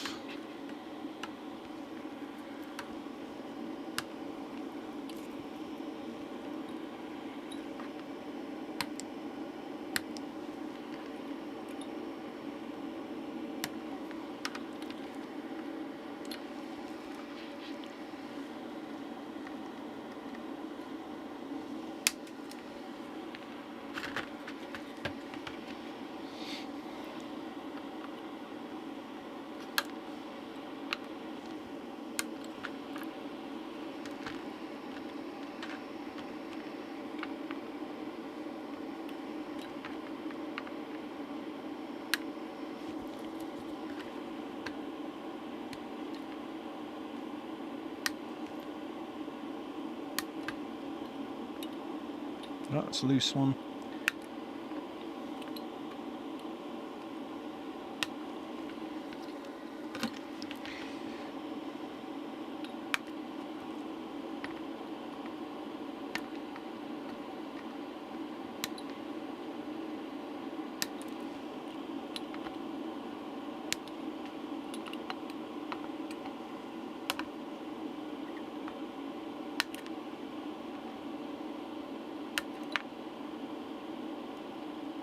Yeah, that one's not in at all yet.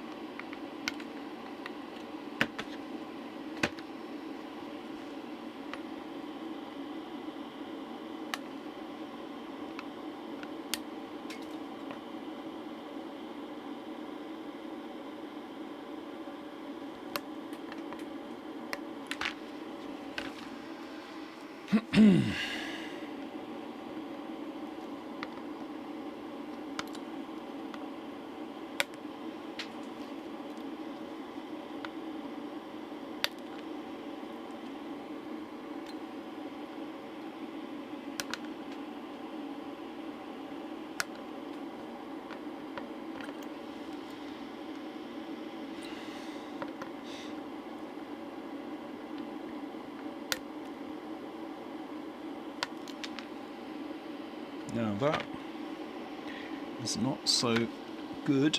It's a bit in danger of shorting, so let me just... In fact, they are shorting. So just pull it the other way a little.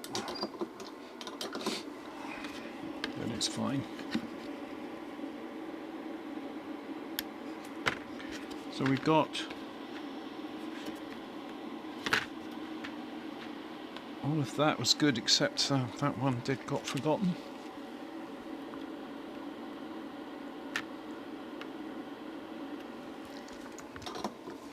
And then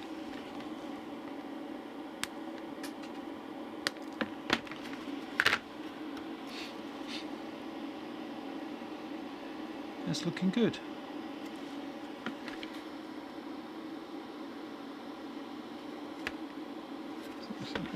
Looking out for any possible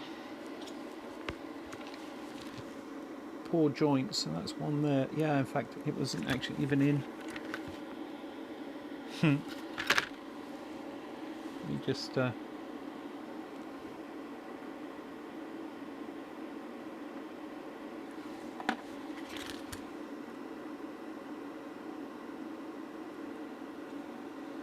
I had a big blob fly across there.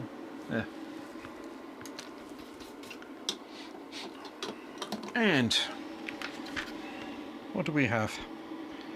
We have a bit of metal here. Just check.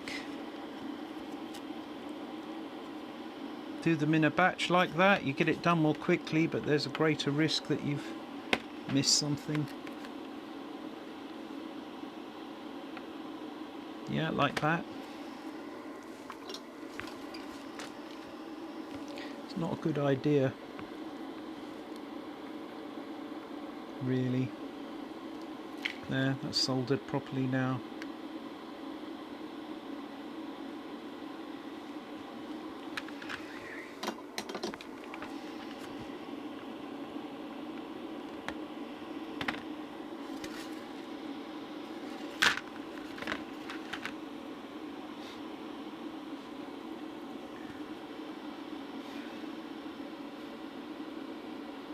They should look all the same, and if you see one that's slightly different, then it's worth investigating, like that one.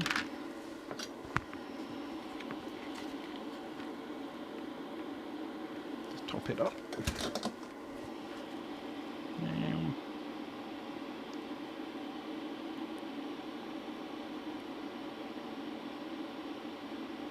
Yeah.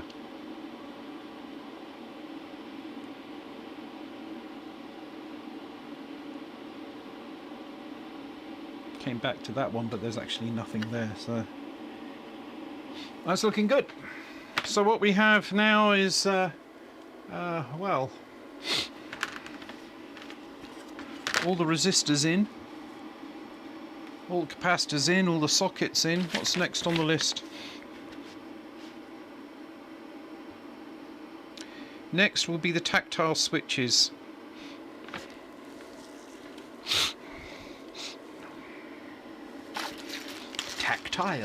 Tactile switches.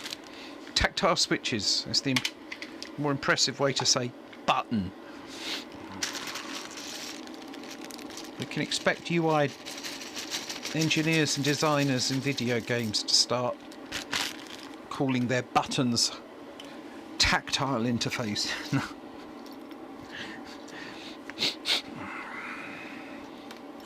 1, 2, 3, 4, 5. See, I'm counting these out. I've got 1, 2, 3, 4, 5, 6, 7, 8, 9, 10, 11, 12, 13, 14, 15 and 16, and then we got yellow ones. 1, 2, 3, 1, 2, 3, 4, 5, 6, 7, 8.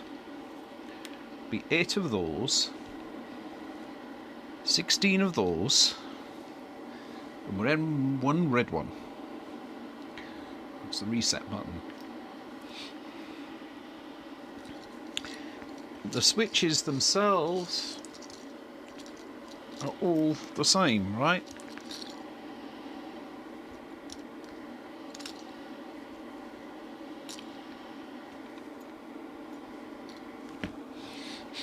One, 2, 3, 4, 5, 6, 7, 8, 9, 10, 11, 12, 13, 14, 15, 16, 17, 18, 19, 20, 21, 22, 23, 24, 25. 1, 2, 3, 4, 5, 6. Yeah, it's 25, that's all right. I'm just going to push those over there for a minute, and then we're going to look at this thing. We're going to put these in now. I don't know, is there a particular way round these are supposed to go?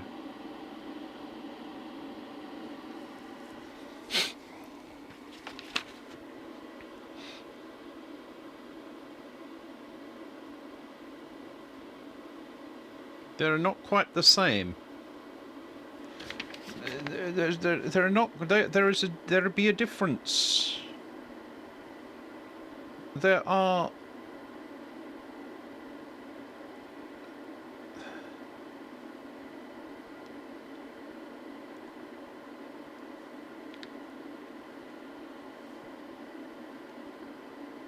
Oh, right. No, those are the buttons. The switches are all the same. Which way round do they go? Does it matter?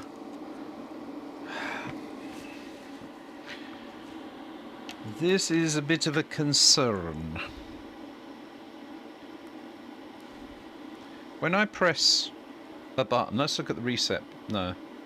Oh, it's just connecting the top and the bottom together.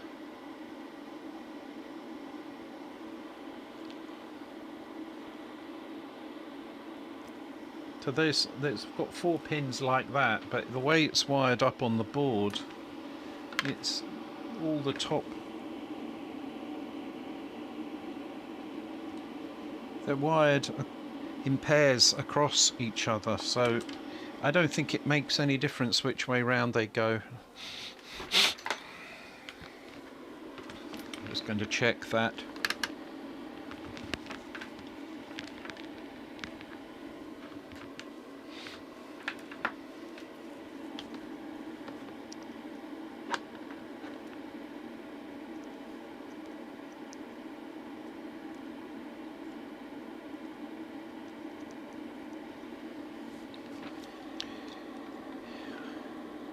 Oh, there is only one way they can go.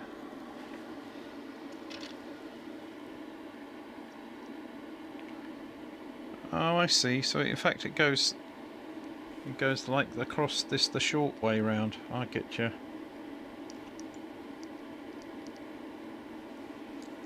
So if I put that touching like that, and then I push the switch. Oh, come on. Like this, and push the switch.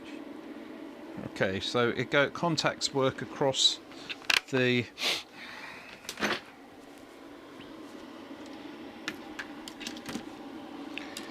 and yeah, I guess you could get ones which are square, but these aren't. These have to go around like that. Is that right?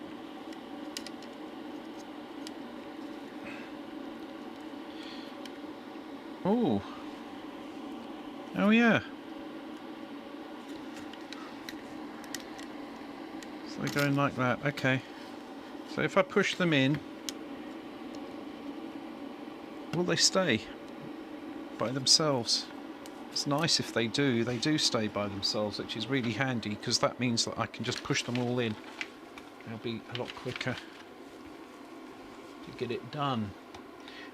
What time is it?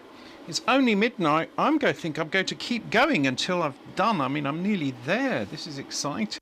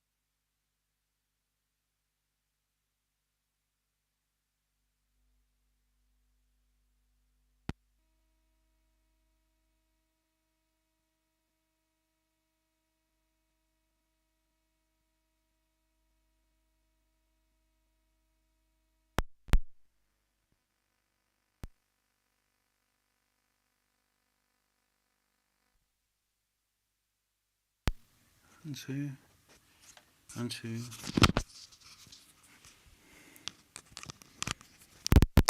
Hello? Oh.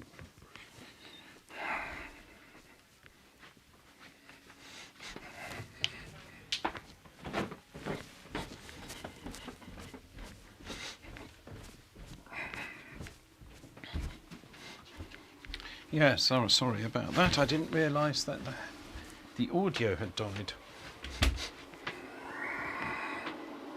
I seem to have fixed it, so here we are.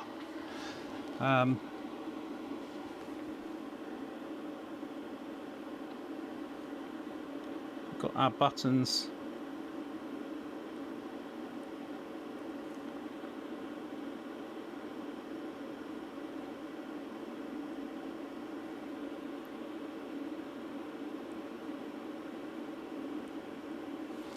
Put the flux on.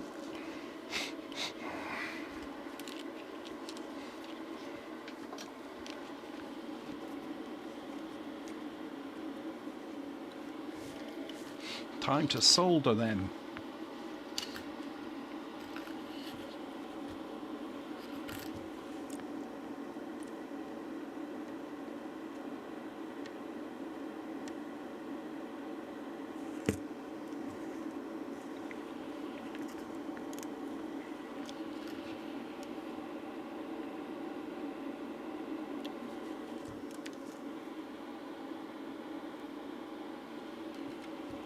Okay, I think they're all good to go.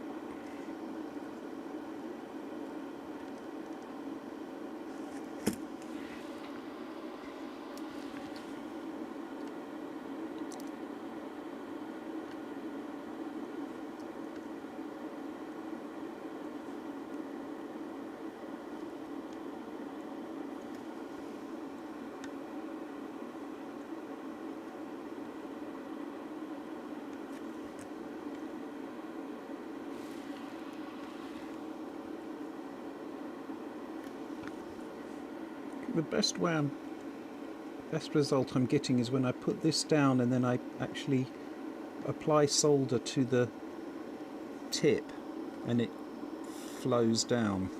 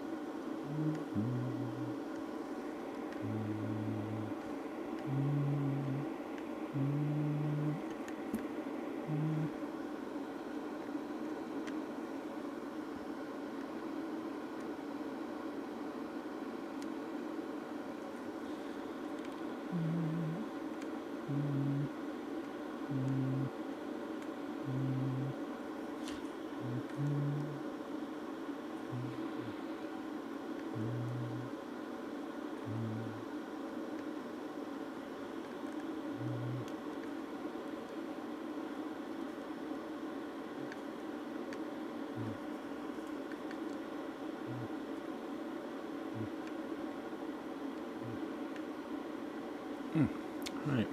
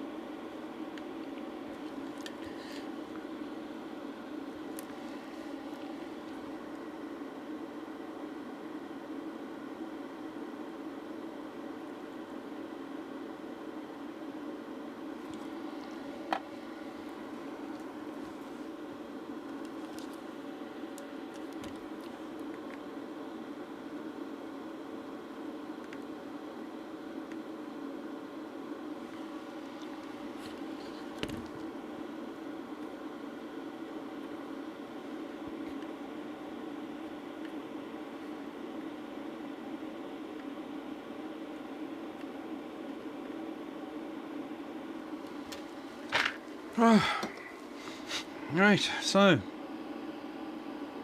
what we have are all the buttons soldered in. Great. Let's take a look at the next instructions.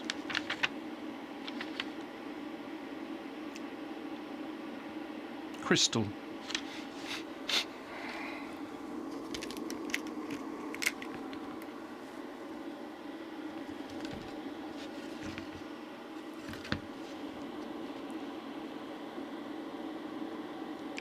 That's the 1 megahertz crystal. Where did you get this 1 megahertz crystal from? No, that's not a 1 megahertz crystal.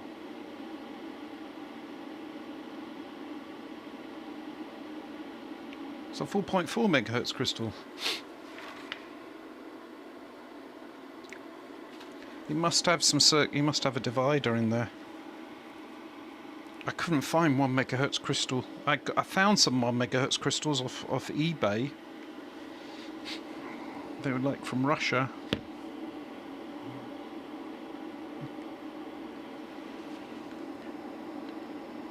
A while back. But nobody makes 1 megahertz crystals anymore.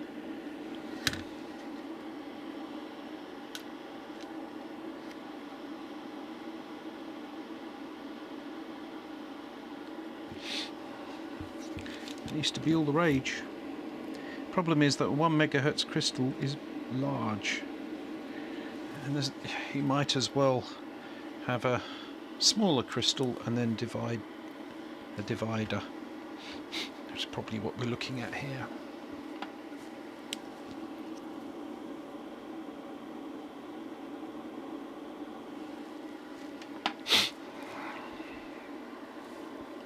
Might be overclocking the 6502 by 10%.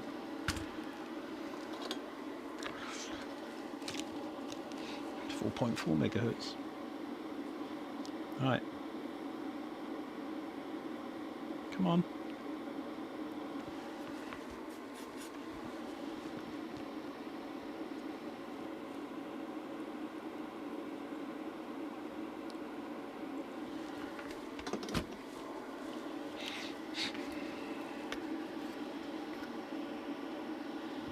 That is... Oh, it got pushed all the way down. I really didn't want to have it sort of pushed all the way down, so let me just pull it back up a little bit.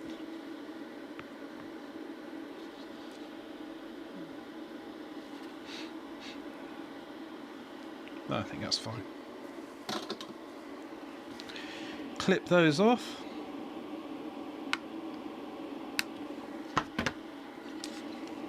Visual inspection for any lingering bits of metal that could short things out. Like that. Like that.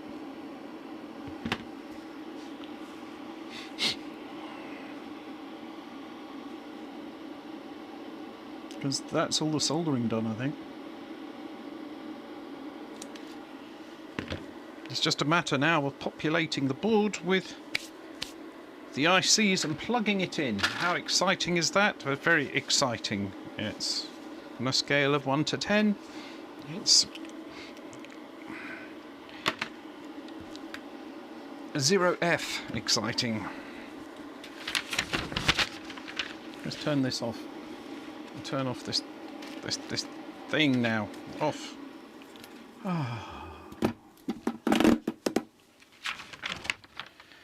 And peace once again.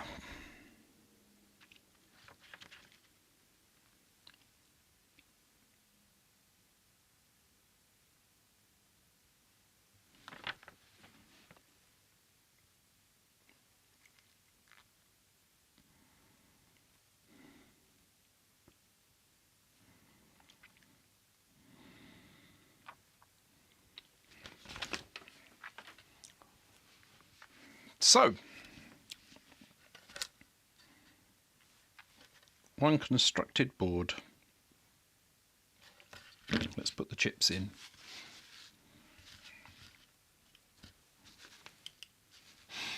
We'll start off with, what's this one? 8154. Now the 8154, these are rare chips.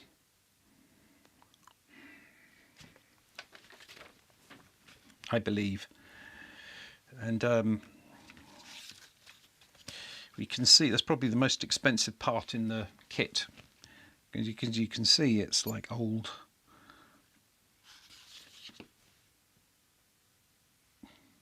Sort of style. We get this in. Important to get sure we get the pins.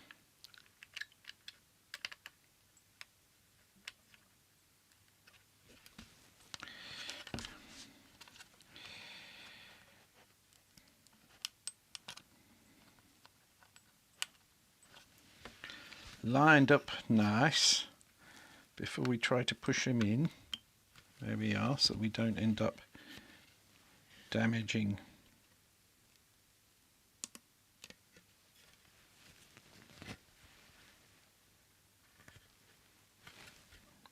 Is it all going in?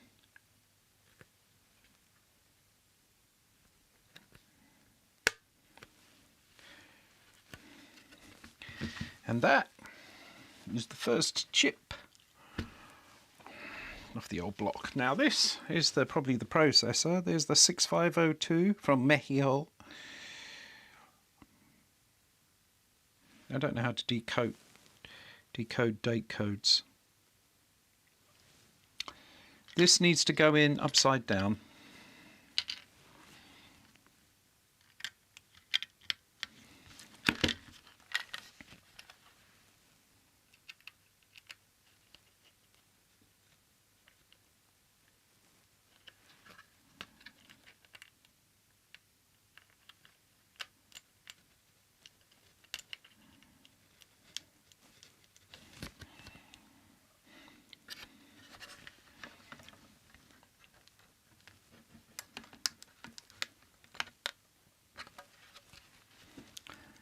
Yes, it's very good that it needs to go in upside down, but more importantly than that, it needs to actually go in. I really don't want to...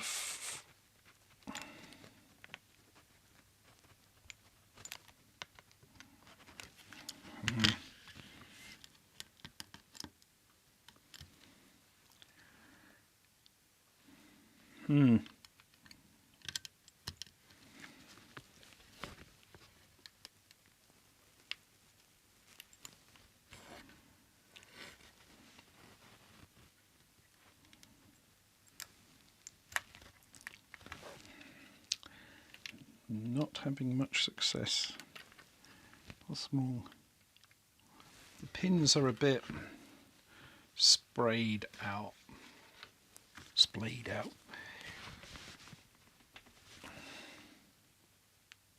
So I'm just gently pushing them in a bit.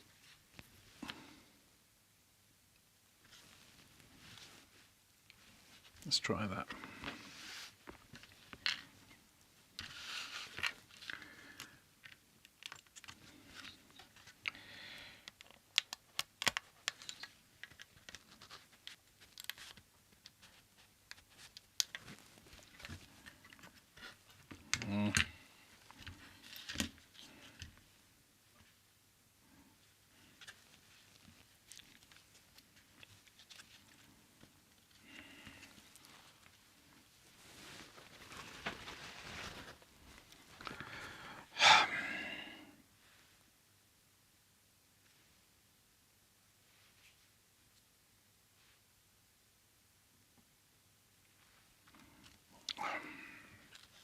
I'm concerned I've got like flux residue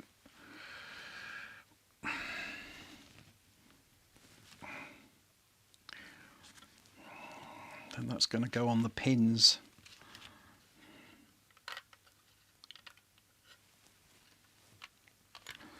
So let me just get this so that it can go into the socket first, and then I'll worry about that. I just doesn't want to go.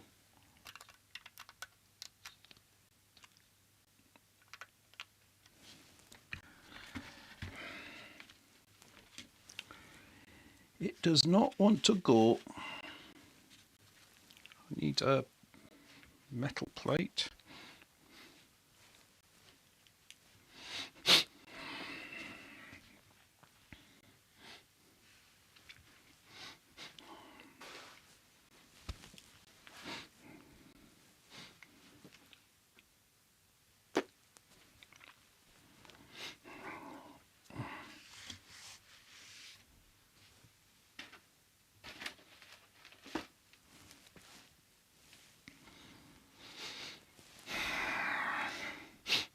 I need a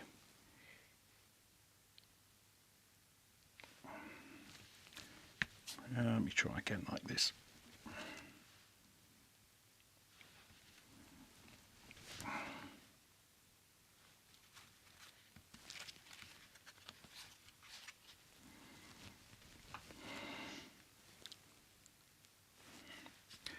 Let's try that now. It's just not worth it trying to ram it in.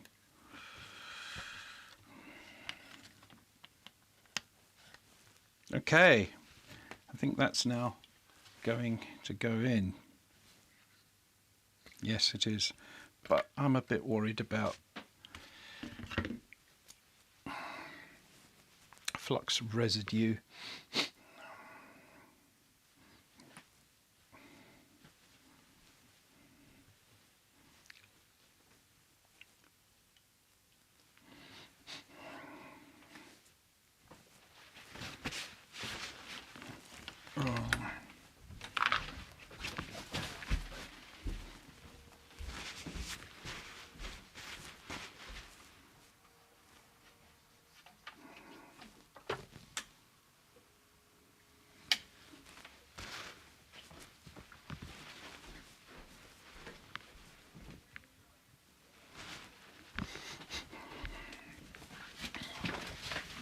I had some isopropyl thingy-me-jig, but I don't know where it's gone.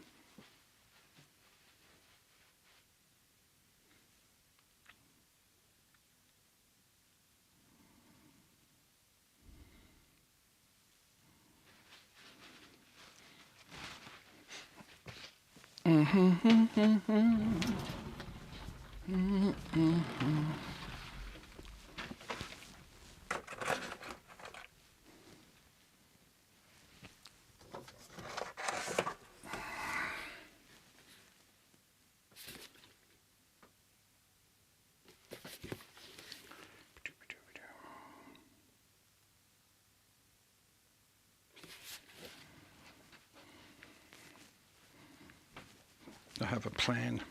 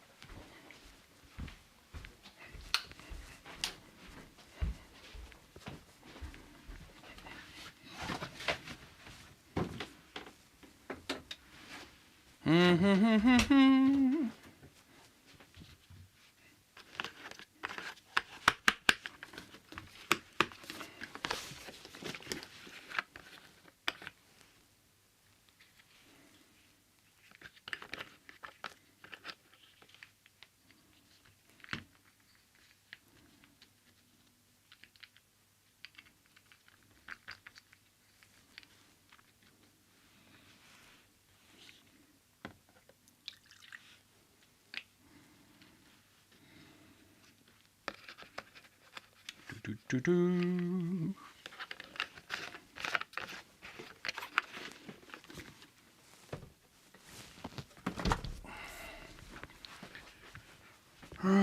And over here we have a bit of this. Right, so what I'm going to do is just, I've got a little bit of alcohol here. I'm just going to go on the pins and just clean them.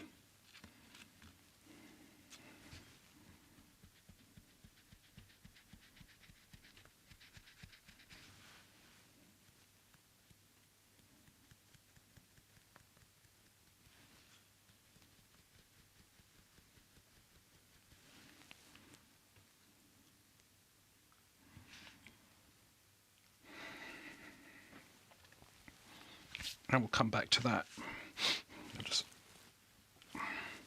Right, next chip. We'll just look at this. That will go in later. Right, so IC7, IC7, IC.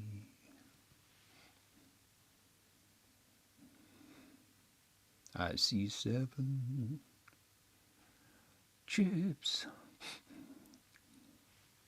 That is the EEPROM,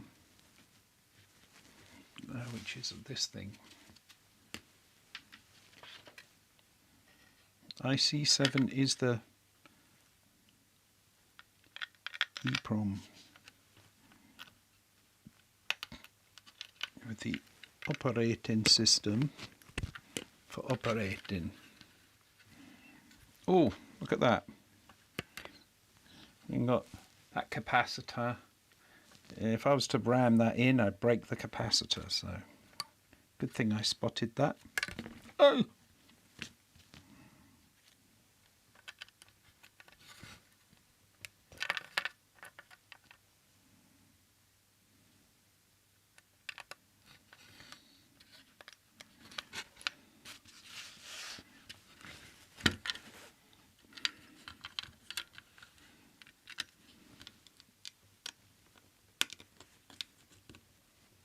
Come on, let's not make a struggle on every single one. Thank you.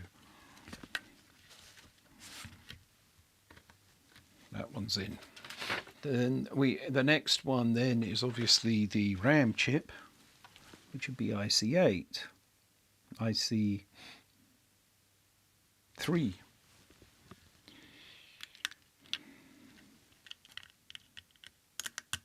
2K of RAM.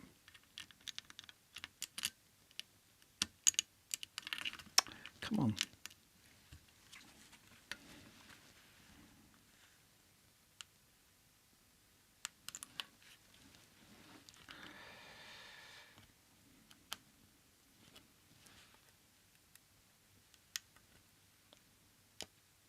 I think it's in now.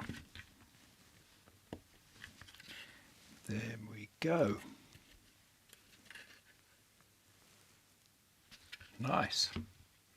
Hey Greg, good morning from Australia. How you doing? This session I've been building this. I've done entirely in this session from scratch.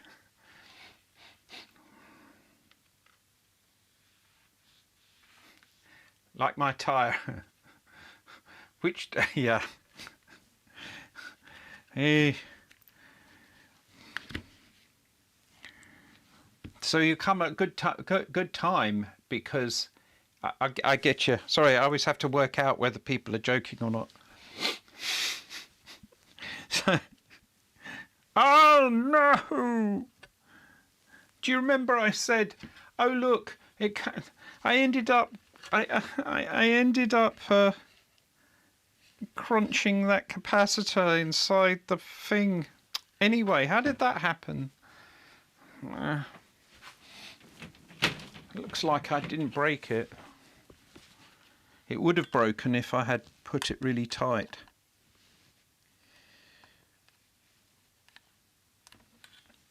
But yeah, you've come at a good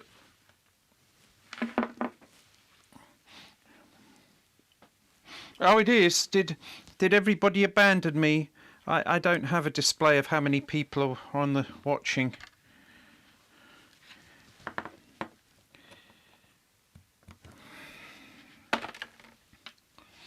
At the moment, because I'm not my usual setup. Oh, let's try this one. But you come at an exciting time because I'm not far off trying to power this thing up. I just need to lever that out.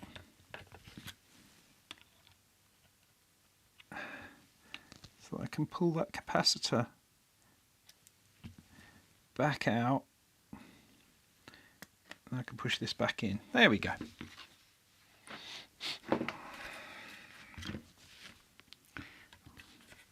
Lovely. And now next one. Well, IC12. IC12 is a 74LS00. So first,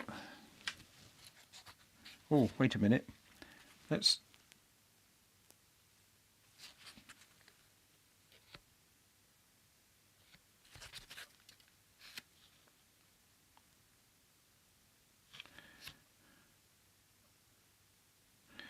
I'm just seeing if this chip is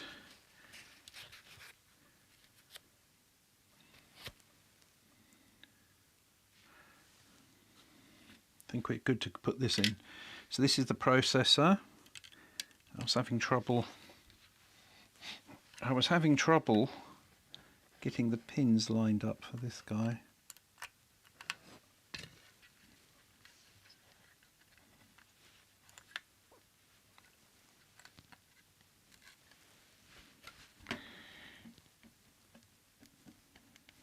Oh, come on.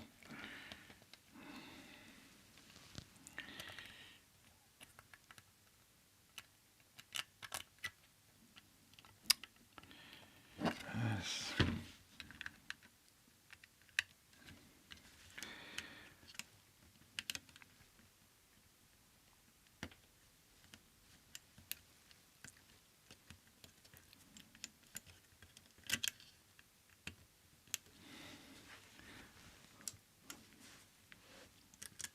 It's doing it again.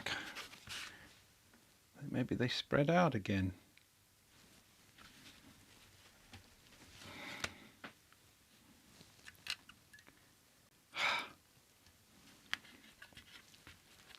Processor won't go in.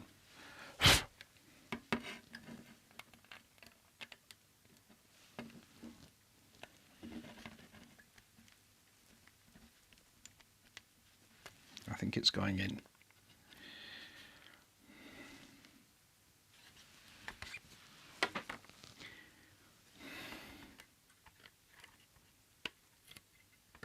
It's in. That's better.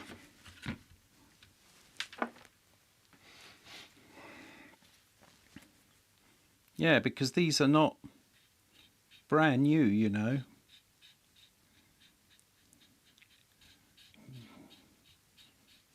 Especially that guy. I was saying that one's probably the most expensive, the most valuable chip in this kit. Because they're harder to get than the processors. So the next one then was the 74LS 00, which is this one. Comes to us from Malaysia. And that was IC 12.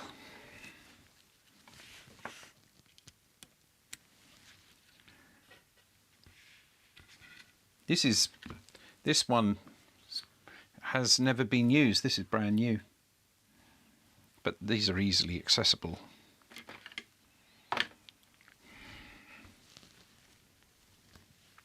From manufacturing, they tend to get their legs splayed out. I tried to straighten that one, made a bit of a mess of it.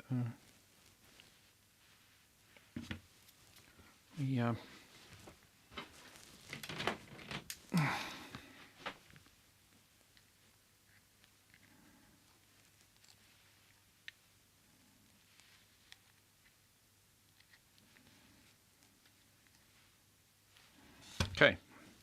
So this one should go in here. These round pin sockets, they're good quality, better than the ones that aren't, but they do have a disadvantage that they're less sort of forgiving. So 74LF00, that was just double checking, IC12 74LF00. The next one I'm going to do is IC10, which is a 74LS139. So let's get that one. Spread them here.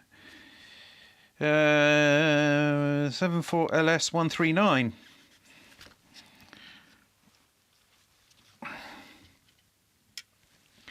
And yeah, these need to be done as well. These are LS chips, they're not static sensitive. I can just bend them gently.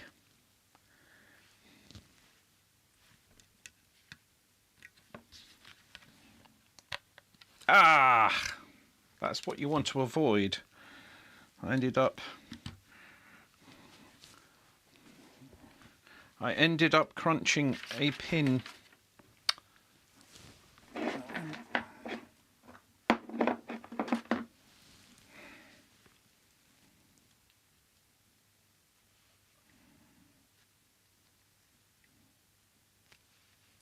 First one, don't want to make a habit of that.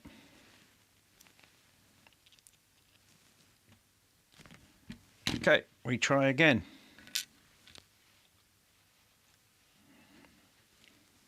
And now I've got residue all over that are on my hands. Is all going onto the. So I give it a little clean. I'll leave it there to dry. We'll go on to the next one.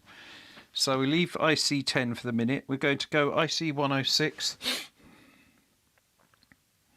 Is 4024B.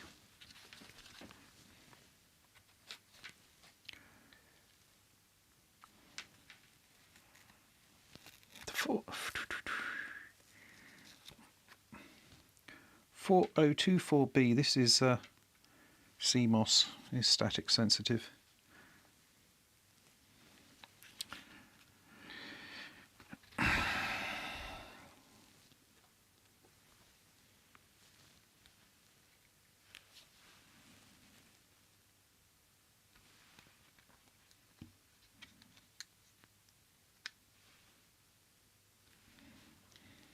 And I've just realigned those. So, what was it, 106?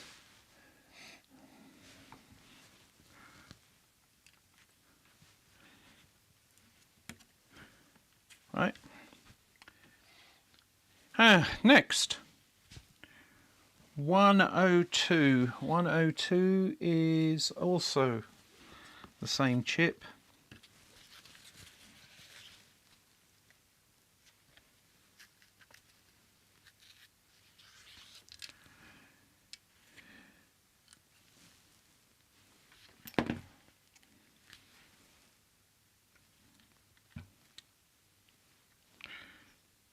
So I'm just straightening those up, and so we can get this one in. Okay, 102's done, and now we need to go say IC9. IC9 was 74LS20.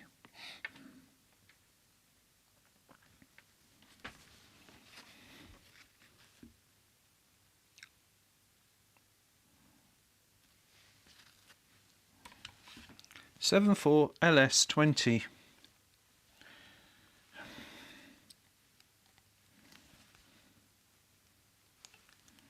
You can tell which ones are the new chips. I don't know why they do that. Why is his that new chips have that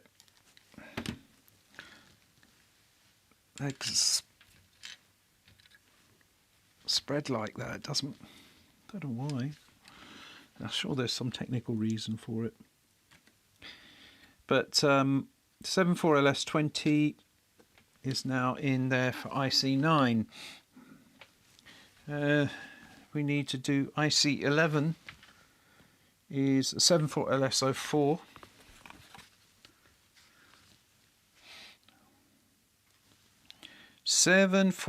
LS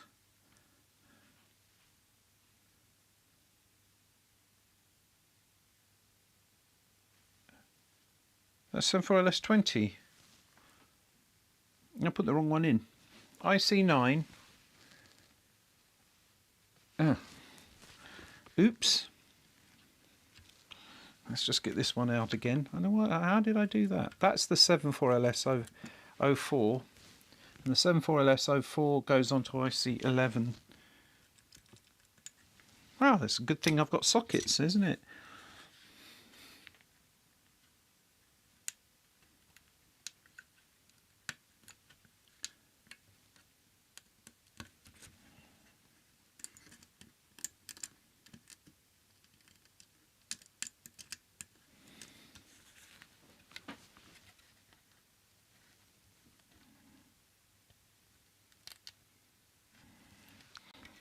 They're like, you straighten them and then they seem to sort of start spreading out by themselves again. I don't know, they've got kind of a bit of a memory.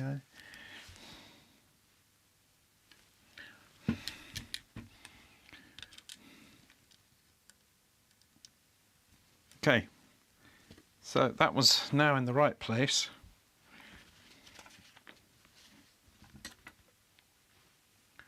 And then the one I was looking at was the 74LS20. Where did I put that? Uh-oh.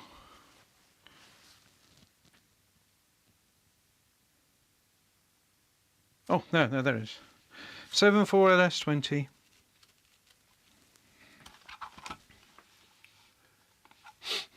I don't know. It was a small cut. It wasn't much at all.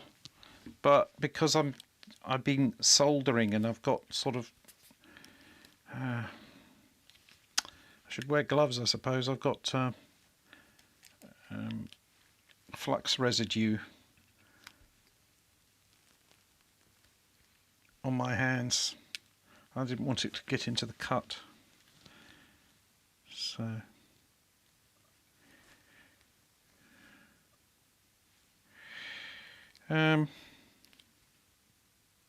very superficial little nick.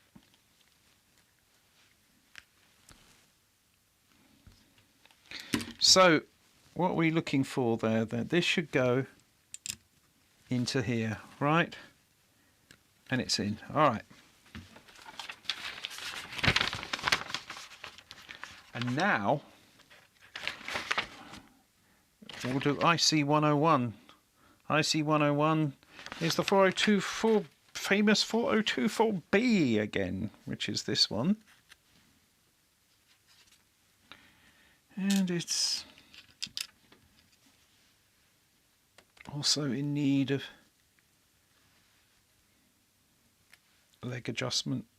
I think this is a different one to the one that's in the Atom, because the system one, the original system one, because that chip is difficult to find. I had to replace a few of the chips on the system one to restore it. Quite a few were damaged, and they were difficult to find, some of them.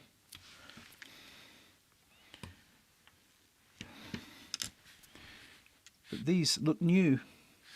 So this one is, but it's a similar thing, similar type of component. So this was 101, wasn't it?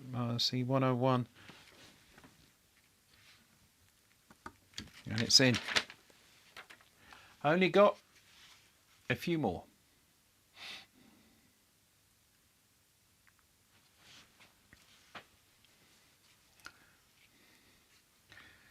Yeah. It was fun. Be fun to try that out as well.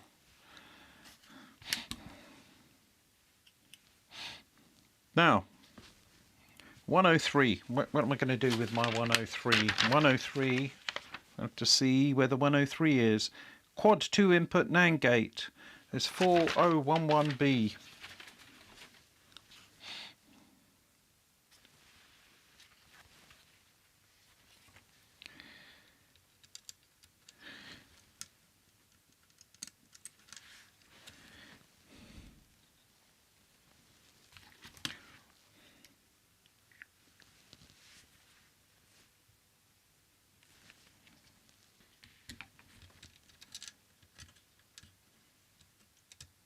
There we go.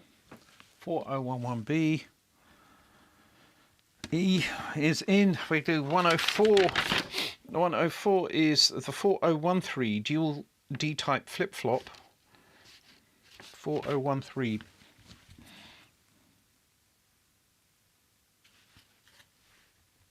Yeah, it's also new.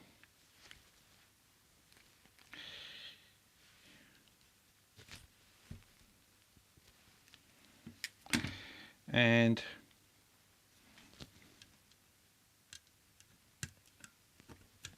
it's in.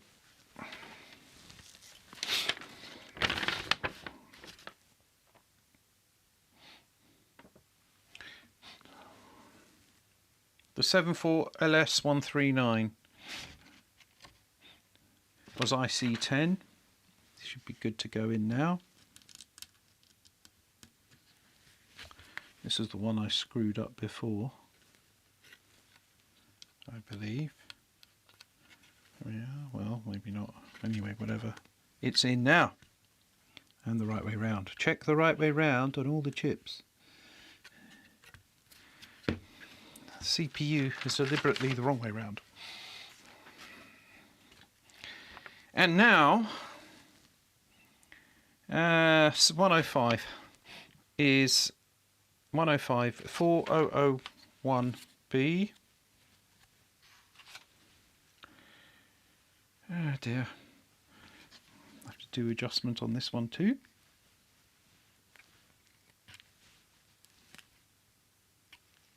Like so.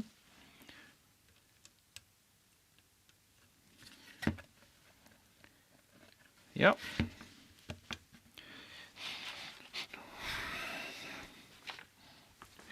108 is the 7445.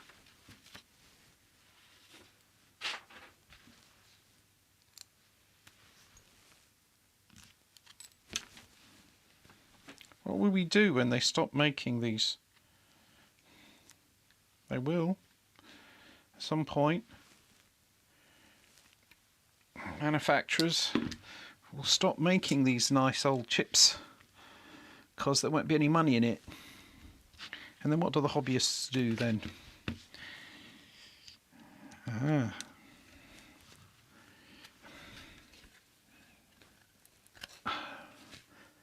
But anyway,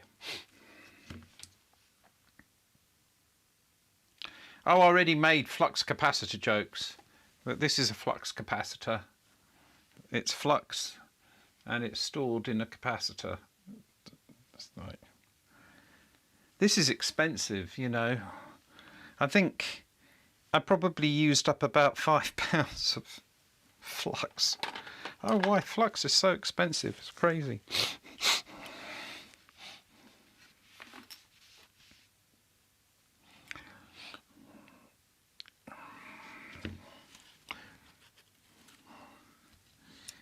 If you like flux capacitor jokes, you missed out because I was getting into that quite a bit earlier on. So, right, now, did I put that the right way? No. I just put the op amp in the wrong way round. And pulling it out, I just splayed all its legs. The poor thing. Honestly. It'd be better if I knew what I was doing, wouldn't it?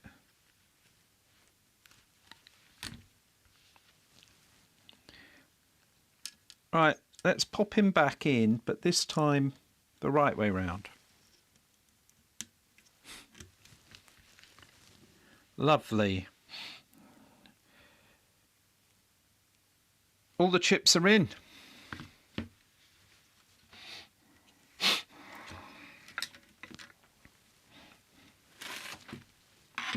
And now, you're more than welcome. I'm just glad someone's watching. I think there's been a patch there. There were people earlier. So this stream, which I think has been continuous, I started off with this thing completely unmade and have completely made it and put in all of the chips. And the thing that we have to do now is the most difficult operation of all. Put the keycaps on.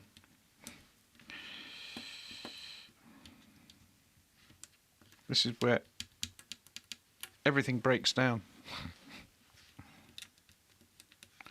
Now, these are a bit wobbly.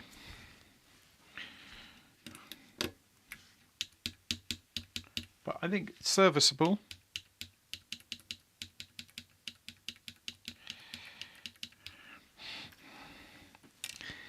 You'll notice there's no writing.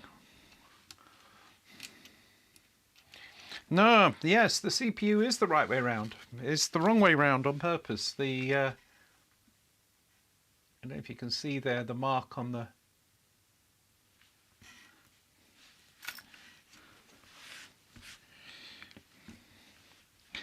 It's makes the wiring easier. The Acorn System 1, the original, had that as well.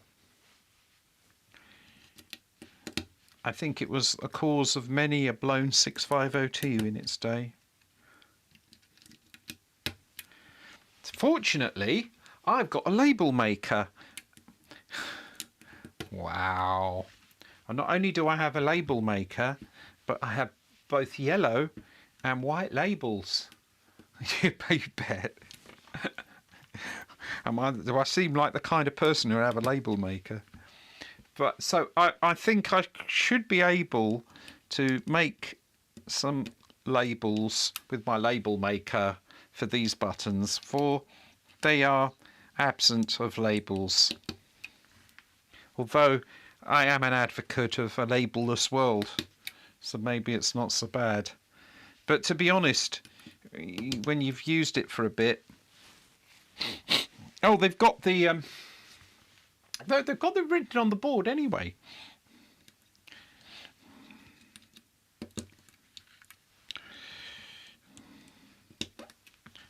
Zero, 1, 2, 3, 4, 5, 6. I think it's nice in a way, not having any labels, but it's going to... I want to use this for streaming Acorn System 1 development. You know, I've got a red label as well on my label maker. I've got all the colours, all of them.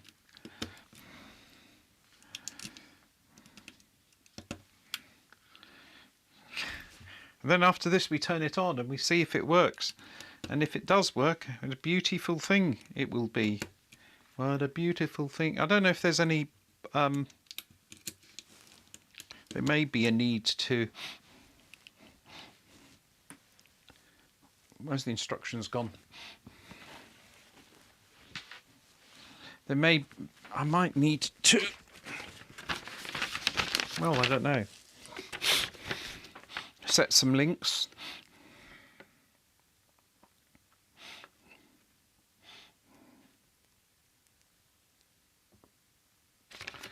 I don't know. You turn off that. I don't think I need that anymore. We are ready. I'll do a little visual inspection. I got this as a kit from a guy on eBay, so he's selling the kits.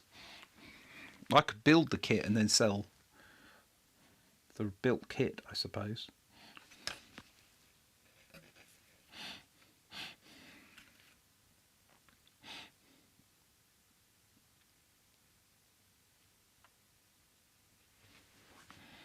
I don't know what I'm supposed to do with the links.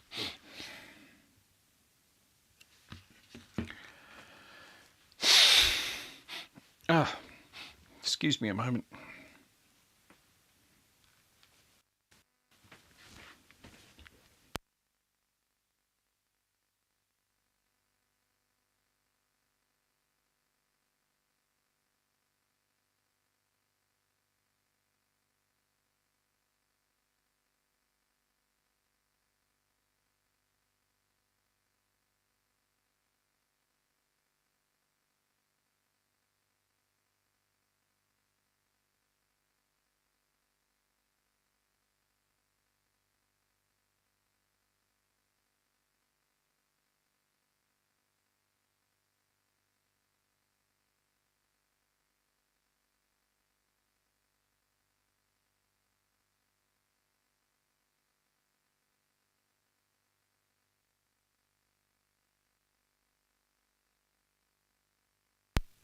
Hey. Oh, is Alan there? I'm not seeing any chat from Alan. Yes, I had to solder all of this. Actually, I don't know. We're kind of at the point of trying this, but the issue I have is that I need to know about the I'm just going to check the website out. I don't know what links I'm supposed to set to in order to be able to run the thing.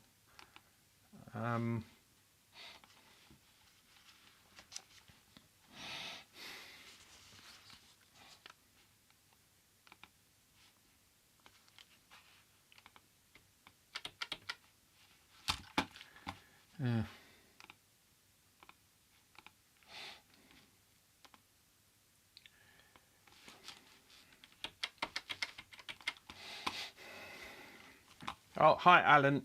I'm not seeing your text, just so you know, but welcome. No, is it the usual Alan? Could be a different Alan.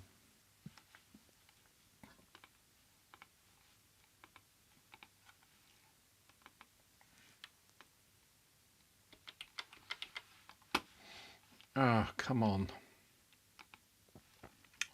I'm having trouble moving a window onto the screen. Yeah, I still can't see him. That's weird.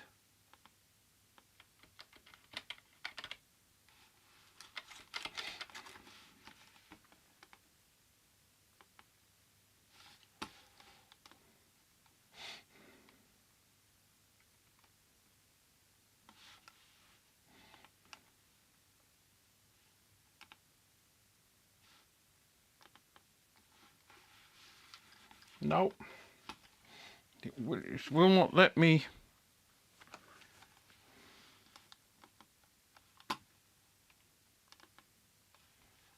Well, I can't open up a web browser. How's that? That's sad.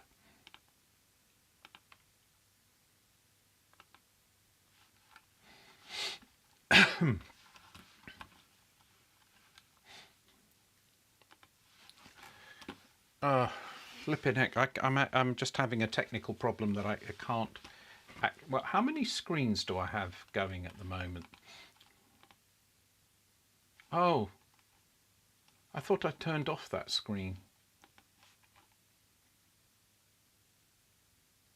What?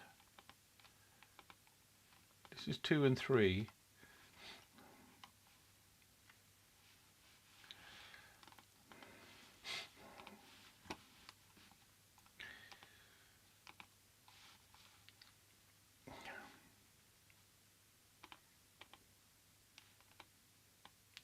You know that stupid thing that happens that you end up with a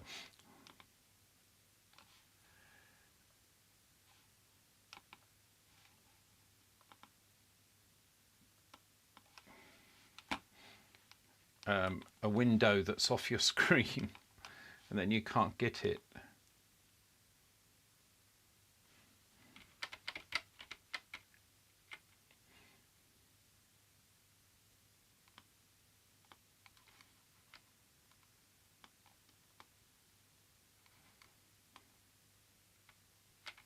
Ah, I got it.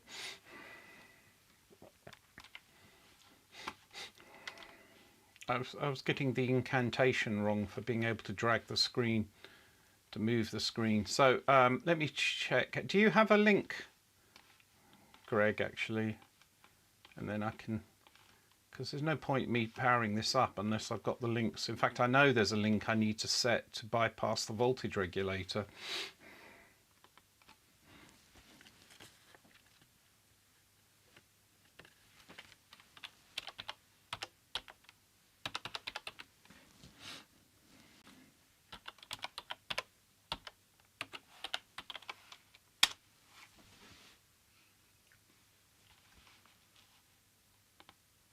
Sorry, I'm just trying to get that info. I mistyped it. That doesn't work.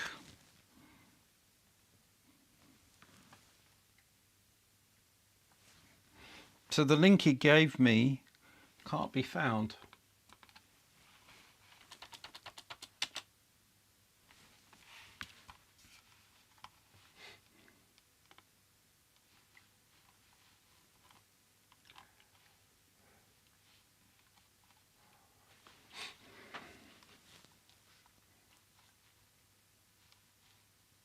Replica boards.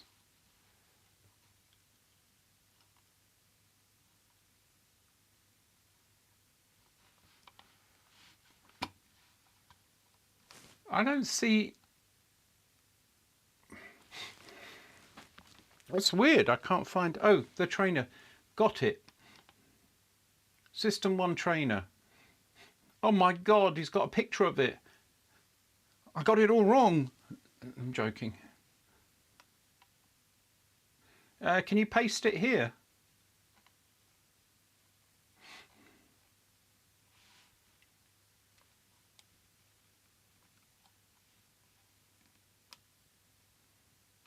It doesn't. Okay, there's a schematic. I'm going to have to work it out from the schematic. It doesn't mention anything about.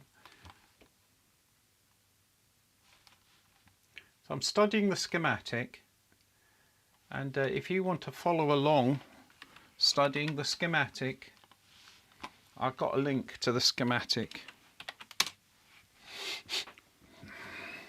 And if you've got, oh, you can't, you can put it in a comment on, no, it's a screen grab. Oh, I'm gonna use the thing on here to see if I look at the power supply. If we want it to be without an external 5-volt supply,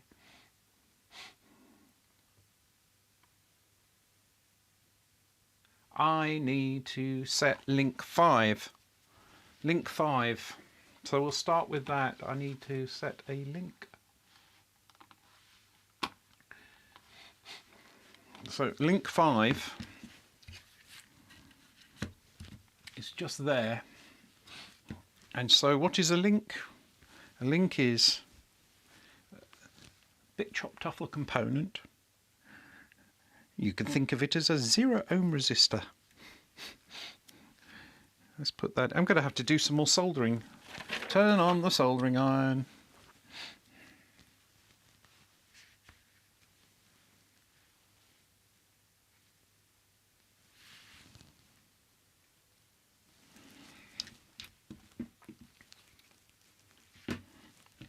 I don't have much screen space up here. So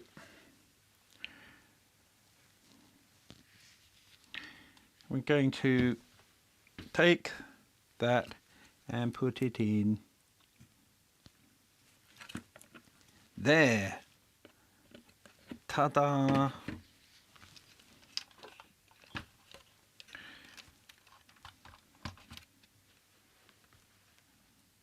Though to be honest, it probably makes more sense for me just to put the link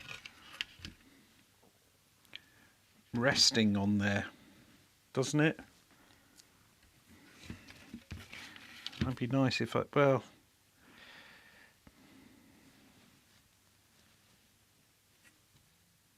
oh, what the hell.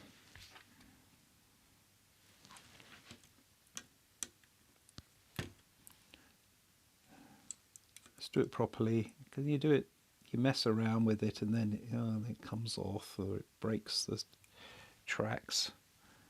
So I'm going to do it properly. So my 0 ohm resistor,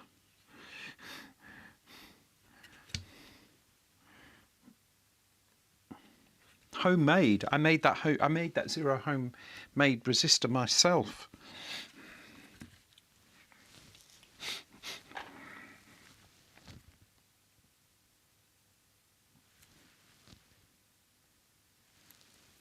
Amazing. And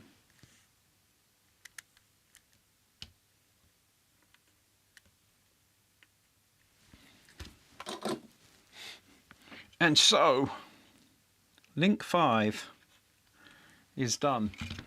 Then continuing to look at the instructions, we need to see what other kinds of links might be needed. There was link 6, but that's down there. If you want to use the voltage regulator. There was link 1 and link 2.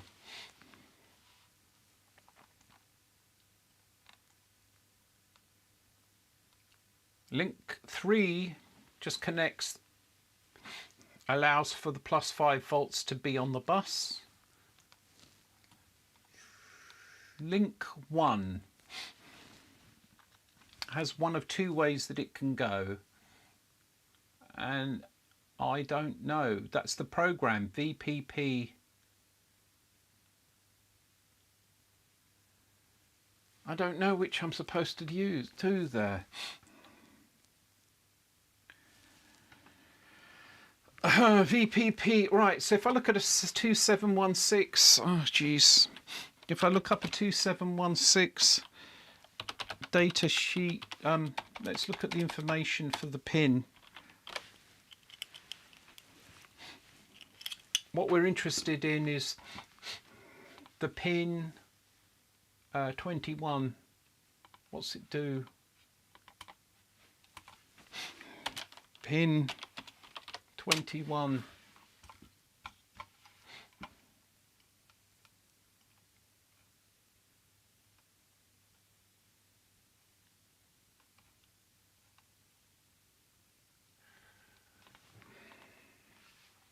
I've got a data sheet.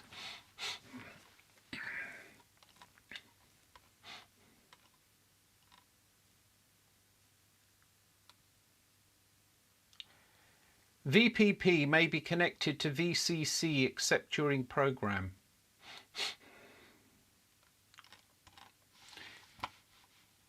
So I think what that link has to do is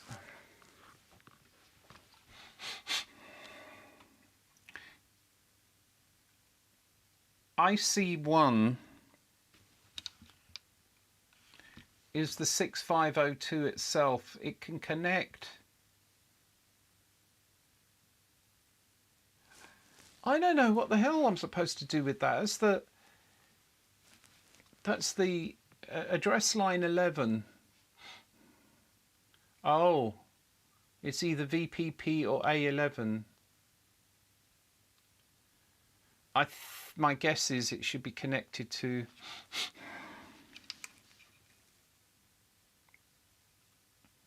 Oh, wait a minute. I think I can see what's going on here. Where is the other one? Then there's a link 2. I need to see where link 2 is, please.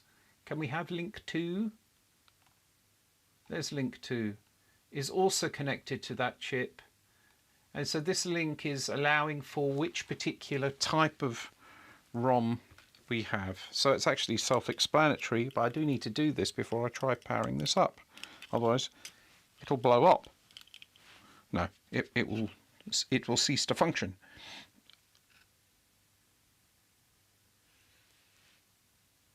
ML52732.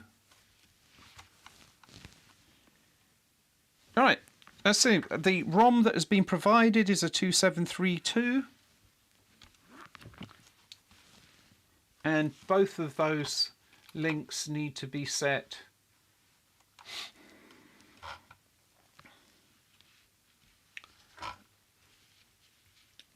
both of these need to be, yes, I do need to plug that in, that's true.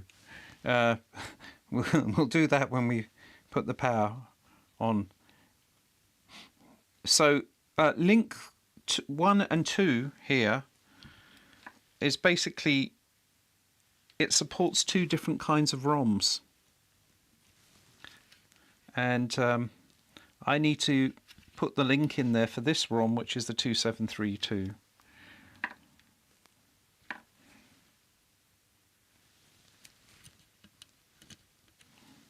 We'll see if we can get that in a Rooney.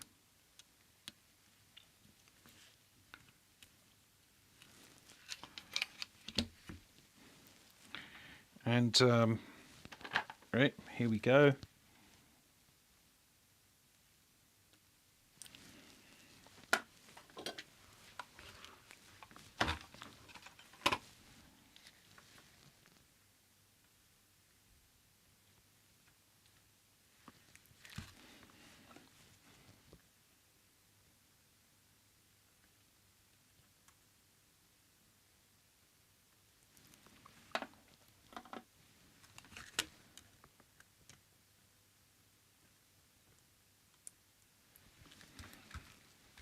So I've got that. Where's my snippers gone?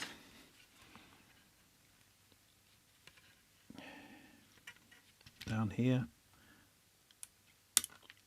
So a couple of 0 ohm resistors, homemade. And so that is that's doing the link there. I'm getting close, very close to the culmination of the everything here. Just bear with me because I need to check one more thing. There are more links. I see a link 4 there. I don't know what that does. So we covered that link. This link 3, I know what that does. Don't need it. Link 1 and link 2. There's a link 4. And in the circuit diagram, the schematic, we will see where 4 is. I need to find LK4, LK1, LK3, LK2. Well, this one is located near the PIA. LK4.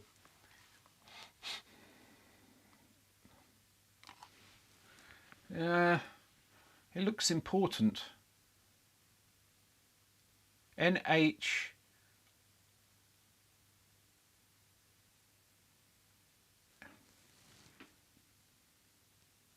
N high tone.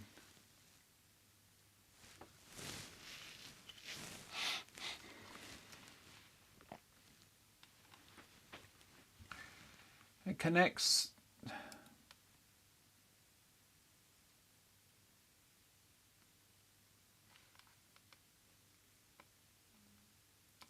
It's only to do with the cassette deck. I don't need to worry about that, I think. I think we're good to go. I'm going to be using the cassette deck in this session, I'm sure. We'll check that out. I want to get C. We're ready to go.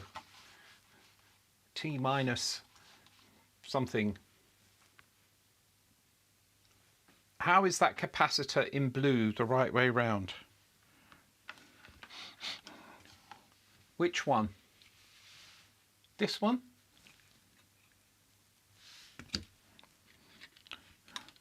I'm pretty sure it's the right way round. Better check it though. Yep, that one's the right way round. Is that the one you meant? There's also another blue one in there which turned out to be about 6.8 picofarad capacitor, tiny thing. All right, I think we're good to go. Now, in order to run this, we need the magic cable. It was provided with a magic cable, and now I've lost the magic cable. We all knew that would happen. Where's the magic cable?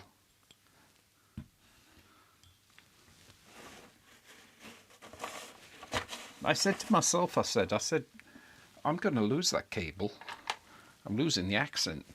I'm not sure what accent I'm trying to put on now. Some kind of accent. An accidental accent.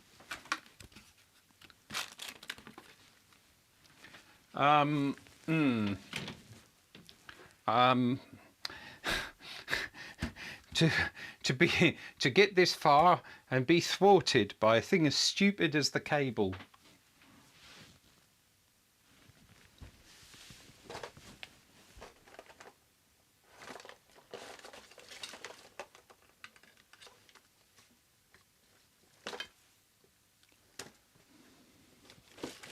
That's annoying.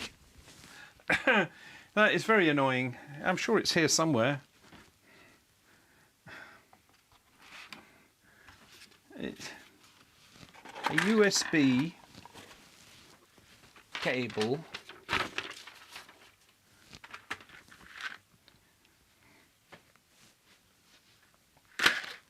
It's a USB cable that plugs into this. I can't believe it. It's so typical, so me this. It's so me.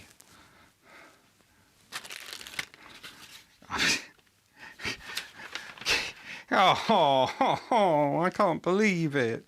Come on.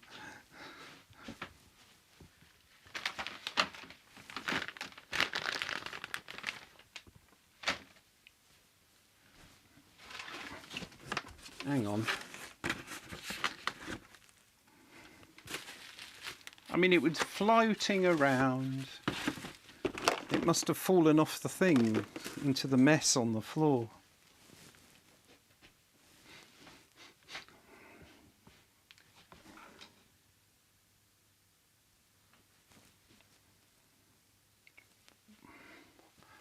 Oh.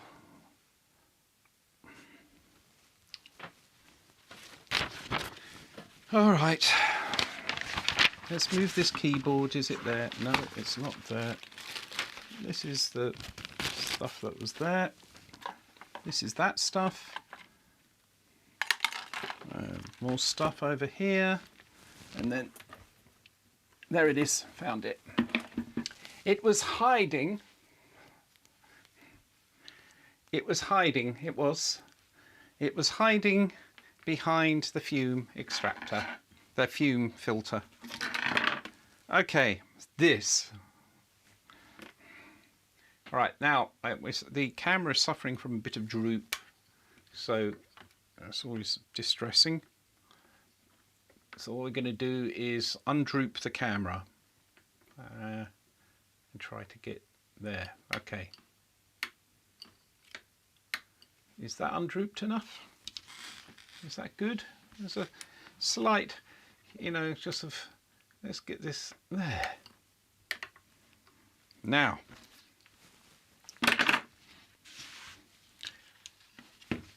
this is what we do. We put it this way.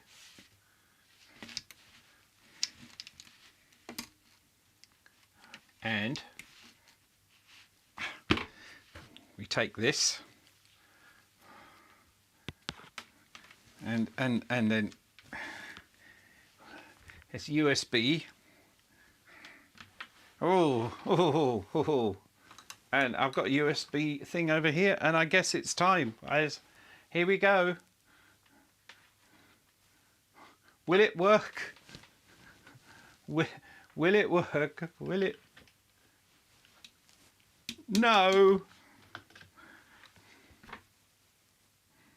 Darn it.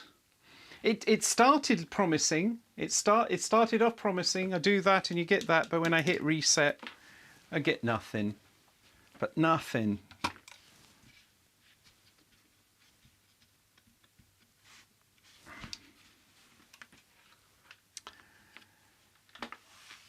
So yes, I got a light, and that's how that would happen on the real system one too. But then when you hit reset, you expect it to start, and it did not. So it doesn't work. So now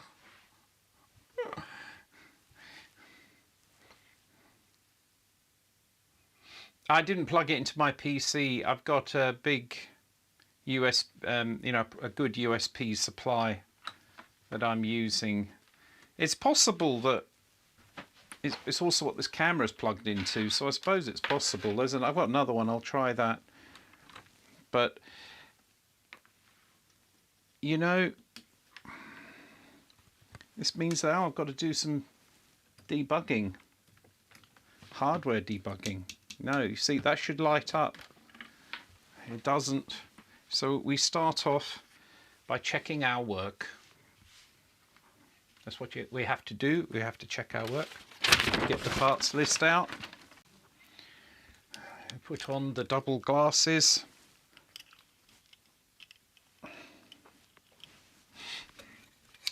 I'm wearing 2 pairs of glasses to be able to see in close up. Let's check the orientation of the chips.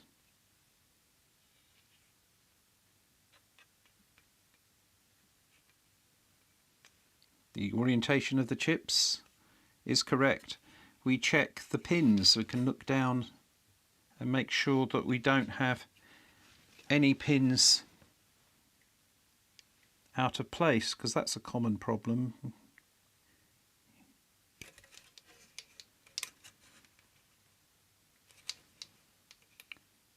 But the pins look good on the processor, they look good on the EEPROM, they look good on the RAM,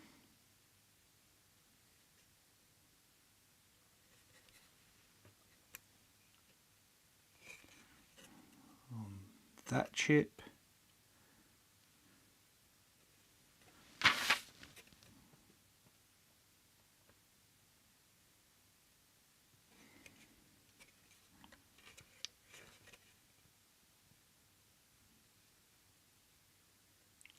no, all the chips look like they're seated well. IC wrong is correct. IC1 is correct. It's meant to be upside down. So the next thing we look for is the parts list to make sure I have the right PCs in there, the right pieces. Let's start with IC2 is of course the 8154. IC1 is the 6502. We've got IC7 is the EEPROM.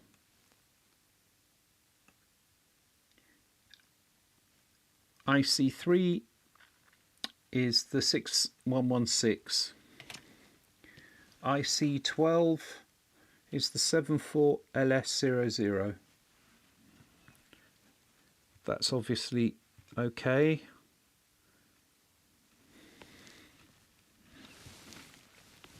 Because there's only one 8-pin chip. This one is 105 is the 4001, correct. The 104 is the 4013, correct. 103 is the 4011, correct. 101 is the 4024, correct. IC11 is 74LS04, correct. IC9 74LS20, correct. IC102 is 4024, as is 106. IC10 is 74LS139. Yes.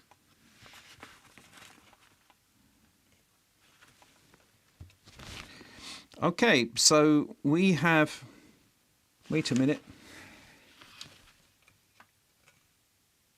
What is that?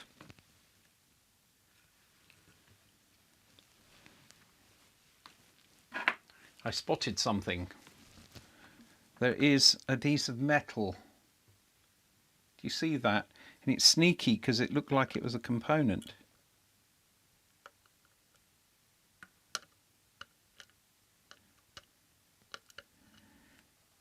It is possible that was the culprit.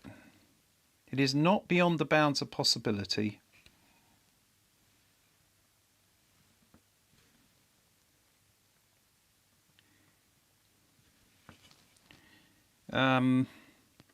Let's try.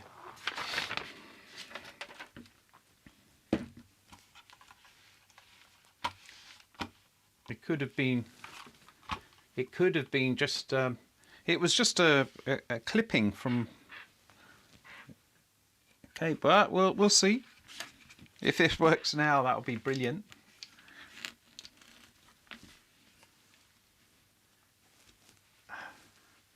Okay, I'm going to take this, we're going to plug it in.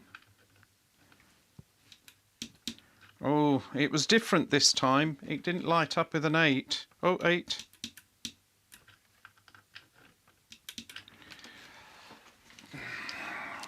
I thought it was unlikely that it would be that.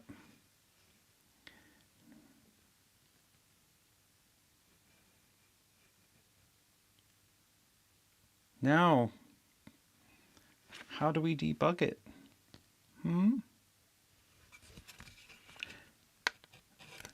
Let's make sure all the chips are pushed in firmly.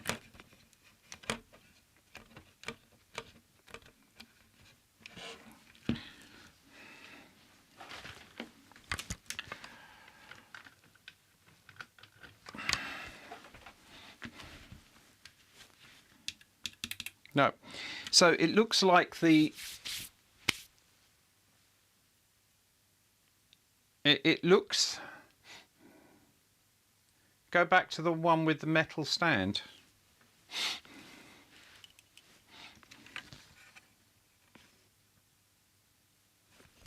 I don't know what you mean.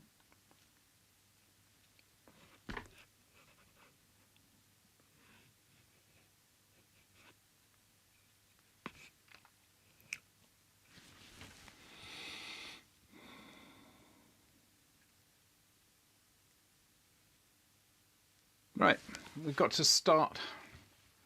It's under the processor.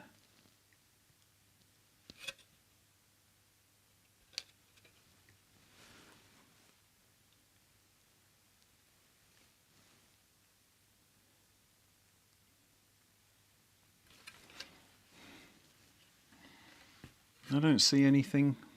I'm just going to do a visual inspection of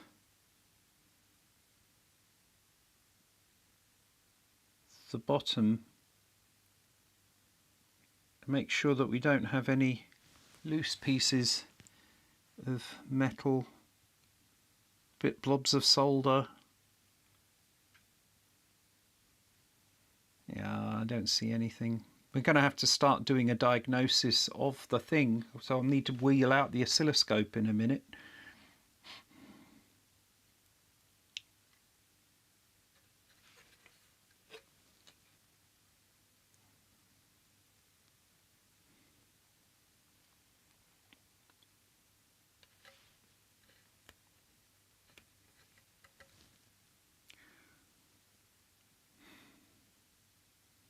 Oh, it would have been glorious if it had worked.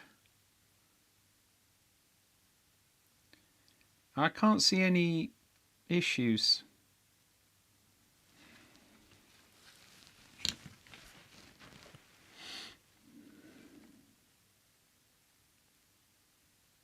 Okay, I'm going to check the links. Under IC1 in the middle, what's there? You see something? This is IC1 here.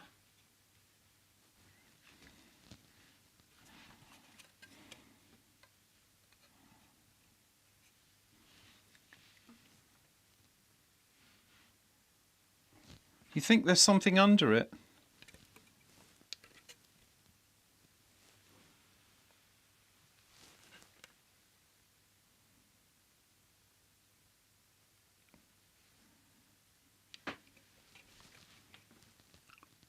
No. I've seen a tiny blob of solder here, but I don't think that's causing a short. Oh, it is now, but it wasn't there.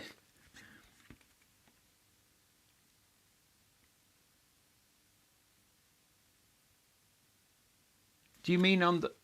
Ah, right. Yeah, well spotted. That wouldn't be it though. I'm pretty sure that wasn't shorting, but we'll try. No, I think no,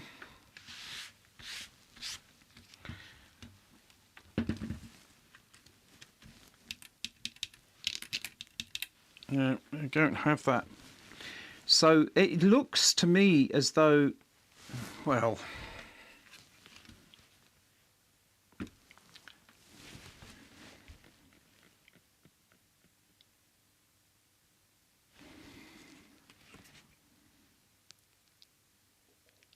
I think I put the links in correctly, right?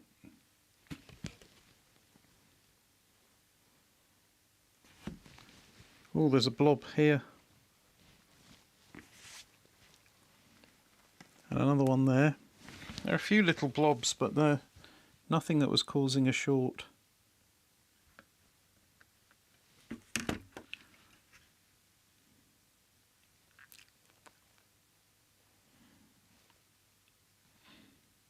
All right, what we'll have to do...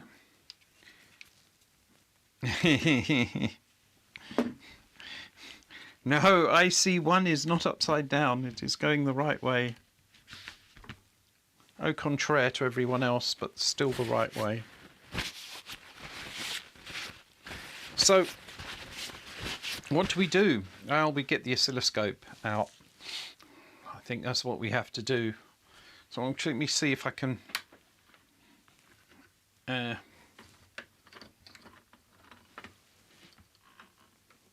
turn this around.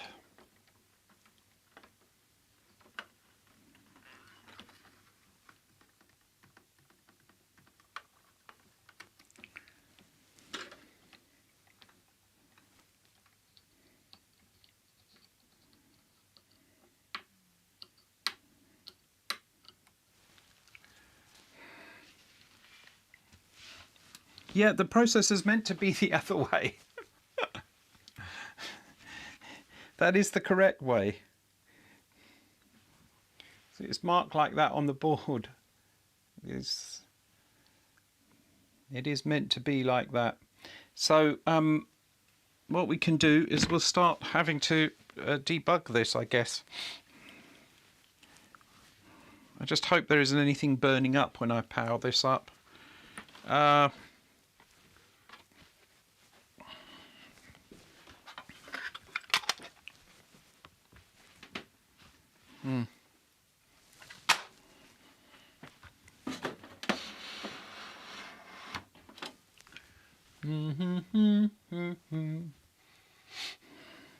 You're welcome. I don't know if I'll be able to... Well, at least I built it in this session. I don't know if I'm going to be able to debug it also in this session.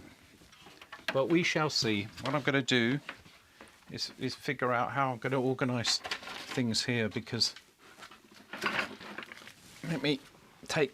That is the solder. We use that. Here are 2 blown RAM chips from my Acorn Atom. This is a 5-volt power supply. That is another power supply. This was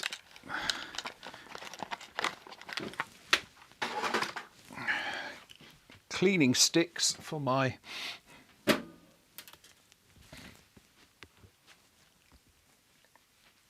desolder station, solder pump.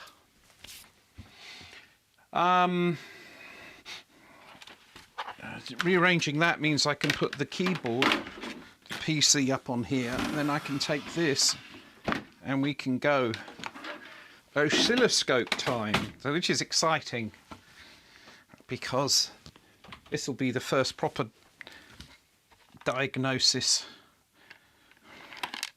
I'll have done with my oscilloscope. It's actually useful because what I want to check is I want to make sure that the clock is running. That's the first thing. As you see, if we get the signal from the clock, because if there's no signal from the clock, then you're not going to get anything. It could be that we've got blown chips as well, but I've definitely got replacement 6502, so I can rule out that processors can swap one from the Atom. I mean, thinking about what could be wrong,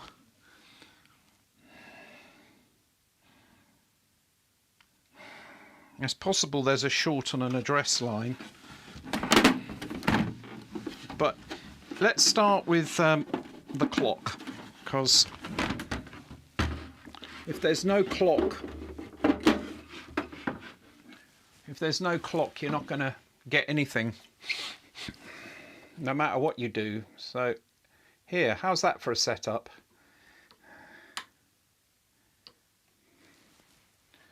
I keep turning tap that light. It's exciting, huh?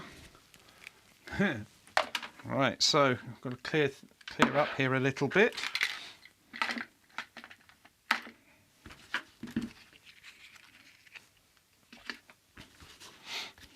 It's also possible that we have electrostatic damage. I wasn't taking particular care of that. But the most likely is there's a short in the end. That is going to be, it's always going to be the most likely explanation.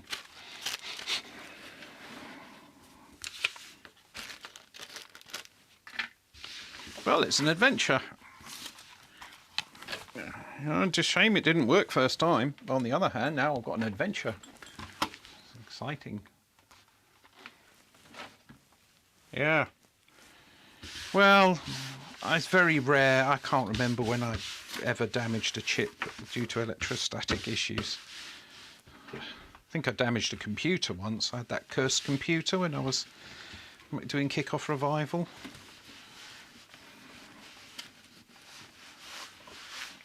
I think I was at that. I was trying to repair it while we were in Italy. That was a weird machine. It was cursed. No matter what I do to it, it's terrible. Made life very difficult. So there you can see that from there. I plug it in, you've got that digit.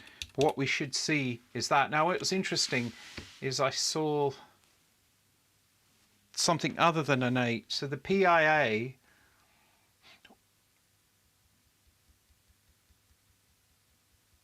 the PIA, when it starts up, can have different outputs, which we see in a different pattern that appears on that digit.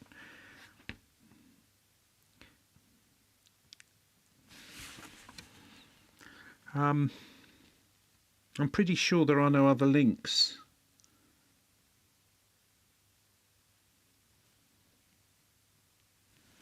It even says on the board what the links do. All right, let's turn on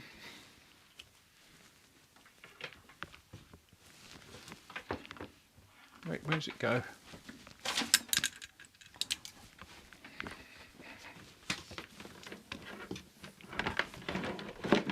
There we go. I need to plug that in.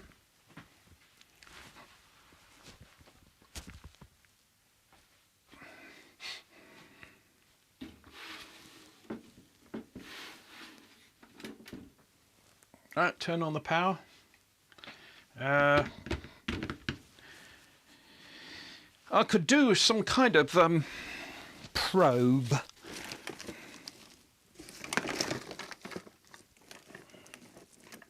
Where are my probes?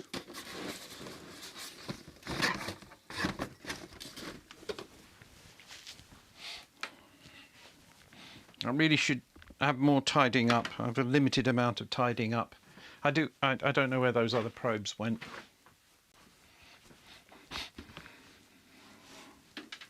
This is doing anything? Let's see. Are you working?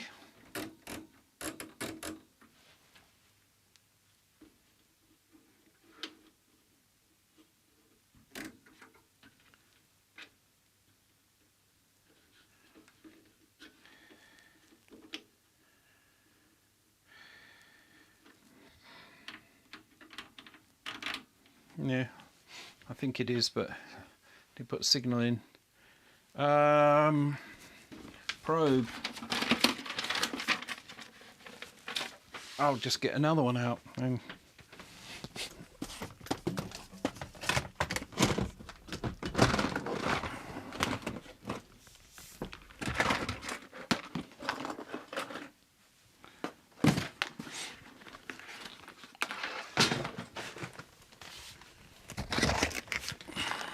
are these the probes? Yes. No. There are different things in there, but that's not my probe box. Where is my probe box gone? Is this it? Ah, probes.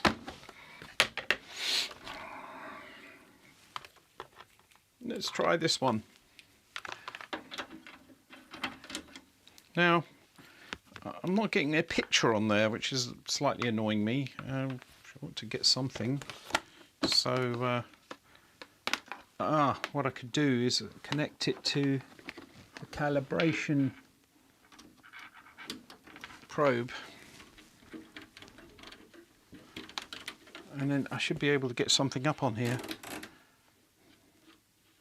But I'm not. I'm a bit worried that my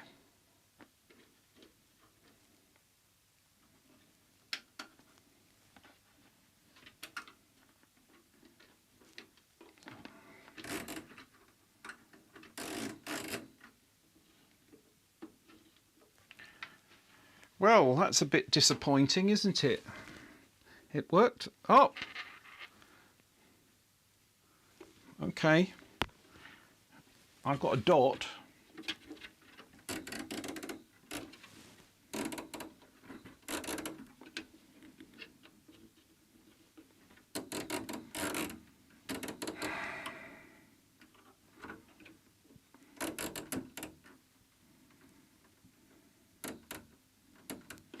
I think it's broken. I don't seem to have any horizontal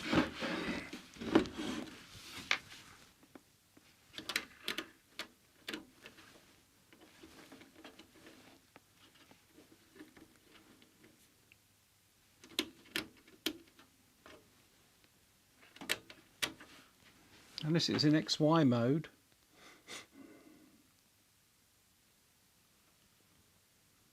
Oh, that's a have to fix this as well.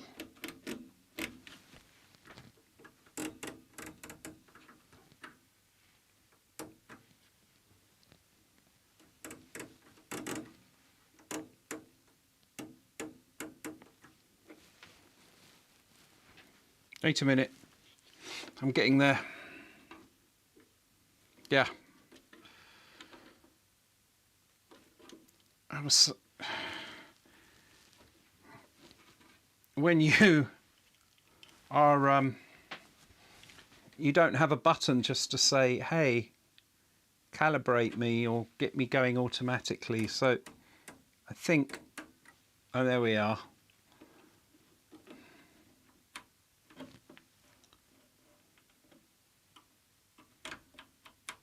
Interesting, that's not changing the...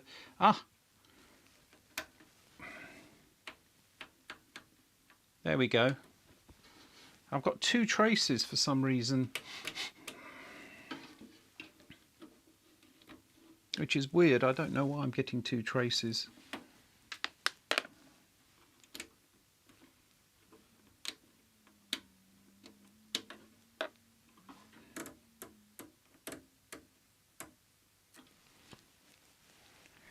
I've got a picture, but what's slightly confusing me is that I'm in some kind of weird mode.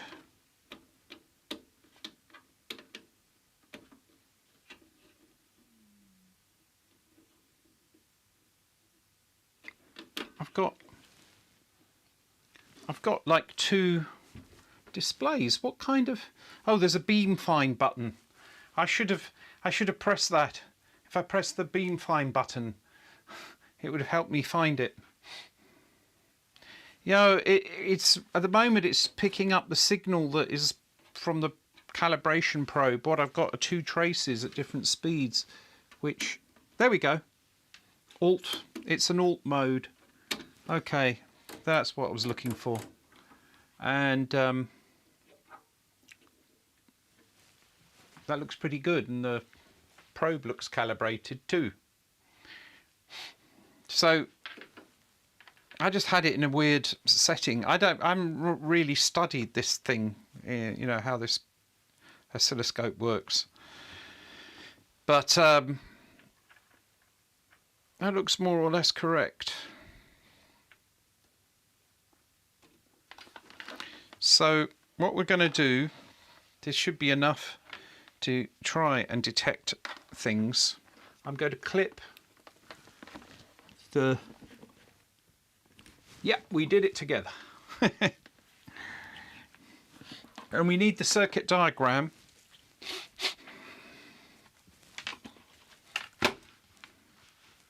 There can be. This is a dual channel, but it's old-fashioned, you know, tube.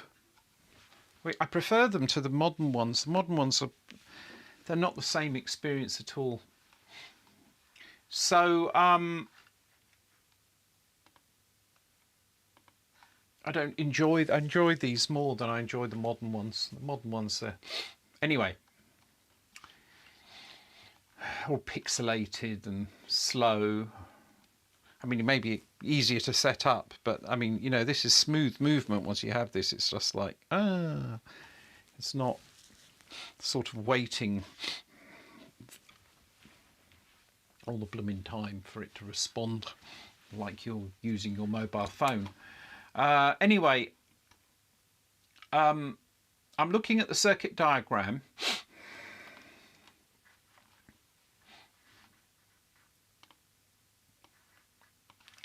Because what I'm interested in here is the oscillator. The oscillator circuit consists of the 74LS04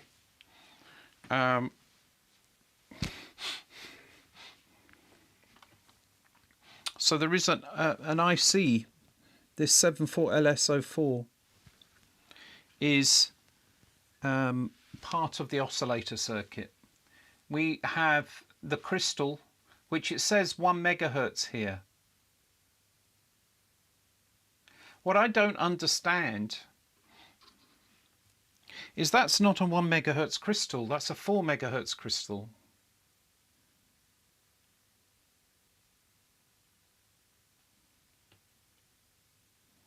But I thought, you know what, they have some kind of divider thing going on, that he must have devised this to have a divider.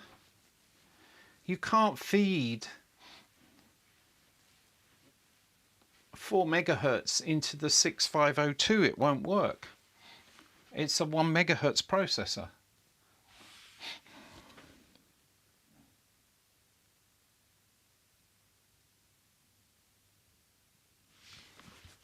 That's suspicious.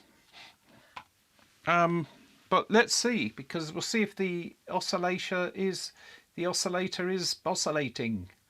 and to figure that out, the clock phase is pin 37 of the 6502. So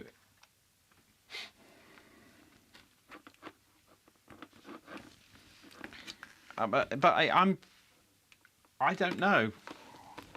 Anyway, pin 37. So if we're looking at this 6502, it's upside down. Pin 40 is going to be the one right at the end here. So I've got 40, 39, 38, 37. I'm going to put this 40, 39, 38, 37. I've got that on. And I want it on in such a way that it's not going to short on the next. Yeah, okay, hang on a minute.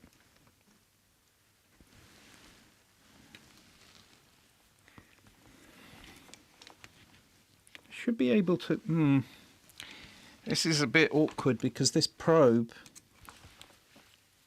might be a better probe. This probe would short one of the pins. Have I got a better one?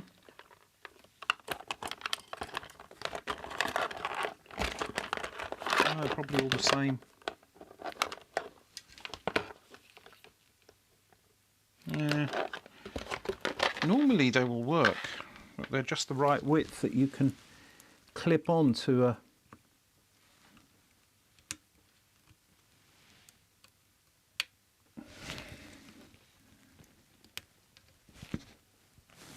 I can't see. I need extra magnification.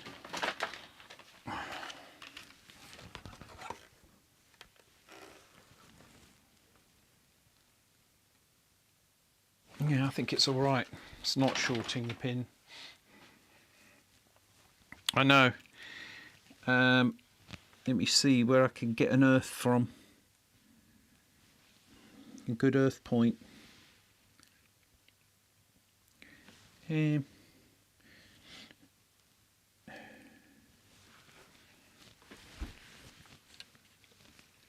doesn't quite reach. Oh, well, it does. Okay, I think it's good. We could just try this out and see what happens. Now it immediately jumped, or something happened to it, didn't it?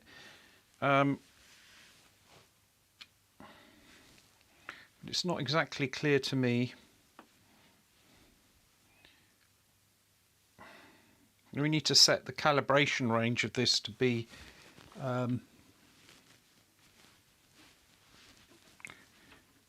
volts per division.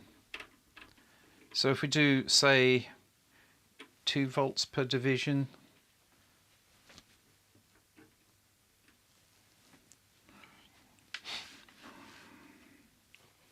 yeah, I think we do actually have a clock signal.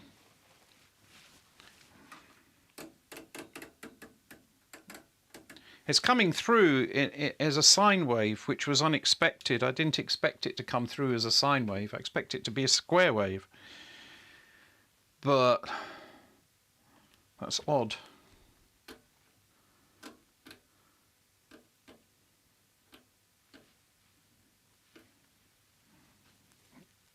Let me just check nothing's heating. But that clock, I need the frequency of the clock. It really shouldn't. It should be a square wave. It should be a square wave. On pin 37. No. I'm not checking the output of. This is going into the processor. If I want to look at a, so that looks fine. It should be a sine wave. Looking at the circuitry here, so that's correct. Where you get the square wave from is pin 8 of IC11. So let's go and check that next. Pin 8 of IC11. That's this one. And pin 8 is 1, 2, 3, 4, 5, 6, 7, 8 is this pin here.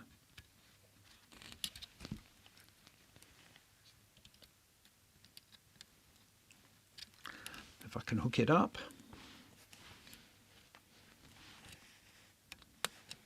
There.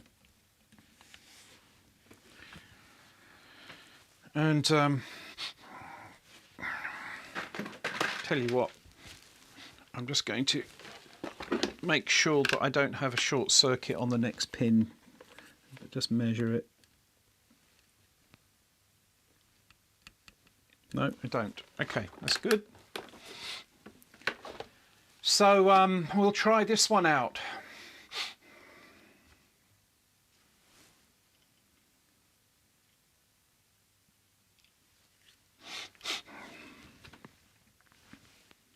We'll see if we get a square wave. And I don't.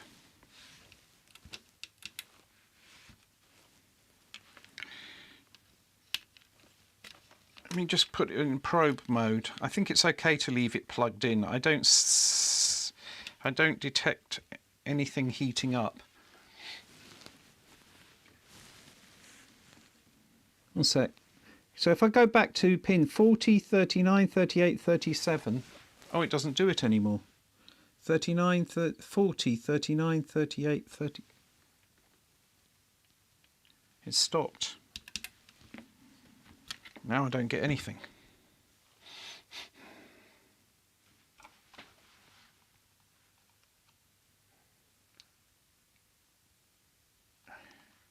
What do you mean by a series or parallel board?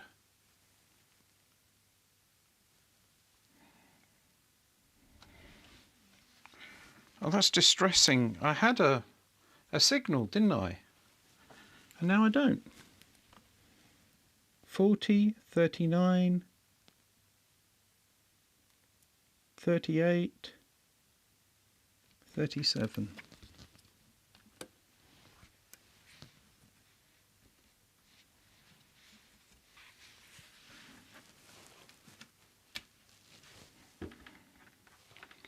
Oh, I had it. There we go. My bad. Had the thing set up wrong. Okay, so 40, 39, 38, 37. We've got ourselves a sine wave. But if I go to pin 8 of here, we should have a sort of a square wave.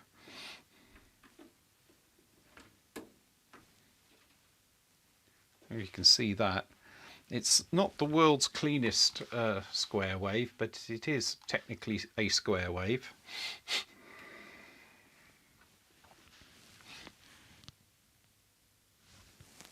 So that would be pin 8 of the thing. Now we want to check what the speed, the frequency is. So what we have are seconds per division. I can see on this setting it's 1, 2, 3, 4. One cycle in 4 divisions. When we look at this, we see that one division is 0.05.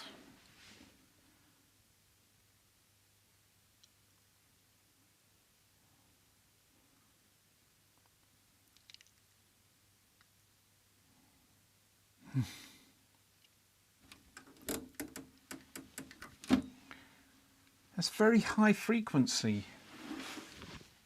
This is a 50 megahertz oscilloscope.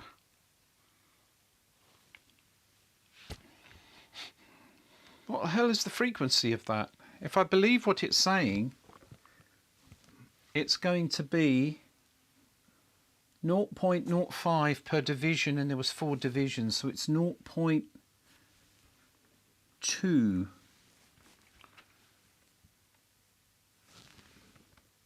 microseconds. I need something to write with, but 0.2 microseconds. Well, if it was 1 microsecond, No, come on, this doesn't make sense.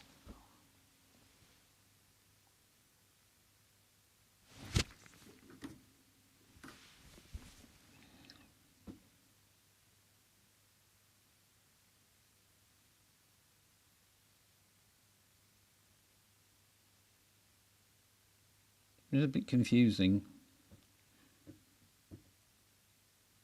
Well, right.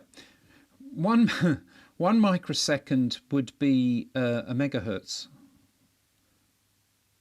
So if it's 0.5 megahertz.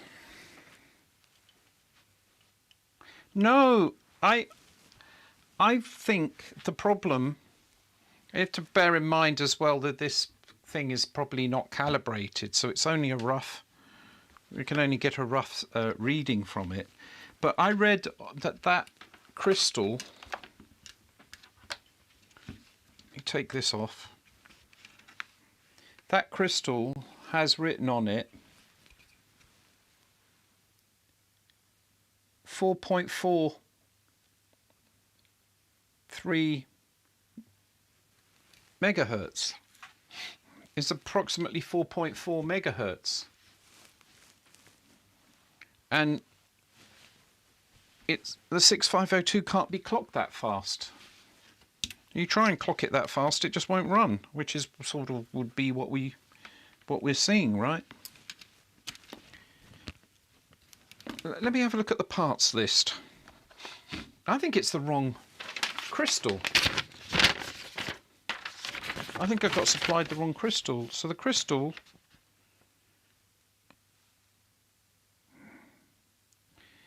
it's a bad crystal.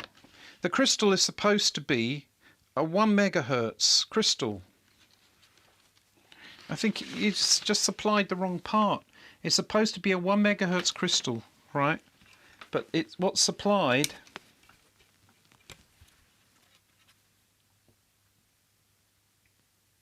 But it does say HC49.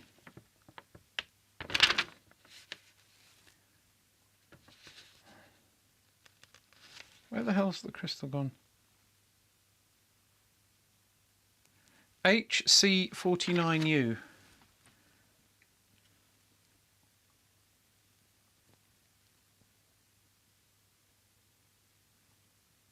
It says 4.43319 M.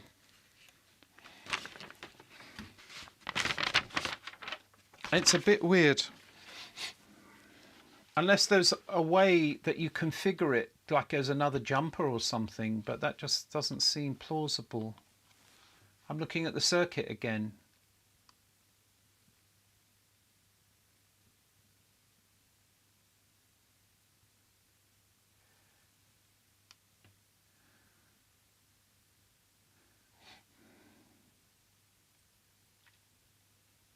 Well, it says it's a 1 megahertz crystal. That's what it's meant to be. But I can tell you that's not what we've got. I'm just double checking my reasoning. But let's put this onto, we can take it from the crystal itself or from the non-ground side of R5, which would be here. That's an easier way to clip onto it. So what I'm doing is I'm clipping onto the R5.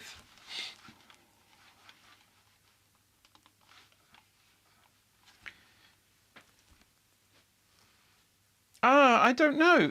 I got it from. It's fine. I can go and send him a message and I can ask him about it. But I think it's a very odd thing, for sure. I think he sent me the wrong one. It's the easiest explanation. I'm having to go all the way to the limit of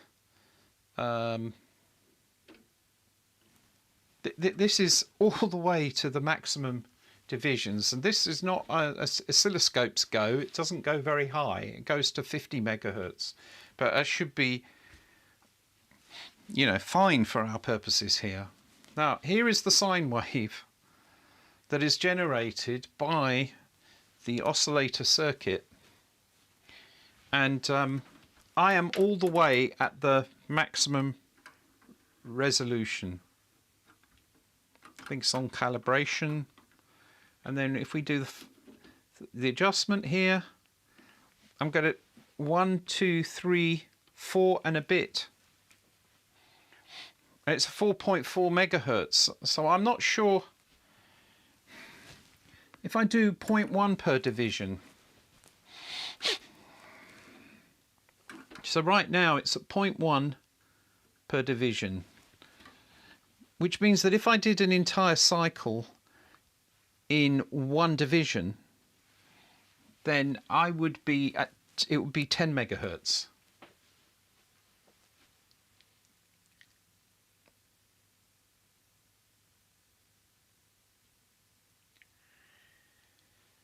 This is, it would be 10 megahertz on one division, right?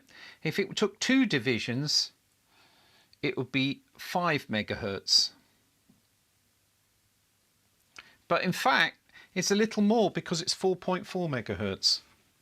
It's beginning to look more. Let's try to do the calculation more precisely. Reading it off here, it's 2.2 divisions. So that's one oscillation in 2.2 divisions. 2.2 divisions is, well, it's 0.1 per division, so we need to divide it by 10. It's 2.2 microseconds. So what we do then is a calculation. I'm just going to get the calculator out.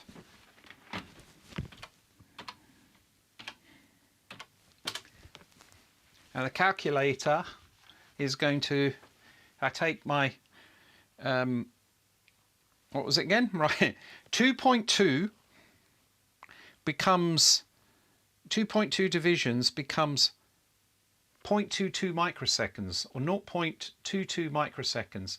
So if I do 1 divided by that, so we do 1 divided by 0.22 microseconds, we get 4.54. And what is written on 4.54 megahertz, and what we have written on here is 4.43. That's close enough to me. Close enough for me. I mean, I'm reading it off of here. It's not very precise to read it, and also this is probably not calibrated. I think it's the wrong crystal. I'm going to say it's the wrong crystal. So what do? Well, we get the right crystal, and it just so happens I have one somewhere.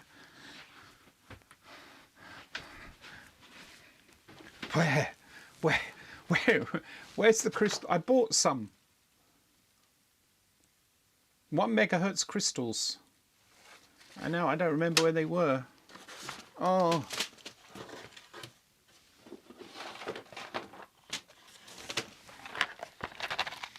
They were, I got them off eBay. They were difficult to find. It's difficult to find 1 megahertz crystals. Oh, what's this got? This has a crystal in it. What's that?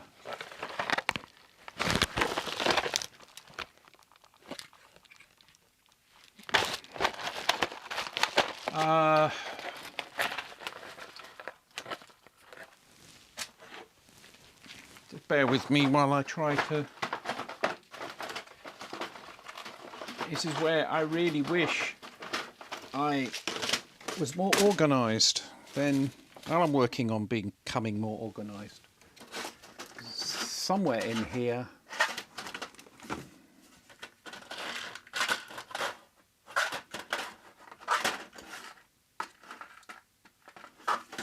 I've got some nice large 1 megahertz crystals. I got them last year off eBay.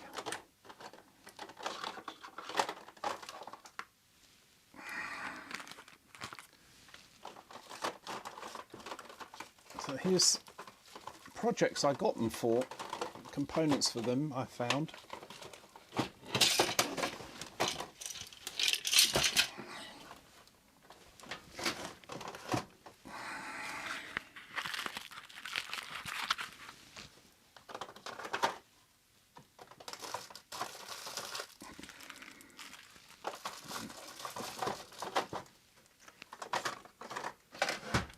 Oh, there must be a better way. I'm not going to be able to locate those crystals. What can I do? I could borrow a 1 megahertz crystal from something else.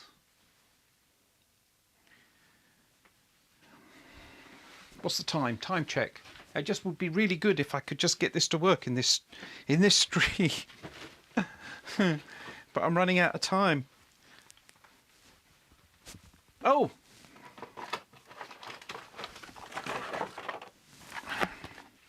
Well, that's interesting.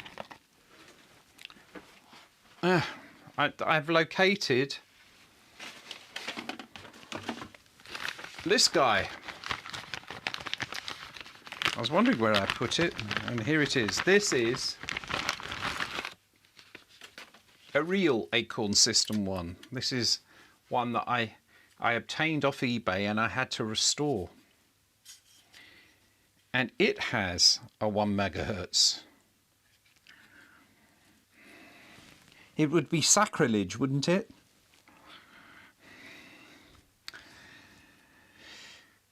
I really don't want to dismantle that to get the crystal out of it. This is the original display. And what I did for this is I figured out a way to make it removable. So you can just slot it in on there. Because the problem is that if this was originally soldered in, you couldn't do any maintenance on the thing. I had to remove this to clean up the keyboard. This had to be replaced because it was the one I got that was blown. Anyway, comparison. This is no, it won't. But that's the interesting thing. It won't fit. You can't get 1 meg. I was looking at that. It was troubling me. I was saying, that's odd. How has it got this crystal that's so small? It's a 1 megahertz crystal. They're big. The higher the frequency of the crystal, the smaller the crystal. 1 megahertz is pretty big. How did they manage to? And I thought, oh, he must, because of the difficulty in sourcing 1 megahertz crystals, he must have designed the board to have a divider circuit, to say divide by 4. And then I was thinking, yeah, but that's going to be weird. If you want it to run at 1 megahertz from a 4.4 megahertz crystal, you're going to have a really weird divider. I was thinking all of those things, and now it's sort of come to roost, hasn't it, so to speak. Let me see if I've got... Yeah. Crystals. What do I have here? 20 megahertz, 12 megahertz. These crystals, these are all bigger value crystals. So of course they're smaller.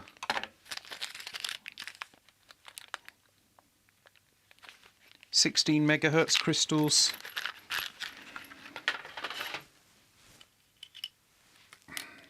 I just wish I could remember where on earth I had put those ones that I had got off eBay. They had to come from Russia. Sort of like they're big chunky 1 megahertz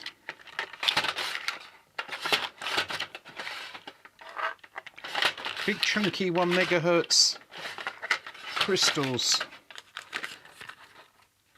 Oh, I thought I found them. No. So let's just take our time and find it. I want to do this. It's so close. I can tell. It's got to be that. And if I change that, put in a nice 1 megahertz crystal, it could burst to life, and that would be awesome. Well, yeah, it's not in that one. So let's pop that back.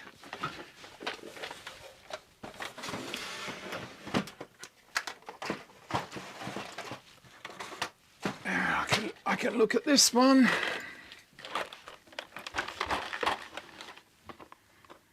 Let's see. So, okay, well that one, I'm not going to dismantle my Acorn System 1. They're so rare. I was really lucky to get that one, even though it was broken.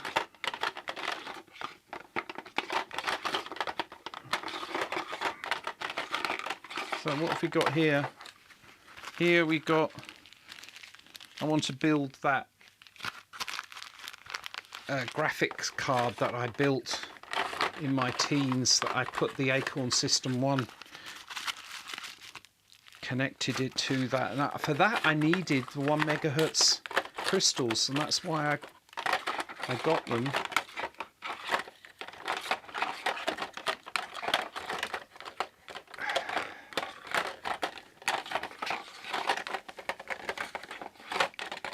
No, it's not in there. A load of rubbish in there, but it's not what I'm looking for. So we can move this over here.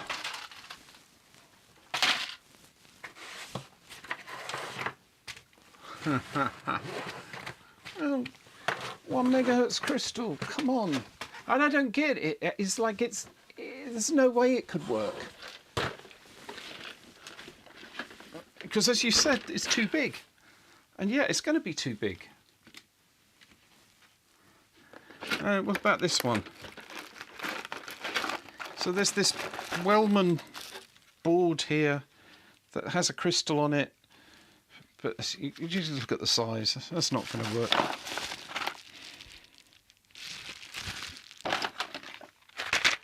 So much crap in here.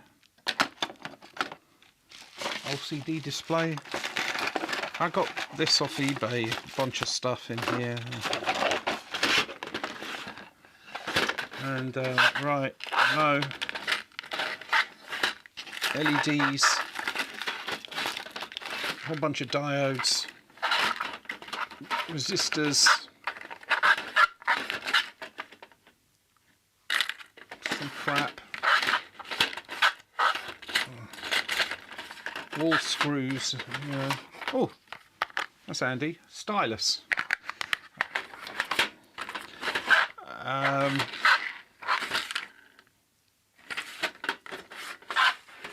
Come on, you can do it. Oh. Random stuff. A Urigella spoon. Yeah. It's amazing what kind of crap you can have there. And then it's like, I might tell the story of when I met Urigella one day. Well, oh, a caps lock I removed off a keyboard. That's good. This is great. I'm scanning all the crap I've got. Haven't found the crystal. So then I'm thinking, where could the crystal be? It's a bit like that game show, the Crystal Maze. In this case, it's yes, you're doing the crystal. They do the crystal maze to try and find the crystal. I'm looking for the crystal.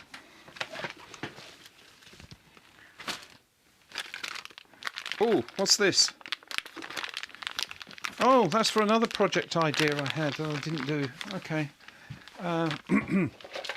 There's lots of things like that. Get round to that one day. There was a Wi-Fi modules. And then I've got a fan. Big LEDs. Anybody? Here is the broken display that I had to replace on my Acorn System 1. And there are these connectors that I use to... I'll show how I restored the Acorn system. Would you like a big... I already did that one. You don't want any big... Okay, fine. Maybe I should just sell things. Anybody want some capacitors?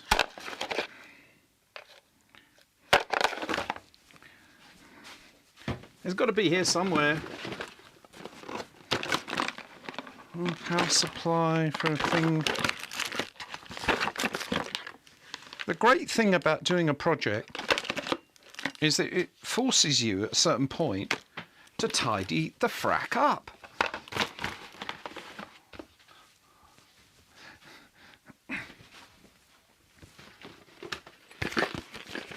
What have I got in here?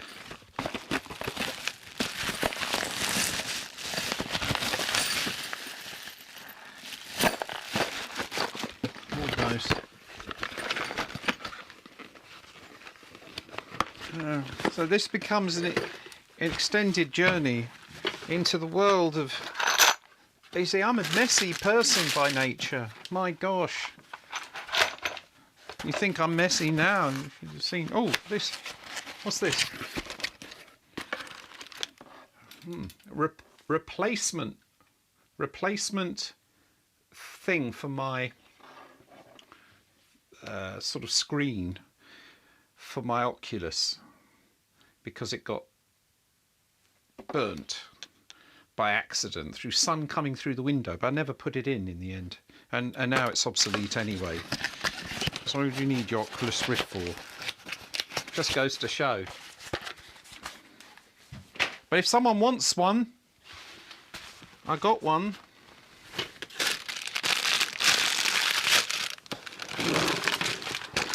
And here we got... Ah! That was an alternative for the display on the Acorn System 1.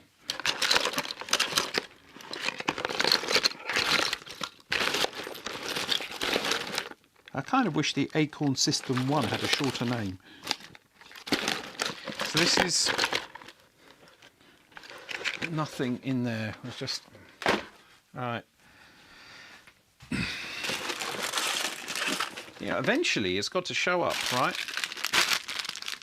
And if it doesn't, I'll end up with a tidier thing.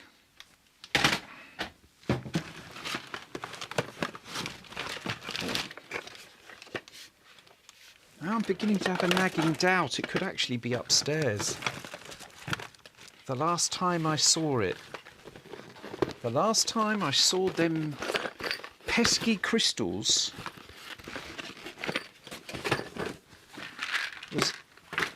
were up in my room.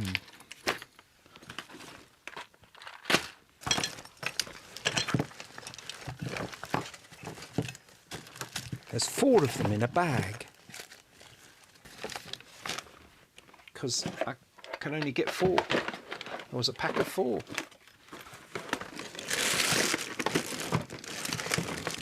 This was last year.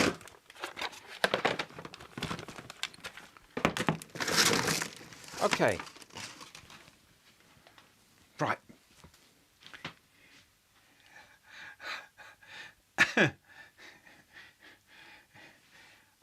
I'm sure I will find it too, but I'm going to do one last ditch attempt. One last ditch attempt at this. I've got a sneaking oh, wait a minute.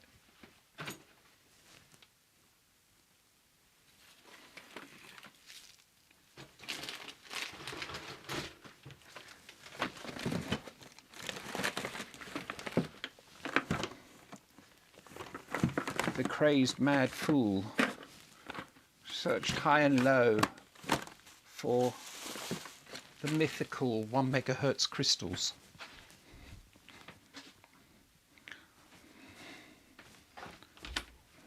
You'll hear me on audio while I go and look. I'll just last ditch attempt. If this doesn't work, I'm...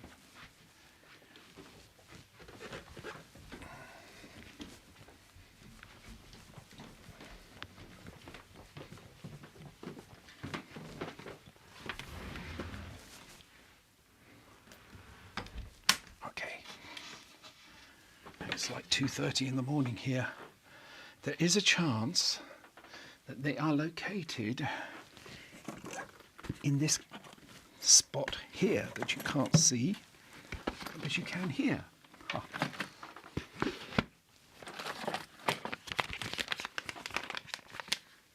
Oh.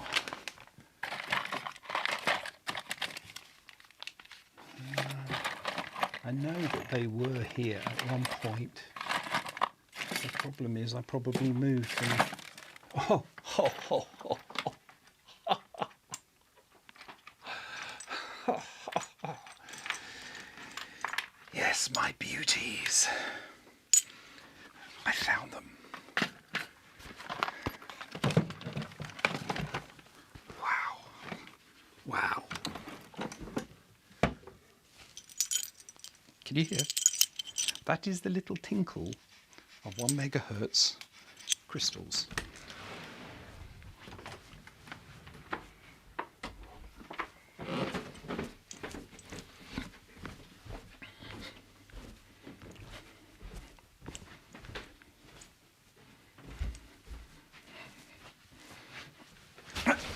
Oops.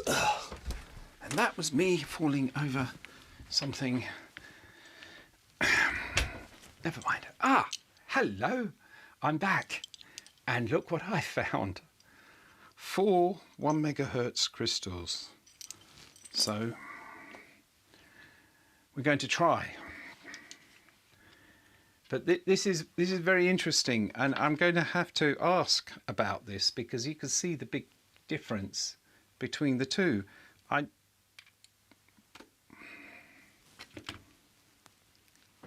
It's just, this seems inconceivable.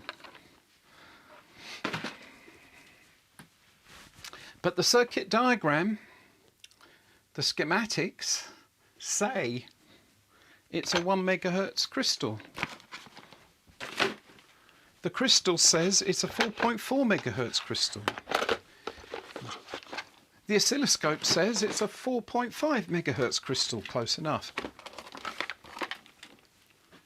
It's feeding that directly into the microprocessor, so there's no dividing circuit, which you could get away with that. That's how you do it these days. You do a divide, you put a circuit divider in there. They won't fit. I know.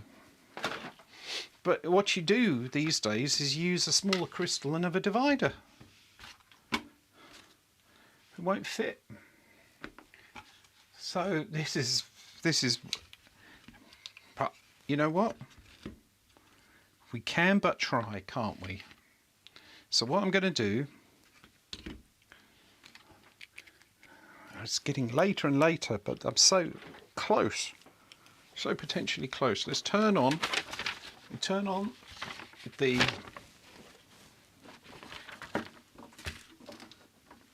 soldering iron. And then what I have to do, it can't do it. It is impossible.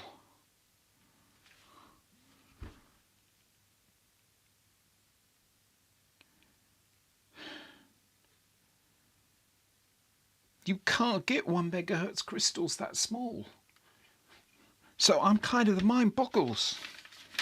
That's why 1 megahertz crystals are rare. These Russian.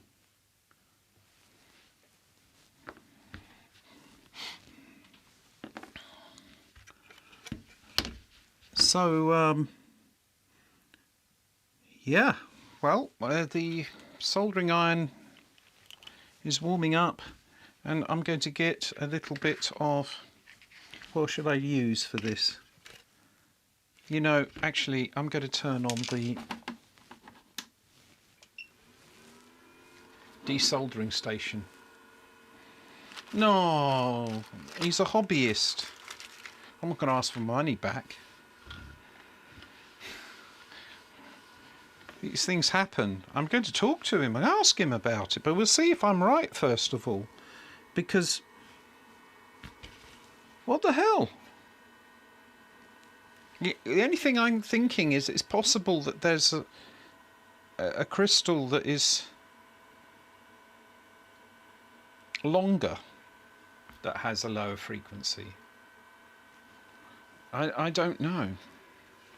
Okay, so the first thing I'm going to do is, or it could all be a test.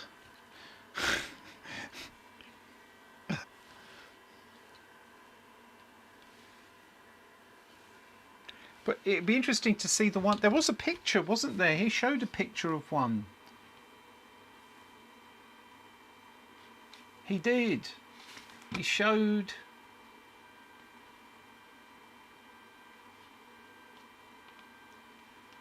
And we can see from the picture of his.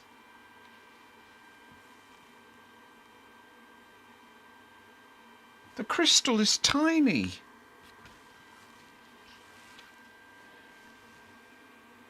It's the same circuit. I don't understand. It's impossible.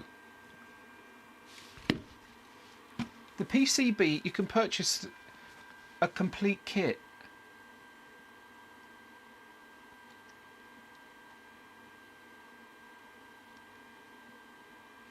Bill of materials. Boom, boom, boom. So it's a crystal. Crystal series mode. And it gives a part. DigiKey ECS. I'm going to just copy. So there is a small one. He wouldn't have been doing this. It's not possible for it to be impossible. It's the problem is, I think I just got the wrong part.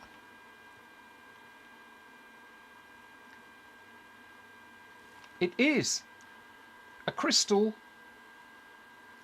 1 megahertz. Its series is HC49UX, frequency 1 megahertz. It's just the wrong one. He's just sent me the wrong part. But if somehow they are able to make crystals that are smaller and that work at 1 megahertz. I didn't know this.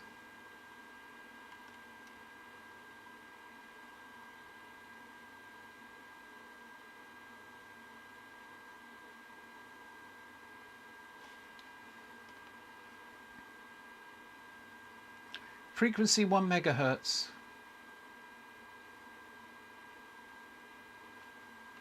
There's only one page. This is very interesting.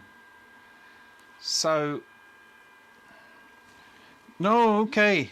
Well, you can watch it in the on the replay. But thanks for.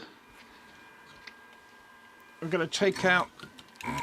The problem is, my concern is it's a different kind of crystal, and it might be that it still won't work. But I can try, and I need to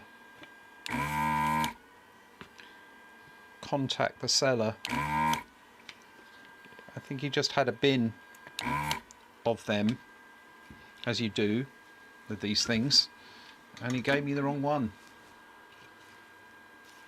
Pretty sure.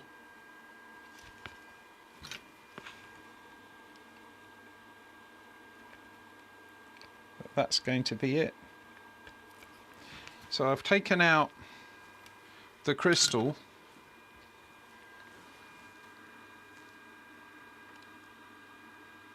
Which totally says 4.4 megahertz. But I'm happy now to understand the situation that in fact you can get 1 megahertz crystals. I don't know why I was having trouble finding them, that I had to resort to eBay, so that's a bit weird. I think to clear the hole, oh, it's better to use the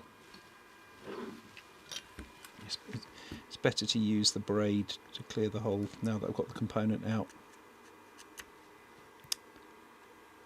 Yeah.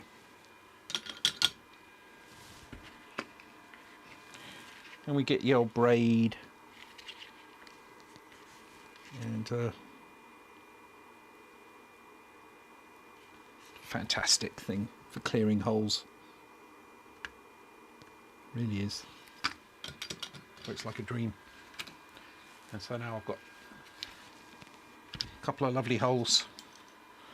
And now I want to get this component in there somehow, but just need to do it enough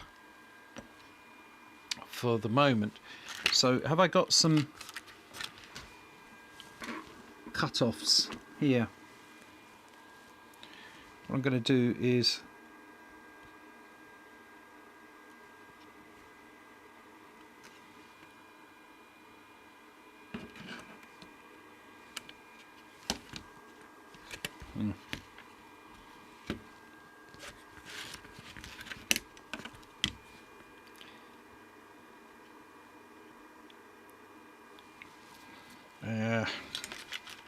let me see if I can.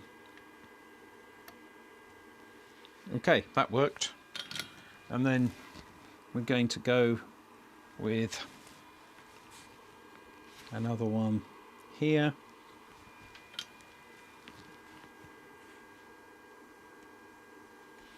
Yep, I've got a couple of wires sticking out from there that then I can take one of my Russian crystals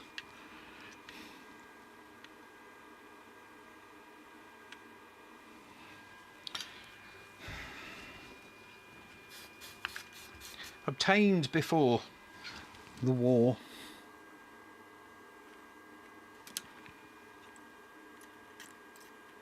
In case you're wondering.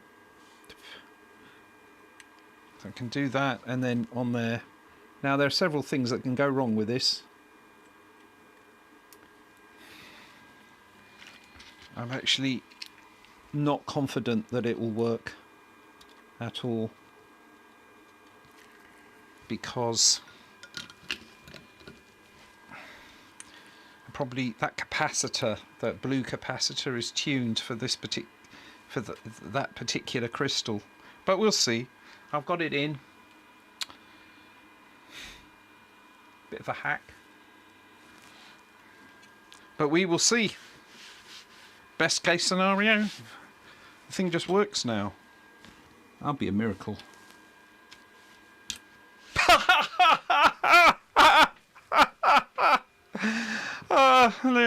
Yeah. It works. Isn't that amazing? It's a little odd. It's working. You can see that you've got a whole row of dots down there, which is exactly what you would expect to see. And look, we've got, I don't know if you can see, AF00. And see, it's running the code in the operating system. So I was absolutely right. It was the crystal. What's a bit weird is that it's running slow. You can see that from the fact that this is flickering quite a lot. So I'm curious about that. Now, that could actually be connected with the fact that this crystal is not matched properly. You know. We're fine. I mean, it means, what's good about it is I can go and I can ask him to send me the right crystal, and then we'll be good. So, oh, it's sped up. Did you see that?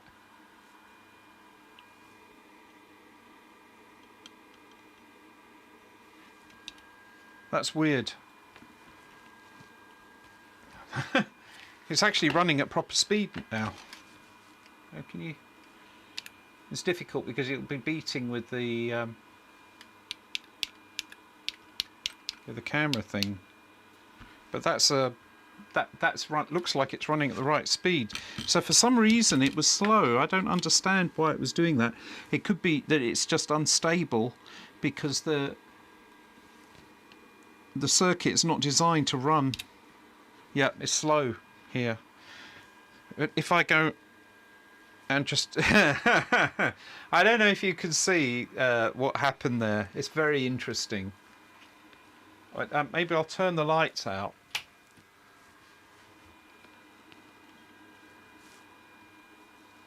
And maybe that's too much. No, okay.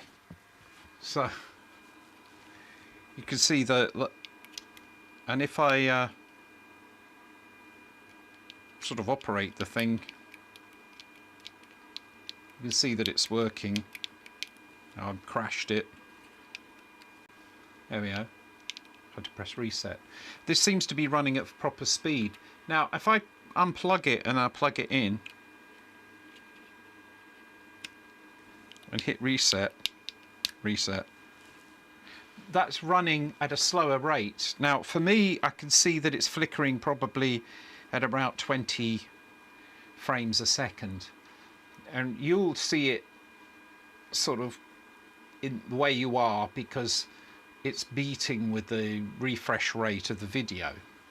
But what that means is that you will be able to tell if it changes its speed. Right?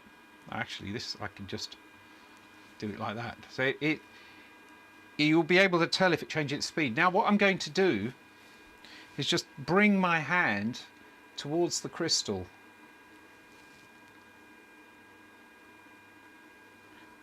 In fact, I think I touched the case of the crystal. So let's try again. So that's a slow refresh rate, and I just touched the case of the crystal, and now it's full rate, which is interesting. There's instability in the clock, which is what I was expecting, and as a result of that instability, it was doing amazing, isn't it? It would have worked first time if it wasn't for the fact I had the wrong crystal. I'm going to try putting this on so we can look at the waveform, and then I'll call it a day.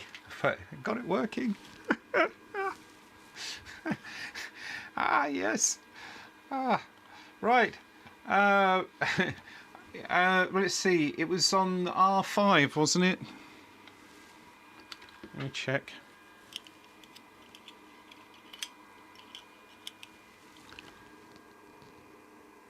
R5.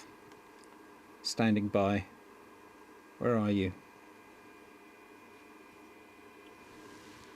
Oh, there. That's it. So what I'm going to do is put this. Oh, it'd be better to do that with the.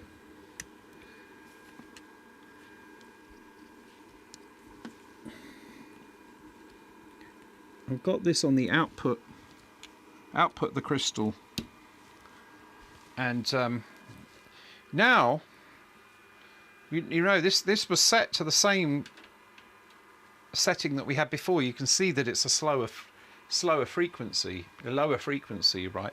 So let's just count it. I'm at 0.1 microseconds per division, and where's the position? There it is. So in terms of this cycle, it's about the whole width. 1, 2, 3, 4, 5, 6, 7, 8, 9, 10. Which means that one cycle is 10 tenths, or 1, and 1 megahertz. So this is exactly 1 megahertz now. What's interesting is that slow rate that I'm seeing when I first start this up, it's not going to show anymore. It's one of those things that's not measurable. See, as I put it in, it's correct.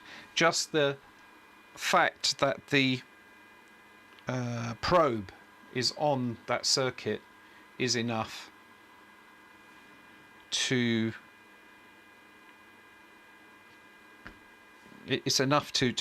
make it stable. So we can't actually see why it's running slow. If we try, it will run normally. What this means is that until I've got the new capacitor, oh look at that, terrible, doesn't like that at all. Until we have the new crystal, then all I need to do when I start this up is it starts up in slow mode, and then I touch the crystal, and it runs normally. Then it's a bit like a heart. What's in effect happening here is that it's not beating properly. But then if I just, you touch the case of the crystal, it's going to change the capacitance in the circuit just a little bit, and when it does, then it just kicks the thing into the right rhythm, and now it's working fine. Amazing. So I'm going to be talking to the maker of this lovely kit. I really enjoyed building it, and I think it's great. I don't want to diminish it at all, because it's an honest and simple mistake. It's just got the wrong crystal. He might have just pulled this out of a batch that he got, and he was supplied the wrong crystal. Well, there you go. Happy days. Now, can I write a program? Oh, I don't know. Memory at 0000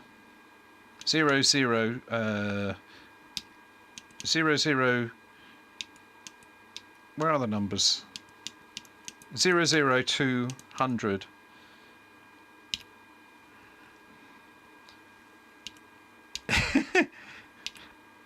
A9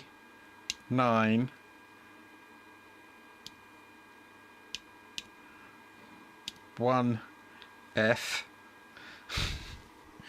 It's hard to do this without the labels.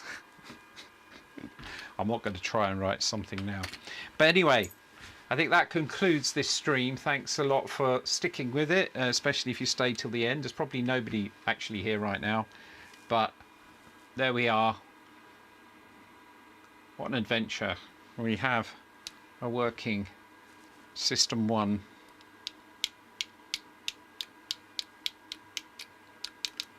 And we'll have lots of fun with that, because this is a lot more convenient than the real thing.